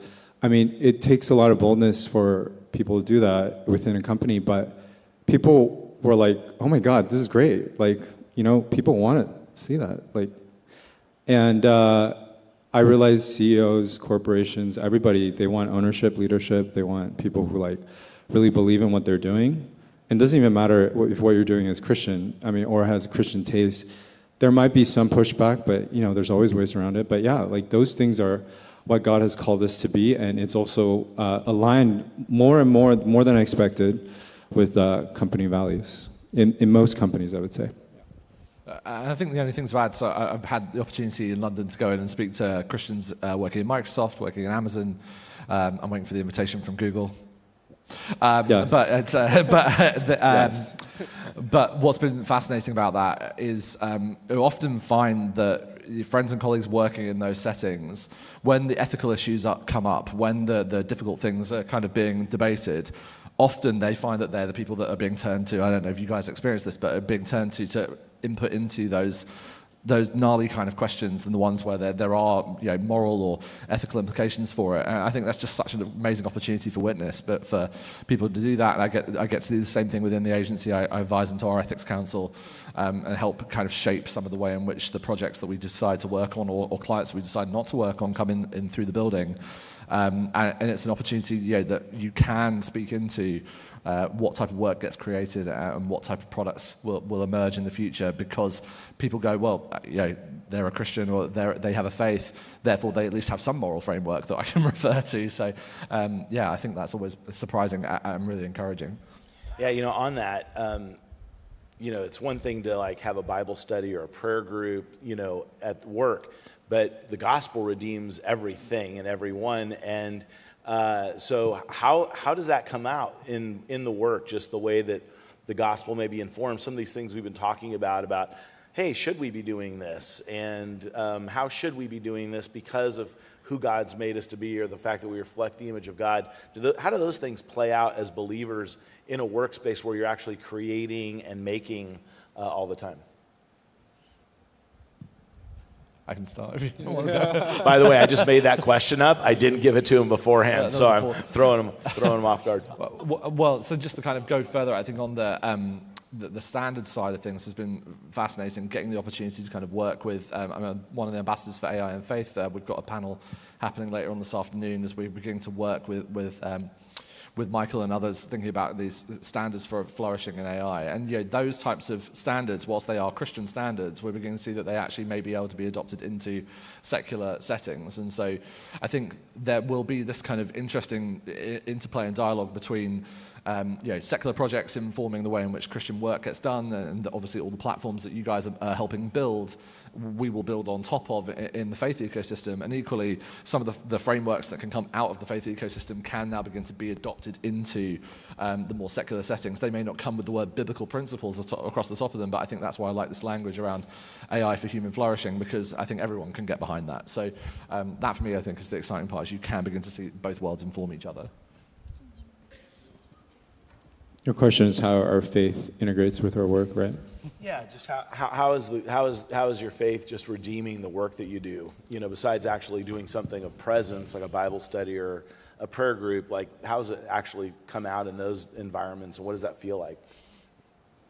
Yeah, I think it's a personal question for a lot of people, because I always try to think the way I do it makes the most sense, but it's not all for everyone or even for the majority. But the way, I'll just speak on behalf of myself, the way I see my faith in my work is really incorporating some of the elements of my faith into these LLM benchmarks. So I've worked with responsible AI teams within Google and to create some notion of a understanding of different faiths.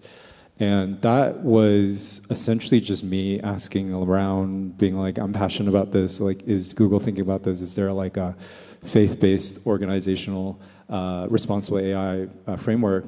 And if you look at Gemini, some of these releases, especially back in the day, like back in the day, as in like 2 years ago, but it's like, oh my God, ancient times.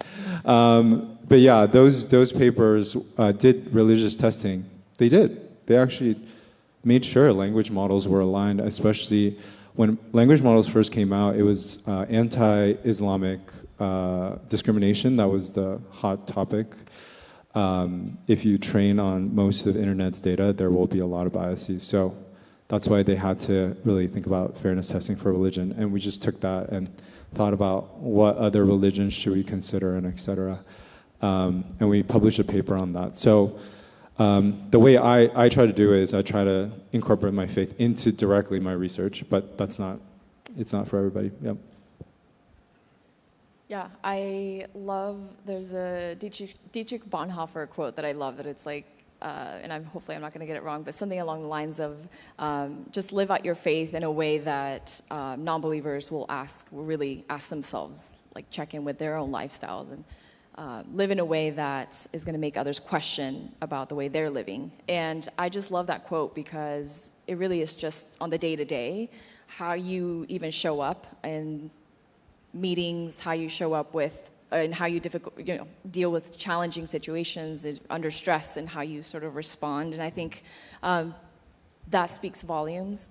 And of course, that goes back to like our actions and our words, not just our words. So I think the day-to-day really speaks volumes in just interactions with your team, and love is patient, love is kind, et cetera. So it's just really, I think that does speak volumes. And people, colleagues do stop you to say, oh, what is it about you that, there's something different about you, and they do ask, and so that's when you have these opportunities to share.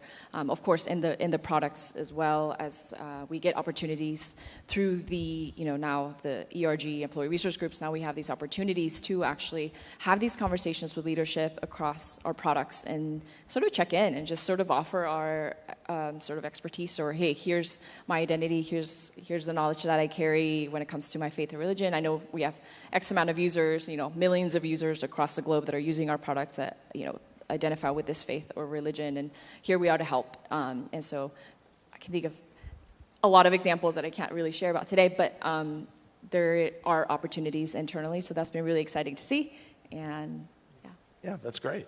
So okay, this could go negative, but you've had the opportunity to interact with a lot of us in the kind of faith space with tech.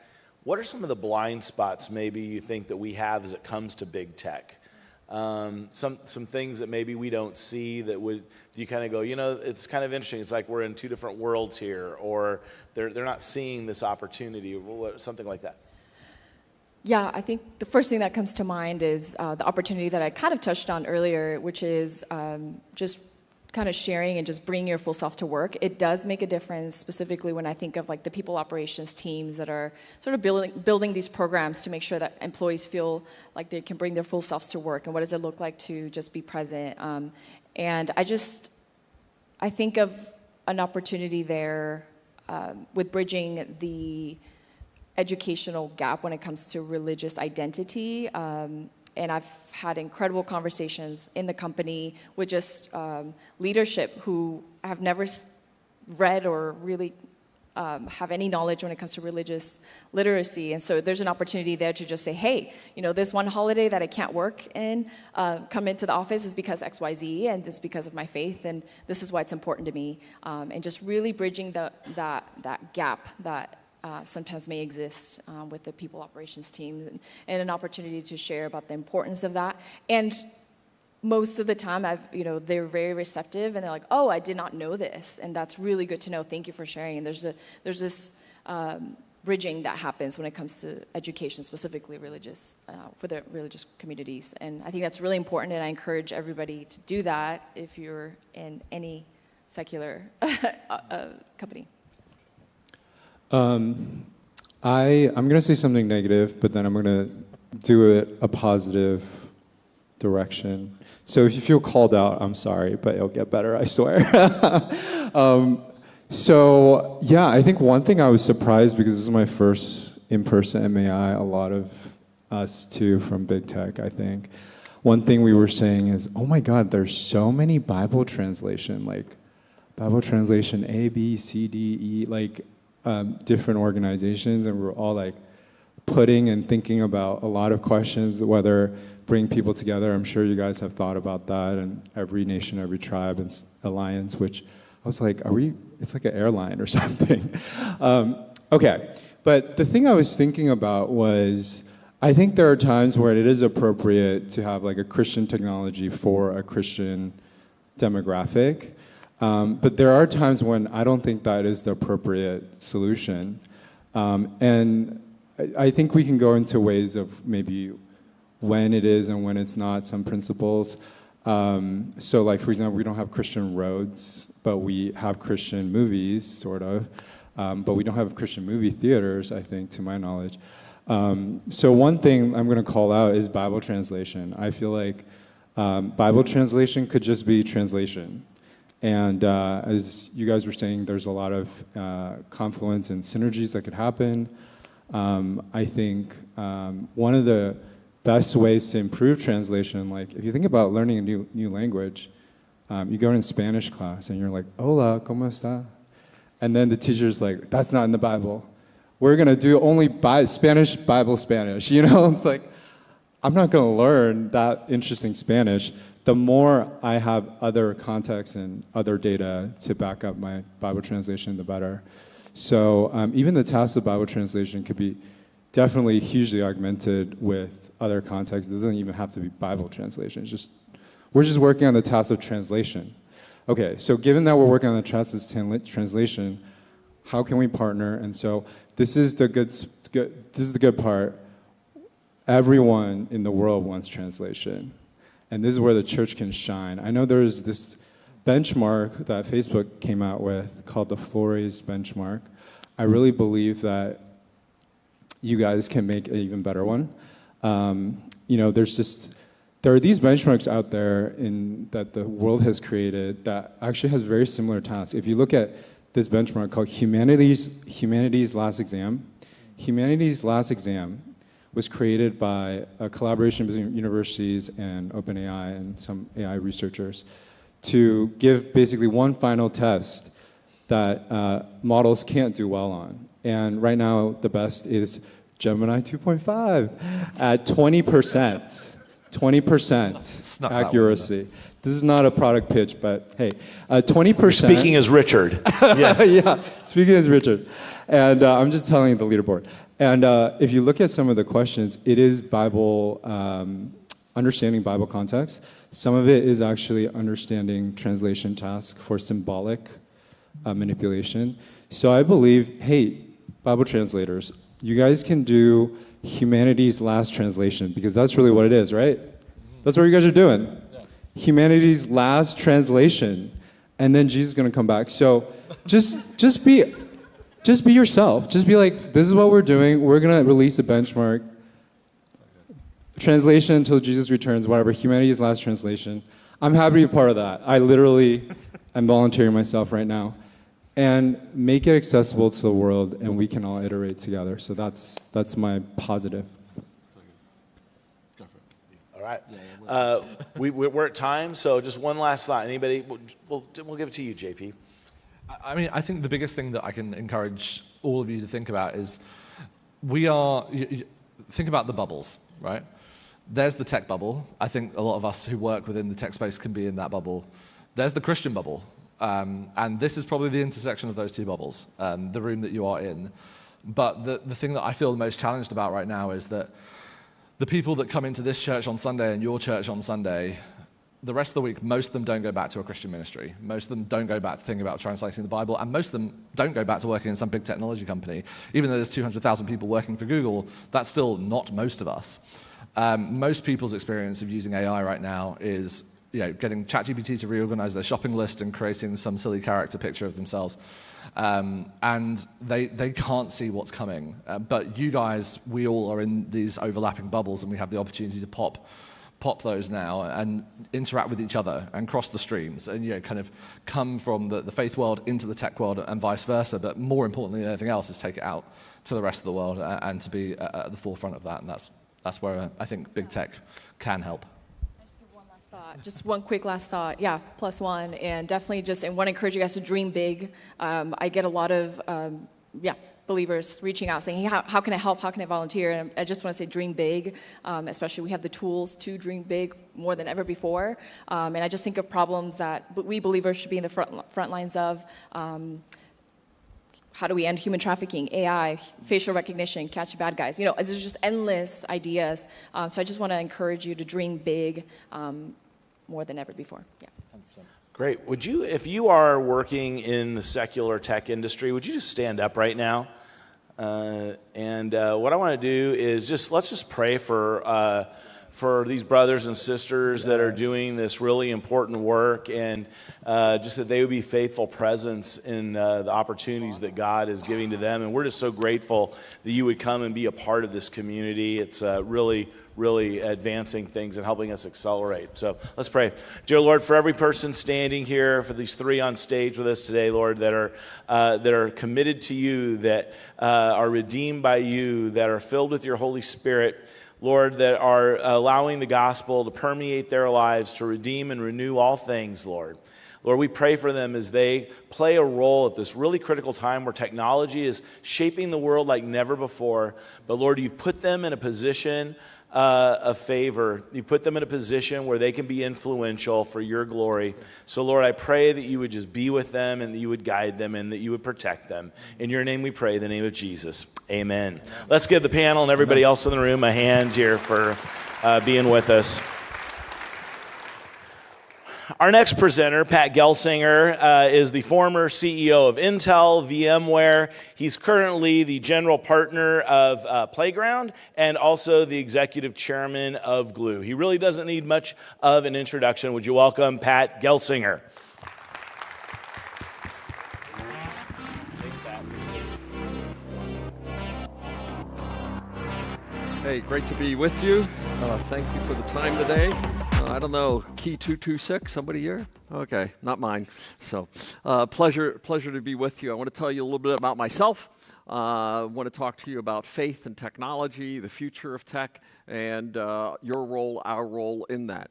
And first, a little bit of my faith journey. I was born in this super rural area in Pennsylvania, and I used to joke it was halfway between Reading, Pennsylvania and Hershey, Pennsylvania. You get to this tiny town called Robizonia, right? So you're at nowhere, and we were 5 more miles, right? So yeah, you get to nowhere, we were 5 more, and I was baptized when I was 6 days old with full knowledge of what I was doing. Yeah, okay, we're livening it up here. This is good. And there were 2 good reasons to go to church as a kid. One is not to get in trouble with Dad and my uncles. The other was to meet girls and impress their mothers and grandmothers. That's why I went to church. President of the youth group. I thought I was a Christian growing up, and moved to California when I was 16. We'll come back to that in a second.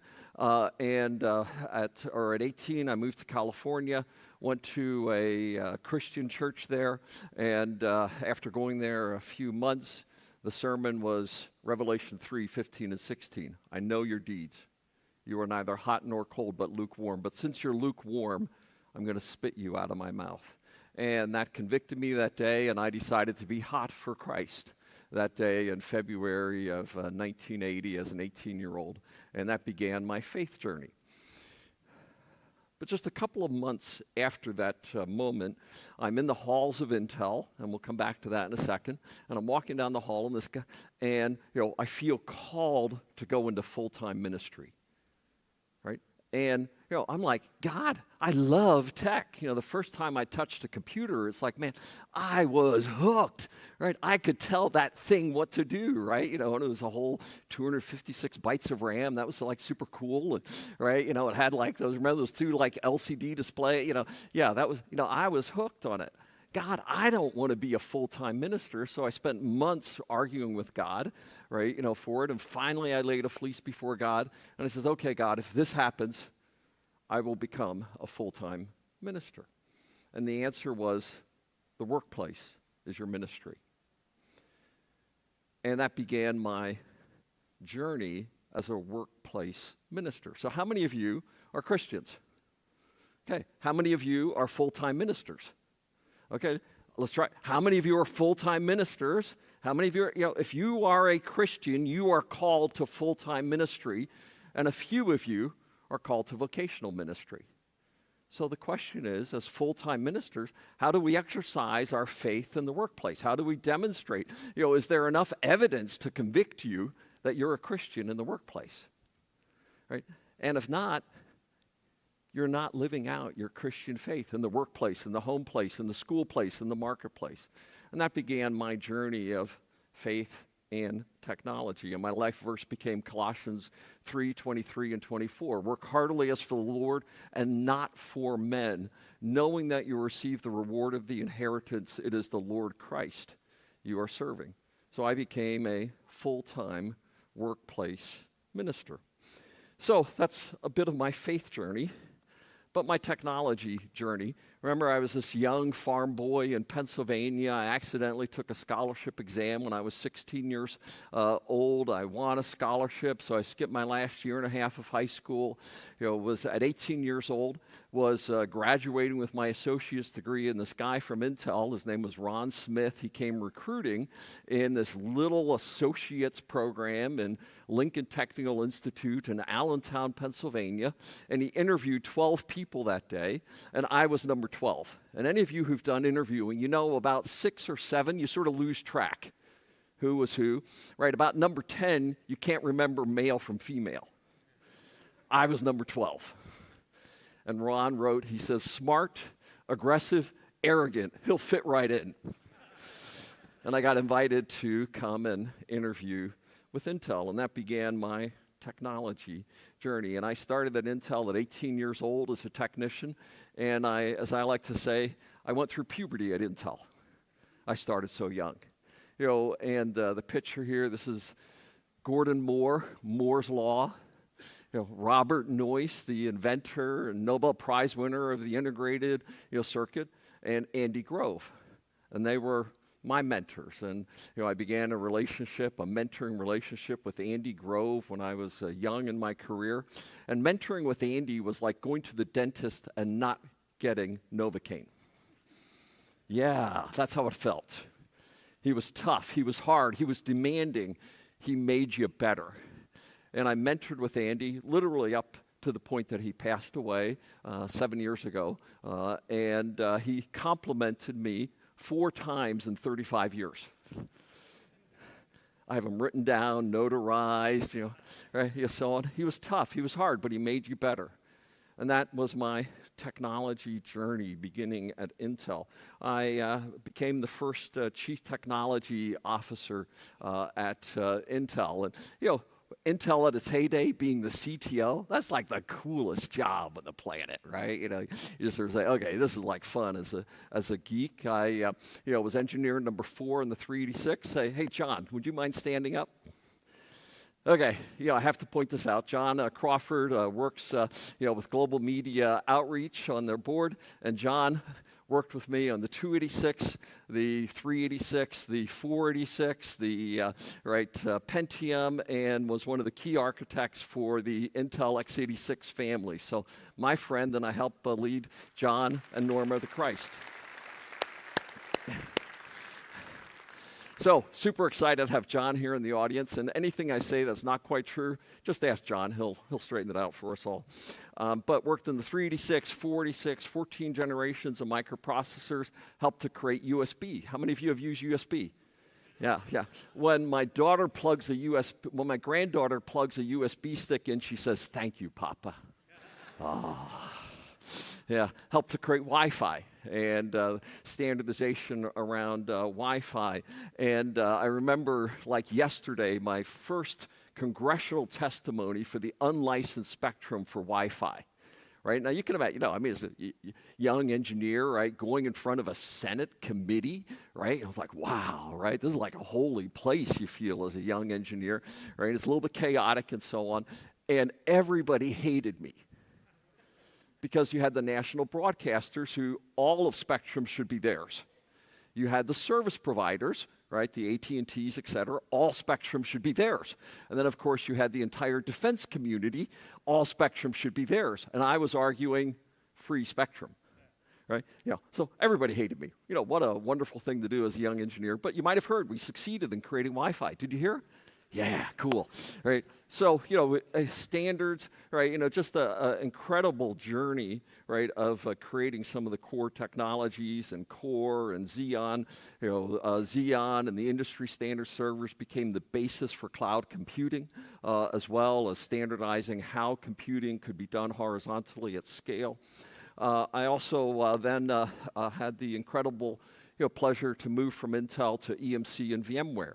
And became my first CEO opportunity at VMware to help establish. And when I came back to Intel, it's like, okay, God, why was I the CEO of a software company for 8 years? And then Glue happened, right? And now all of those experience, Glue is a software company for the faith ecosystem at scale. And I always say that God is the great conservationist, right? If you're living in His will, He wastes no experience that He will take you through. You may have no frickin' idea how that's going to be materialized in your life, but He is the great conservationist for every experience, the good and the bad along the way. So 8 years as the CEO of VMware. 4 years ago was called back to Intel to be its CEO. And as part of that, leading the CHIPS effort, creating the CHIPS Act and getting that through Congress. And have you ever tried to get bipartisan legislation through Congress? Yeah, what a learning experience, boy, right? And, it's, politics and, I'll say, having gone through that journey, right? And many of you, independent of Republican or Democrat or whichever, side of the aisle you may take, most of our congressional leaders are good people trying to do the right things. The large majority. Some of them are scumbags, but the large majority of them, good people wanting to do the right things. And here with the President, Secretary of Commerce, Gina Raimondo, having the opportunity to be there when we signed into law what I believe is the most critical piece of legislation for industrial policy since World War II, getting the CHIPS Act across the line. Because what aspect of your life, and here speaking to a technology audience, what aspect of your life isn't becoming more digital? Everything is. And what does digital run on? Chips, semiconductors. And we have lost semiconductor manufacturing to Asia. We are critically dependent, 100 kilometers from China shores, and this tiny island that has inadequate power and no natural resources, et cetera. Our entire economy is precariously hovered on a supply chain that is not resilient, that we all painfully saw through COVID. So these are some of the experiences that I've been able to participate, in my faith and technology journey. December 1st, unexpectedly, I began a 100-day journey that I never dreamed of as I abruptly was retired from Intel. One of the most painful situations of my life and my career, because I was all in to finish the journey of revitalizing Intel. And some of you have gone through tough career experiences, as you've gone on your journey of life. That was my toughest one yet. And it began a process of, okay, God, what's next? What is this next phase of my journey? And my wife very quickly said to me, you're not done. And what's next? And we're going to talk more about that. But before we get there, I'd ask you the question, is technology good or bad? Good or bad? What do you think? Great. Okay. Anybody say technology is bad? I will argue technology is neither good nor bad. It's neutral. It can be used good. It can be used bad. Did you say that when you were up here? Yeah. I hope you said it the right way. Okay. And if you think back to the Roman roads, why did Christ come when he came? I'll argue the Pax Romana and the Roman roads. The word could go out, right? The greatest technology of the day was the Roman road system. It was used so the word could go out. Who was the most important figure of the last 1,000 years of humanity? Okay, think about that a second. I will argue Martin Luther, the most significant figure of the last 1,000 years. And what did he do? He used the greatest piece of technology available at the day, the Gutenberg printing press, right? He created Bibles, he created language, he invented a third, right, of the entire German language. He broke, right, essentially the monopoly on the Bible translations, that the Vatican and the, evil cabal of the local political leaders with the Pope, etc. He ushered in education. He created the systems that led to the Renaissance. Okay, that's a little punk monk who only wanted to get an audience with the Pope because he thought he had a few theological errors. Man, I'll argue most significant figure of the last 1,000 years using technology to improve the lives of every human that he touched at the time. And we see this over and over again, that technology can be used for good, can be used for bad. Energy, nuclear weapons, right, or nuclear reactors, over and over again. We participated in the creation of the mainframe era. Remember the mainframe? We only needed 8, I think it was 7 or 8 of them, Thomas Watson said. That's all we need, right, to do all the computation of the day. Yeah, well, okay, he got that one a little bit wrong, right?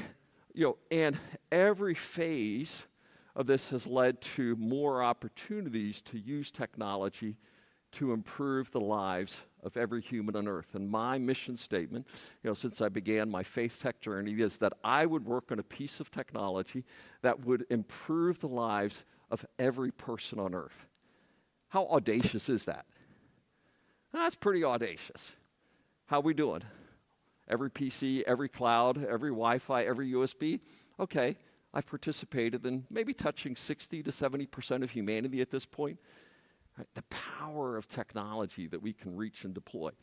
Now, I want to also, right, confess before you, I helped to create the net neutrality laws. Were those good or bad? Okay, it allowed social networks to emerge. Were social networks good or bad? Right? And there's enormous evidence today that social networks have led to the denigration and the polarization, right? The use of it to reach minors and sexual activities and taking child into deviant behaviors, destroying relational values very early on. So good or bad?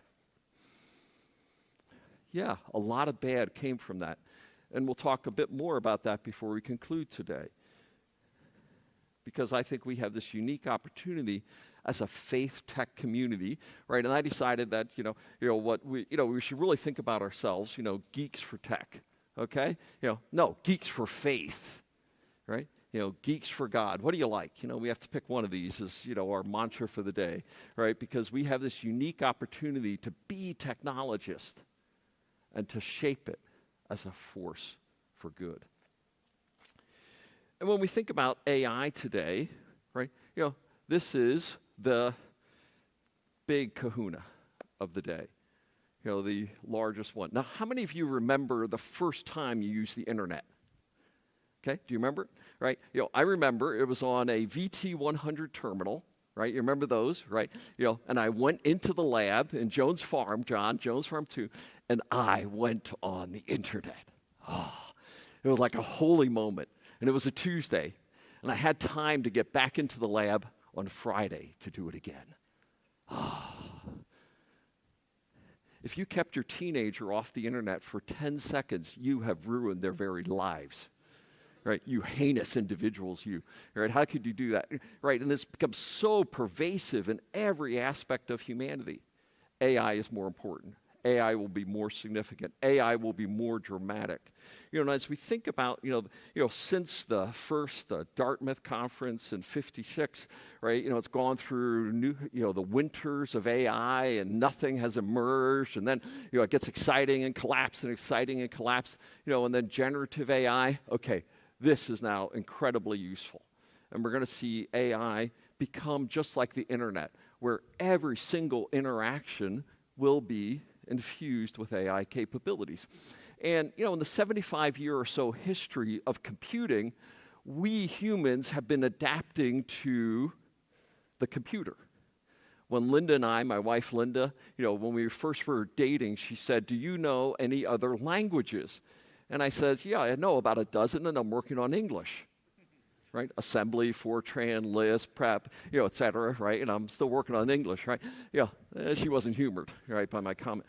But we humans have been adapting to computers in the history of computing. With AI, computers adapt to us.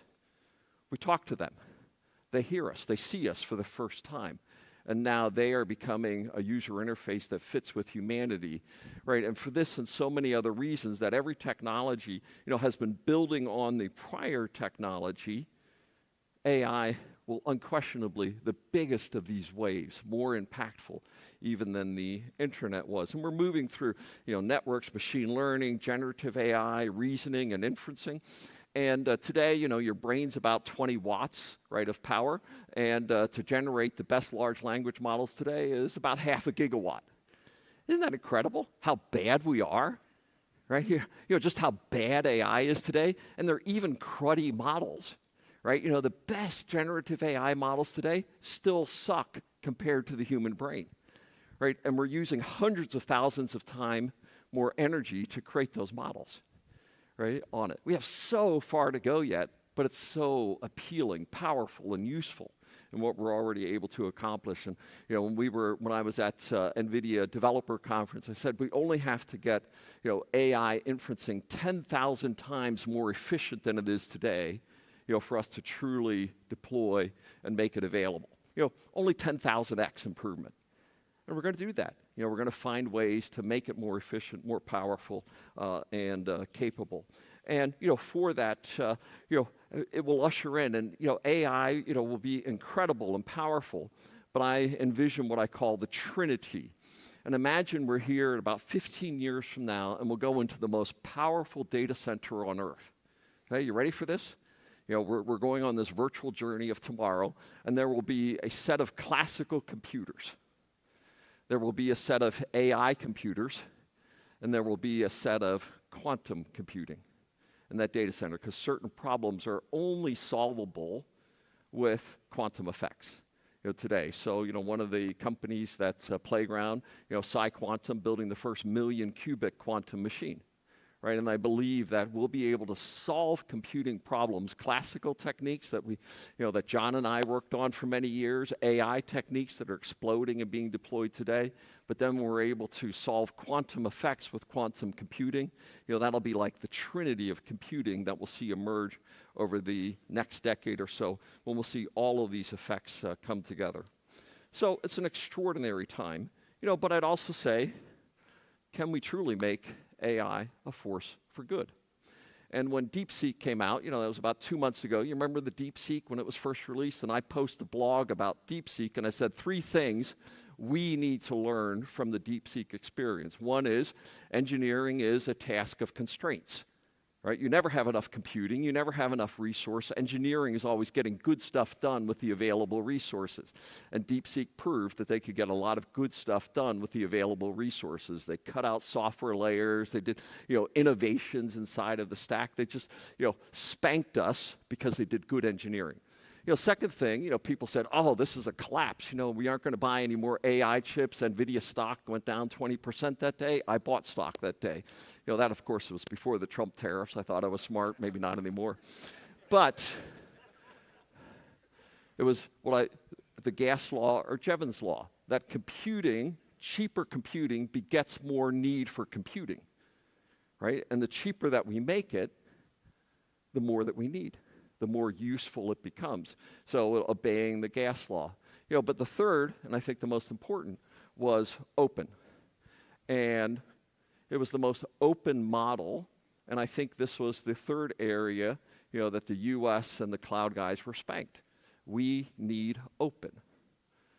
How we think about AI models, what data is it trained on, what are the model weights, how's the inferencing done, is so critical because we're embedding knowledge, embedding values, embedding understanding into those underlying models, large language models, and every aspect that happens. It must be open.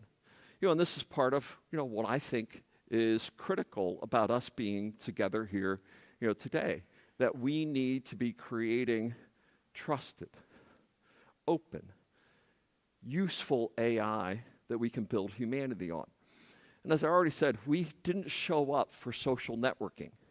Right, and when you look at the algorithms of social networking, it's connecting a potential buyer up to a potential advertiser, right, and mediated by some algorithm in the middle.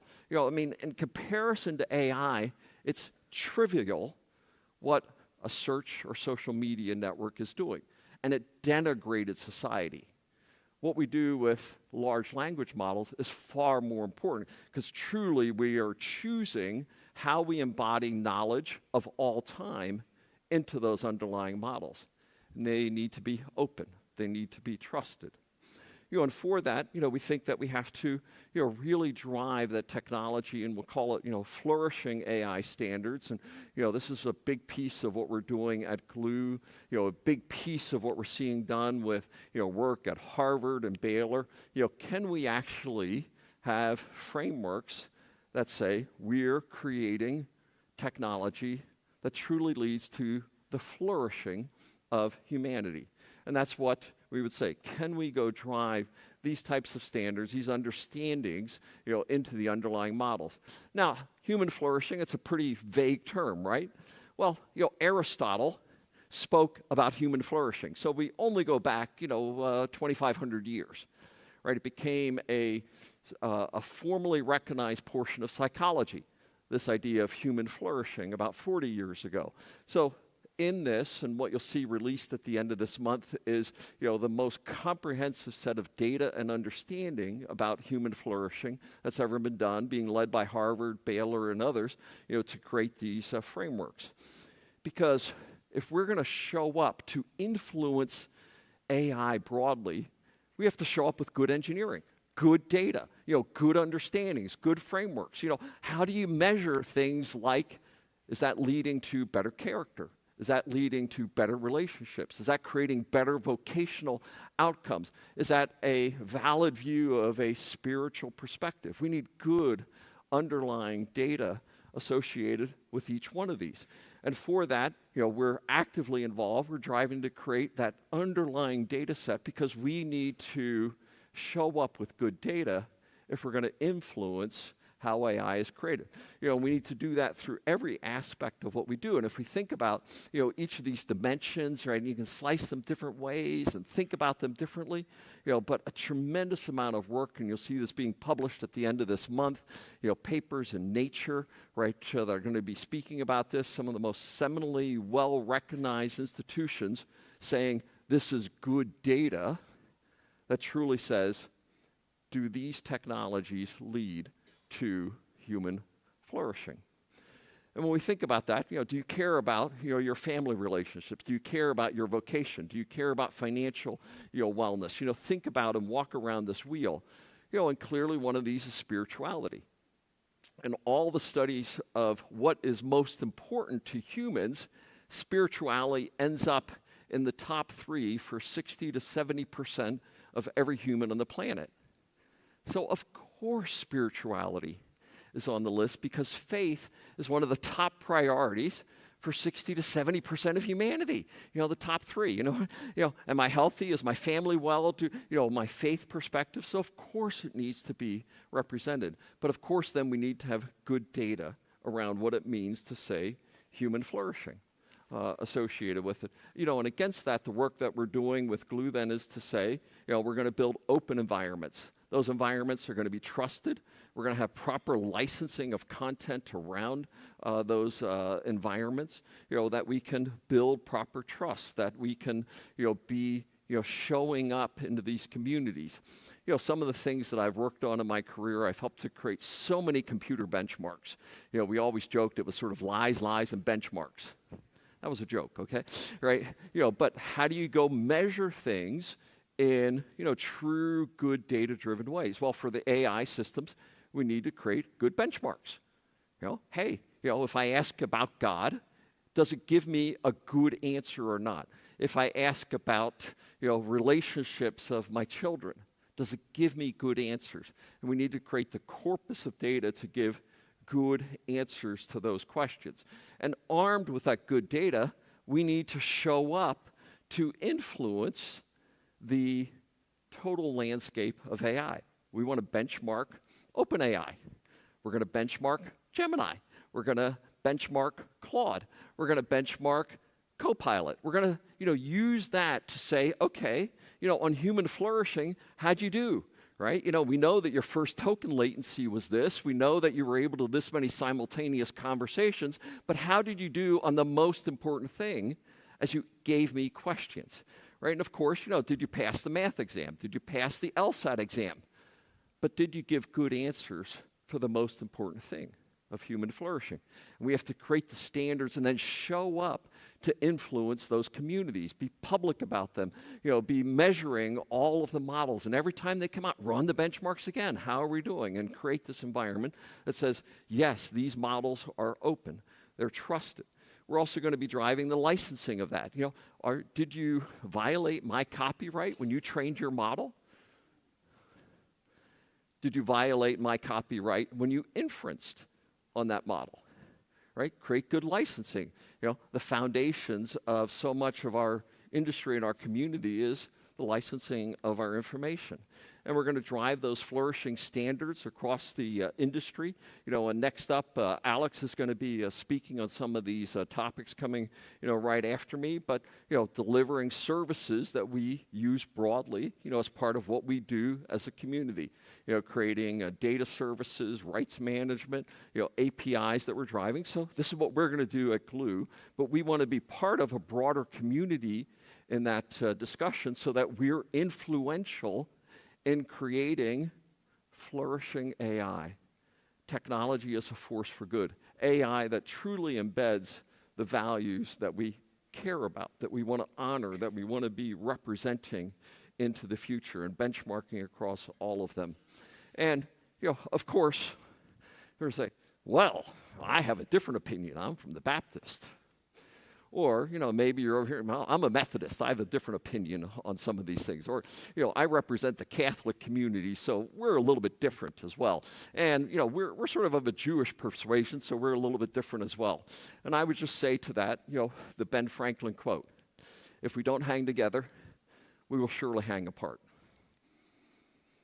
This is something that we need to come together as a community if we're going to be influential to show up. And clearly we at Glue are going to be driving this aggressively, but we need to show up collectively if we're going to be influential in driving these conversations, at the national level, right? In the benchmarks, right? Into the advertisers, this, the flow of funds that go into these technology companies. Some of this will get decided with regulatory bodies on a global basis. We have to show up, the faith community, to be influencing those outcomes. Because remember what happened in the social media? We didn't show up. And look at what we got. So are we going to miss this opportunity for something that's far more important than social networking with AI, where it truly in the models embeds every aspect of human history and values into it? We have to show up, team. This is what we have to do in this period to influence technology as a force for good. As a young engineer at Intel, I sat in one of the Intel buildings, and I knew what time Robert Noyce left the building. So as a young engineer, I'd hop up out of my chair, knowing what time it was. I'd go to the edge, and there goes Bob's head, and I would just be always walking out the door, next to Bob Noyce. Yeah, right. Yeah, okay. So it was a little bit corny as a young engineer, but to be with Bob Noyce, the inventor, right? This brilliant scientist, right? Who led to the beginning of the transistor and integrated circuit. Okay, that's a cool guy to hang out with, right? He was sort of crufty and not a person of faith, but man, I just wanted to be with him. And this is one of his famous quotes: "Go out and do something wonderful." And when we think about geeks, we have the opportunity to do wonderful things. Truly, the technologies that we create get to influence and touch every human on the planet. How many professions get to say, I'm going to touch every human on the planet? That's what we in the technology industry get to do, truly work on things that improve the lives of every human on the planet. And clearly, as we looked at this progression of technologies, that we've seen over history, we've seen that, the power of these technologies is extraordinary. And we get to be in the driver's seat of how those technologies get created, how they get deployed, how they get operated into the industry. Yesterday I had the pleasure of, speaking at George Fox University, one of the Christian universities up in Oregon. We saw my son on Monday. I golfed on Monday, and it was a perfect Oregon golfing day in April. We only had 3 downpours. Yeah, it was just great. But I spoke at George Fox and was there last night, and we had about 800 or so in the audience, most of them the students at the university, and I asked them all, how many of you cheated today using AI? Right? And, a few of them were, noble enough to raise their hands, and then I asked the rest of them, why haven't you cheated yet? Because this thing called AI, right? It would be like asking an engineer, right? Okay, we need you to stop using a calculator, right? You, a finance person, stop using a spreadsheet. Of course you're going to use the latest, greatest, most powerful tool available, and that's what we need to do in the faith community, use the latest, greatest, most powerful tool available, and grabbing it like Martin Luther grabbed the printing press to change every aspect of human existence of his day. So I would challenge you to, like Robert Noyce said, go out and do something wonderful. That's the opportunity that we who are geeks for faith have in front of us. December 1st was a very difficult day for me. And, being retired from Intel unexpected, I was super clear to, every aspect of what we were, doing at the time that, this was a 5-year journey, and short-termism, Wall Street, were, putting pressure on the board. And so, I didn't finish what I wanted to get done. Part of the things we're working on at, Playground now, things like next-generation light sources and lithography and so on, part of my excitement for those is finishing what I started. But at the same time, as you go through those terrible periods in your career and your life, you're then saying, okay, what is next, God? Right? What is this next piece of the journey, that you're on? And I'll just say, how many of you have had successes in your career? Okay? How many of you grew when you were successful? Liar, liar. Right? You don't grow when you're successful. I was good, wasn't I? Right? If anything, success is an anti-growth because you don't realize where you made mistakes, right? You're too caught up in the good. But when you fail, when you go through challenging times, changing times, that's when your character is shaped. That's when you grow. And, going through this period of time, the last 100 days has been brutal. I wasn't done. I was committed to the journey. This is what I wanted to get done. And then saying, okay, God, what is next?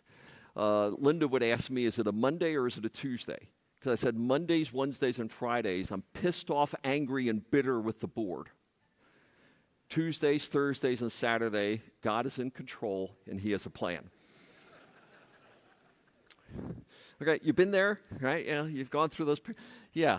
So she would get up and she would say, Pat, is it a Monday or is it a Tuesday? Is it pissed off, bitter, and angry? Or is it God is sovereign and in control? And here we are, we're having more Tuesdays than Mondays. And this wasn't the way that I was planning on my Intel journey to end. I didn't feel I was done. But somehow God has a different plan, a different journey. And I just went through an extraordinary learning experience, if I can embrace it and grow through that experience. And in it, it was clear, Linda said even before I did, I'm not finished. And now, my role with Glue as exec chair and heading technology, we are going to change the landscape of the faith community and its role in shaping this most critical technology, AI, for faith and flourishing. That's what we're going to do at Glue, and we need all of your help and partnership to do so, because if we don't hang together, we're not going to influence the outcome, right? And with my role at Playground, being able to drive the future of quantum computing, material science, bioengineering, semiconductors, and lithography, I don't think I'm done. But at the same time, as you go through a brutal experience, you and I both need to come to the same position like Isaiah did. Here am I, Lord. Send me. Send me. Send us, that we can be shaping technology as a force for good, that we could grab this moment in time. This is the greatest time to live in human history.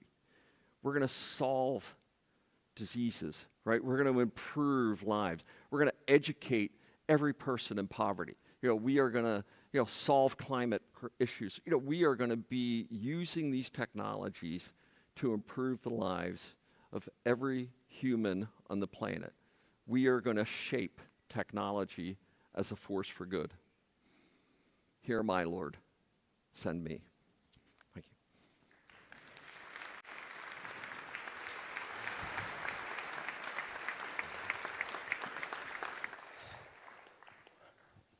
Well, as the head of technology for Glue, Pat is overseeing our next presenter's works. Alex Cook has been with BNY Mellon for 8 years as a senior vice president of engineering, and he is now the head of AI engineering at Glue. Would you welcome Alex Cook?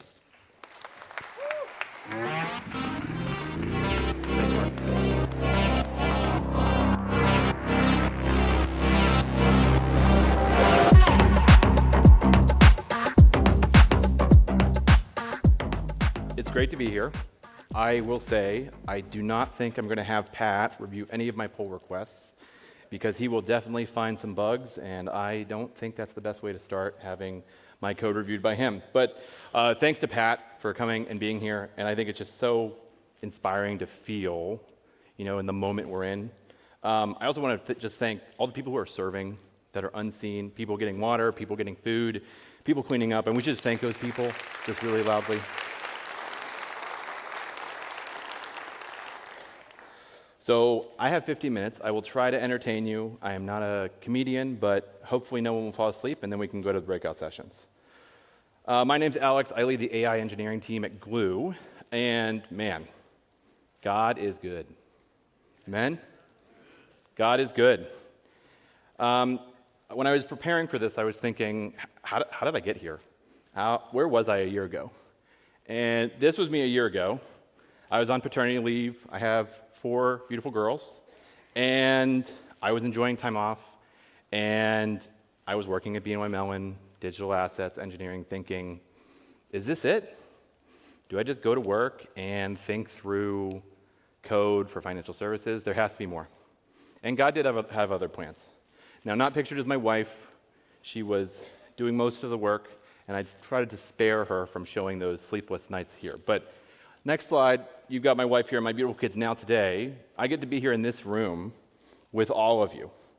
And I think the most important thing to say to everyone here is that you're meant to be here. You have been called to do the good work of the gospel in your skills, in your talents, in everything that you are. You're all amazing technologists, and you're visionaries for using AI. So I'm just really thankful to be here, and let's get started. So to get started, I want us all to close our eyes for a second, and I'm going to tell you a story. And I want you to think about, imagine you're sitting at a cafe, and you can feel the air, you can hear the noises, you hear the cup and the saucer touch down on the table, you can smell the espresso. It's real life. Then all of a sudden, a stranger joins you. The stranger doesn't talk to you. It's almost like they're waiting for you to say something. So you start saying things. Hi, my name is, this is my job, this is what I do. The stranger says, great, it's so good to meet you. How are you doing? What are you reading? Do you like coffee? You guys continue having conversations about the weather. You have more conversations about where you work. You talk about your interests and some of your books. As you continue this conversation with this stranger, they ask you, what inspires you in your work? What is one thing that you are really proud of?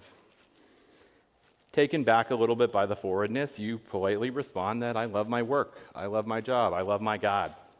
You share more. You continue to share more. The stranger continues to ask questions. But before you kind of realize what's going on, the stranger asks you, what keeps you up at night? What fears do you hold so close that you haven't shared with anyone? The questions feel personal. They feel like you're taken back a little bit by their intimacy, but you still find yourself answering honestly. And lo and behold, you've revealed actually something really deeper about yourself that actually is not a stranger, it's a computer, it's an AI.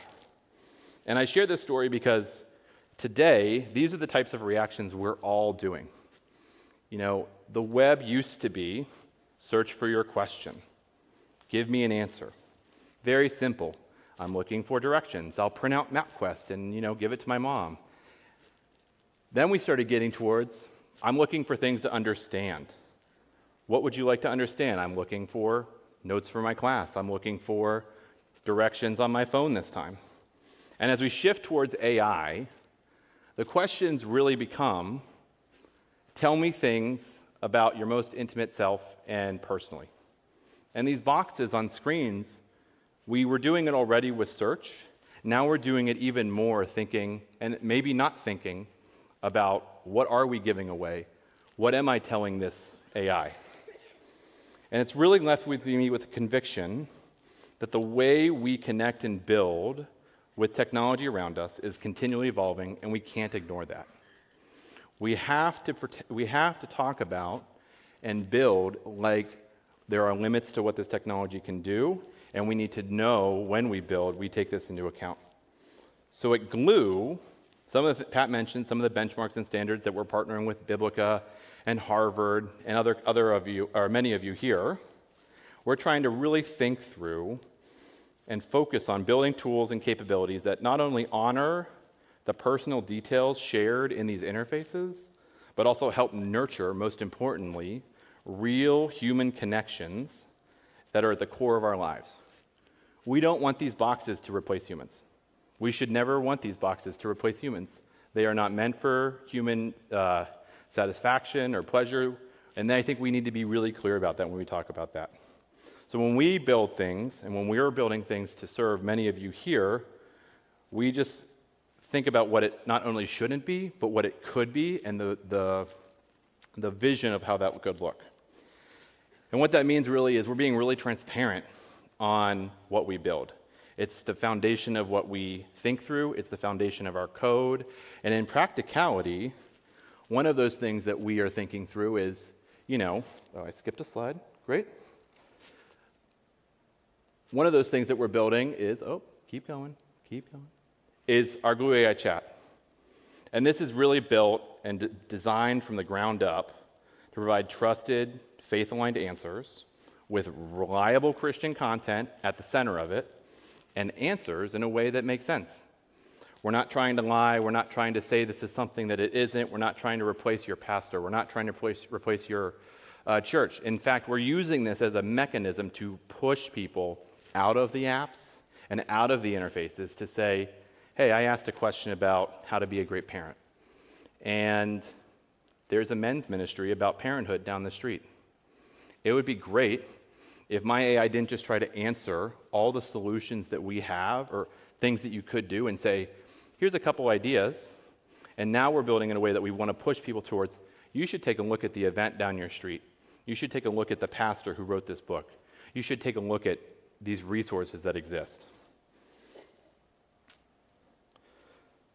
And just to say, since I'm short on time, if you're interested in using it, getting beta access, and helping us build this, because this is just an example of what's possible, I really encourage you, sign up, get beta access. We'd love to build this with you. We'd love for your feedback to be a part of it, because we don't have all the answers, right? We really want, just like in open and benchmarks, you to be a part of that journey. Find bugs, put out a PR request. We encourage all of that. I'll give it a minute. And then in addition to this, so that's a capability, that is an interface. When we think about what that's actually built on top of, it's really these core principles. We're using open source models. We believe in open really strongly. We want to be able to say transparently what is actually the model running underneath the hood. How is it running? Is it running in AWS? Is it running, does my data leave your VPC? We're thinking about what data sets actually go into the models. Who has those data sets? Do we have permission to use those data sets? Can we license those data sets? Can we license them to other people in a way to exchange and bring you people in the room together? And then, if you really want to, we would love for you to take those models and do something with them. You can do that via API. We have our own internal platform that we're going to be exposed. I'll share in a second. And we call that platform our Glue AI Studio. So here, you'll really see at the front of this is our licensing, which is data coming in and giving the controls and access to use that data in models.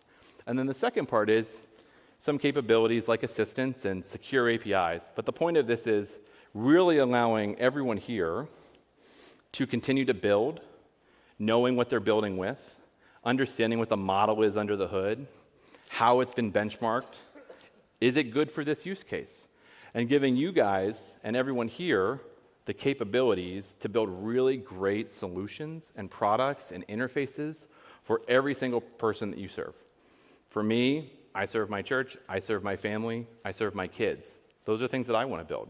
You may be in a community where you need to find new solutions for them.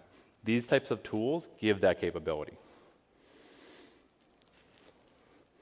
Similar to chat, if you guys are interested in building, would love to get beta access. Come with us on the journey. This is the first step of really getting more people to leverage, what is possible with open models, what is possible with transparent infrastructure, and what is possible with just coming together, like Pat said, and hanging and talking. There are things that you'll find, and I encourage you to reach out and say, hey, this is a gap. You guys should think about this. That is encouraged. We're not trying to be the end-all, be-all, and that's where this room is more powerful as the collective might of the Lord than just one of us.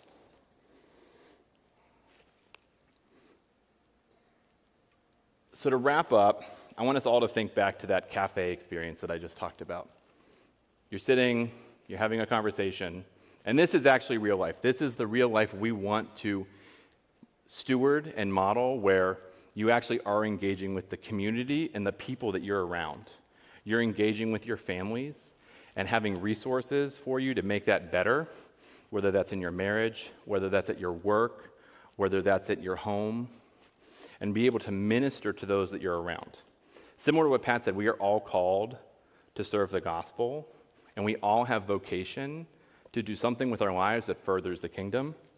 I think because you are in this room, you believe that you want to marry AI and your passion for technology and the Lord into something beautiful. So this is my rendition of We don't replace people with technology. We put technology in the middle. We complement the human relationships that exist. And these are neutral tools. We could go down the route of being evil tools, where they replace the human, or they can complement the human imago Dei of our families, our communities, and our friends. And we want you to come on this journey with us. So to be able to join this journey on us, we're going to have a hackathon in Boulder in October, and we would love for you to join us. It's going to be big. We had one last year. This is the third hackathon, and the theme this year is building for good. And we want you to be there. We want you to bring your brains. We want you to bring your code. We want you to bring your ideas. Good things happen when people get together to talk, build, and serve the Lord. Thank you.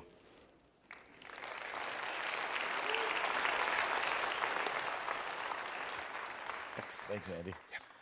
Well, that wraps up our day. It has been a full one, and there has been a lot going on, but we are going to conclude for the day, and I want to remind you that we will start promptly tomorrow morning at 8:30. Now, there is a roundtable that's happening at 4:15 tonight in the Kingdom Growth Room around ethics-based measurement, monitoring, and certification. So for those of you that were interested in attending that roundtable, that will be happening at 4:15 in the Kingdom Growth Room. But that is it. We have no breakouts actually tonight. In fact, one of the things that we need to do, has this church not been an incredible host to us? They've been amazing.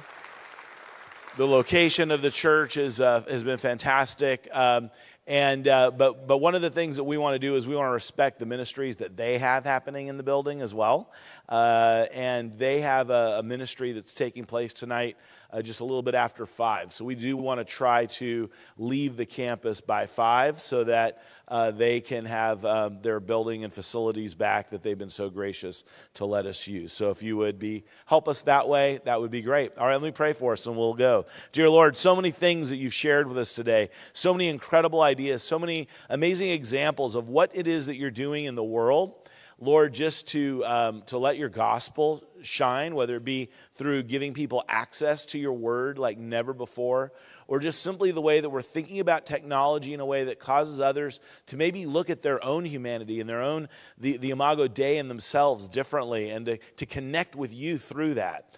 Lord, what an amazing moment that we're living in. This moment, Lord, where we actually have something of true common ground. We all want technology to be good, those in the church and those outside. And with something new like this, we have an opportunity, Lord, to share our values through our exploration and our pursuit of these things. Lord, help us to do that in a way that's seasoned with grace and love and mercy. And be with us now as we go. Help us to have great fellowship tonight around dinner tables and late night conversations. And Lord, give us good rest and bring us back tomorrow safely. In your name we pray, in the name of Jesus. Amen. Have a great night. We'll see you tomorrow, 8:30 sharp.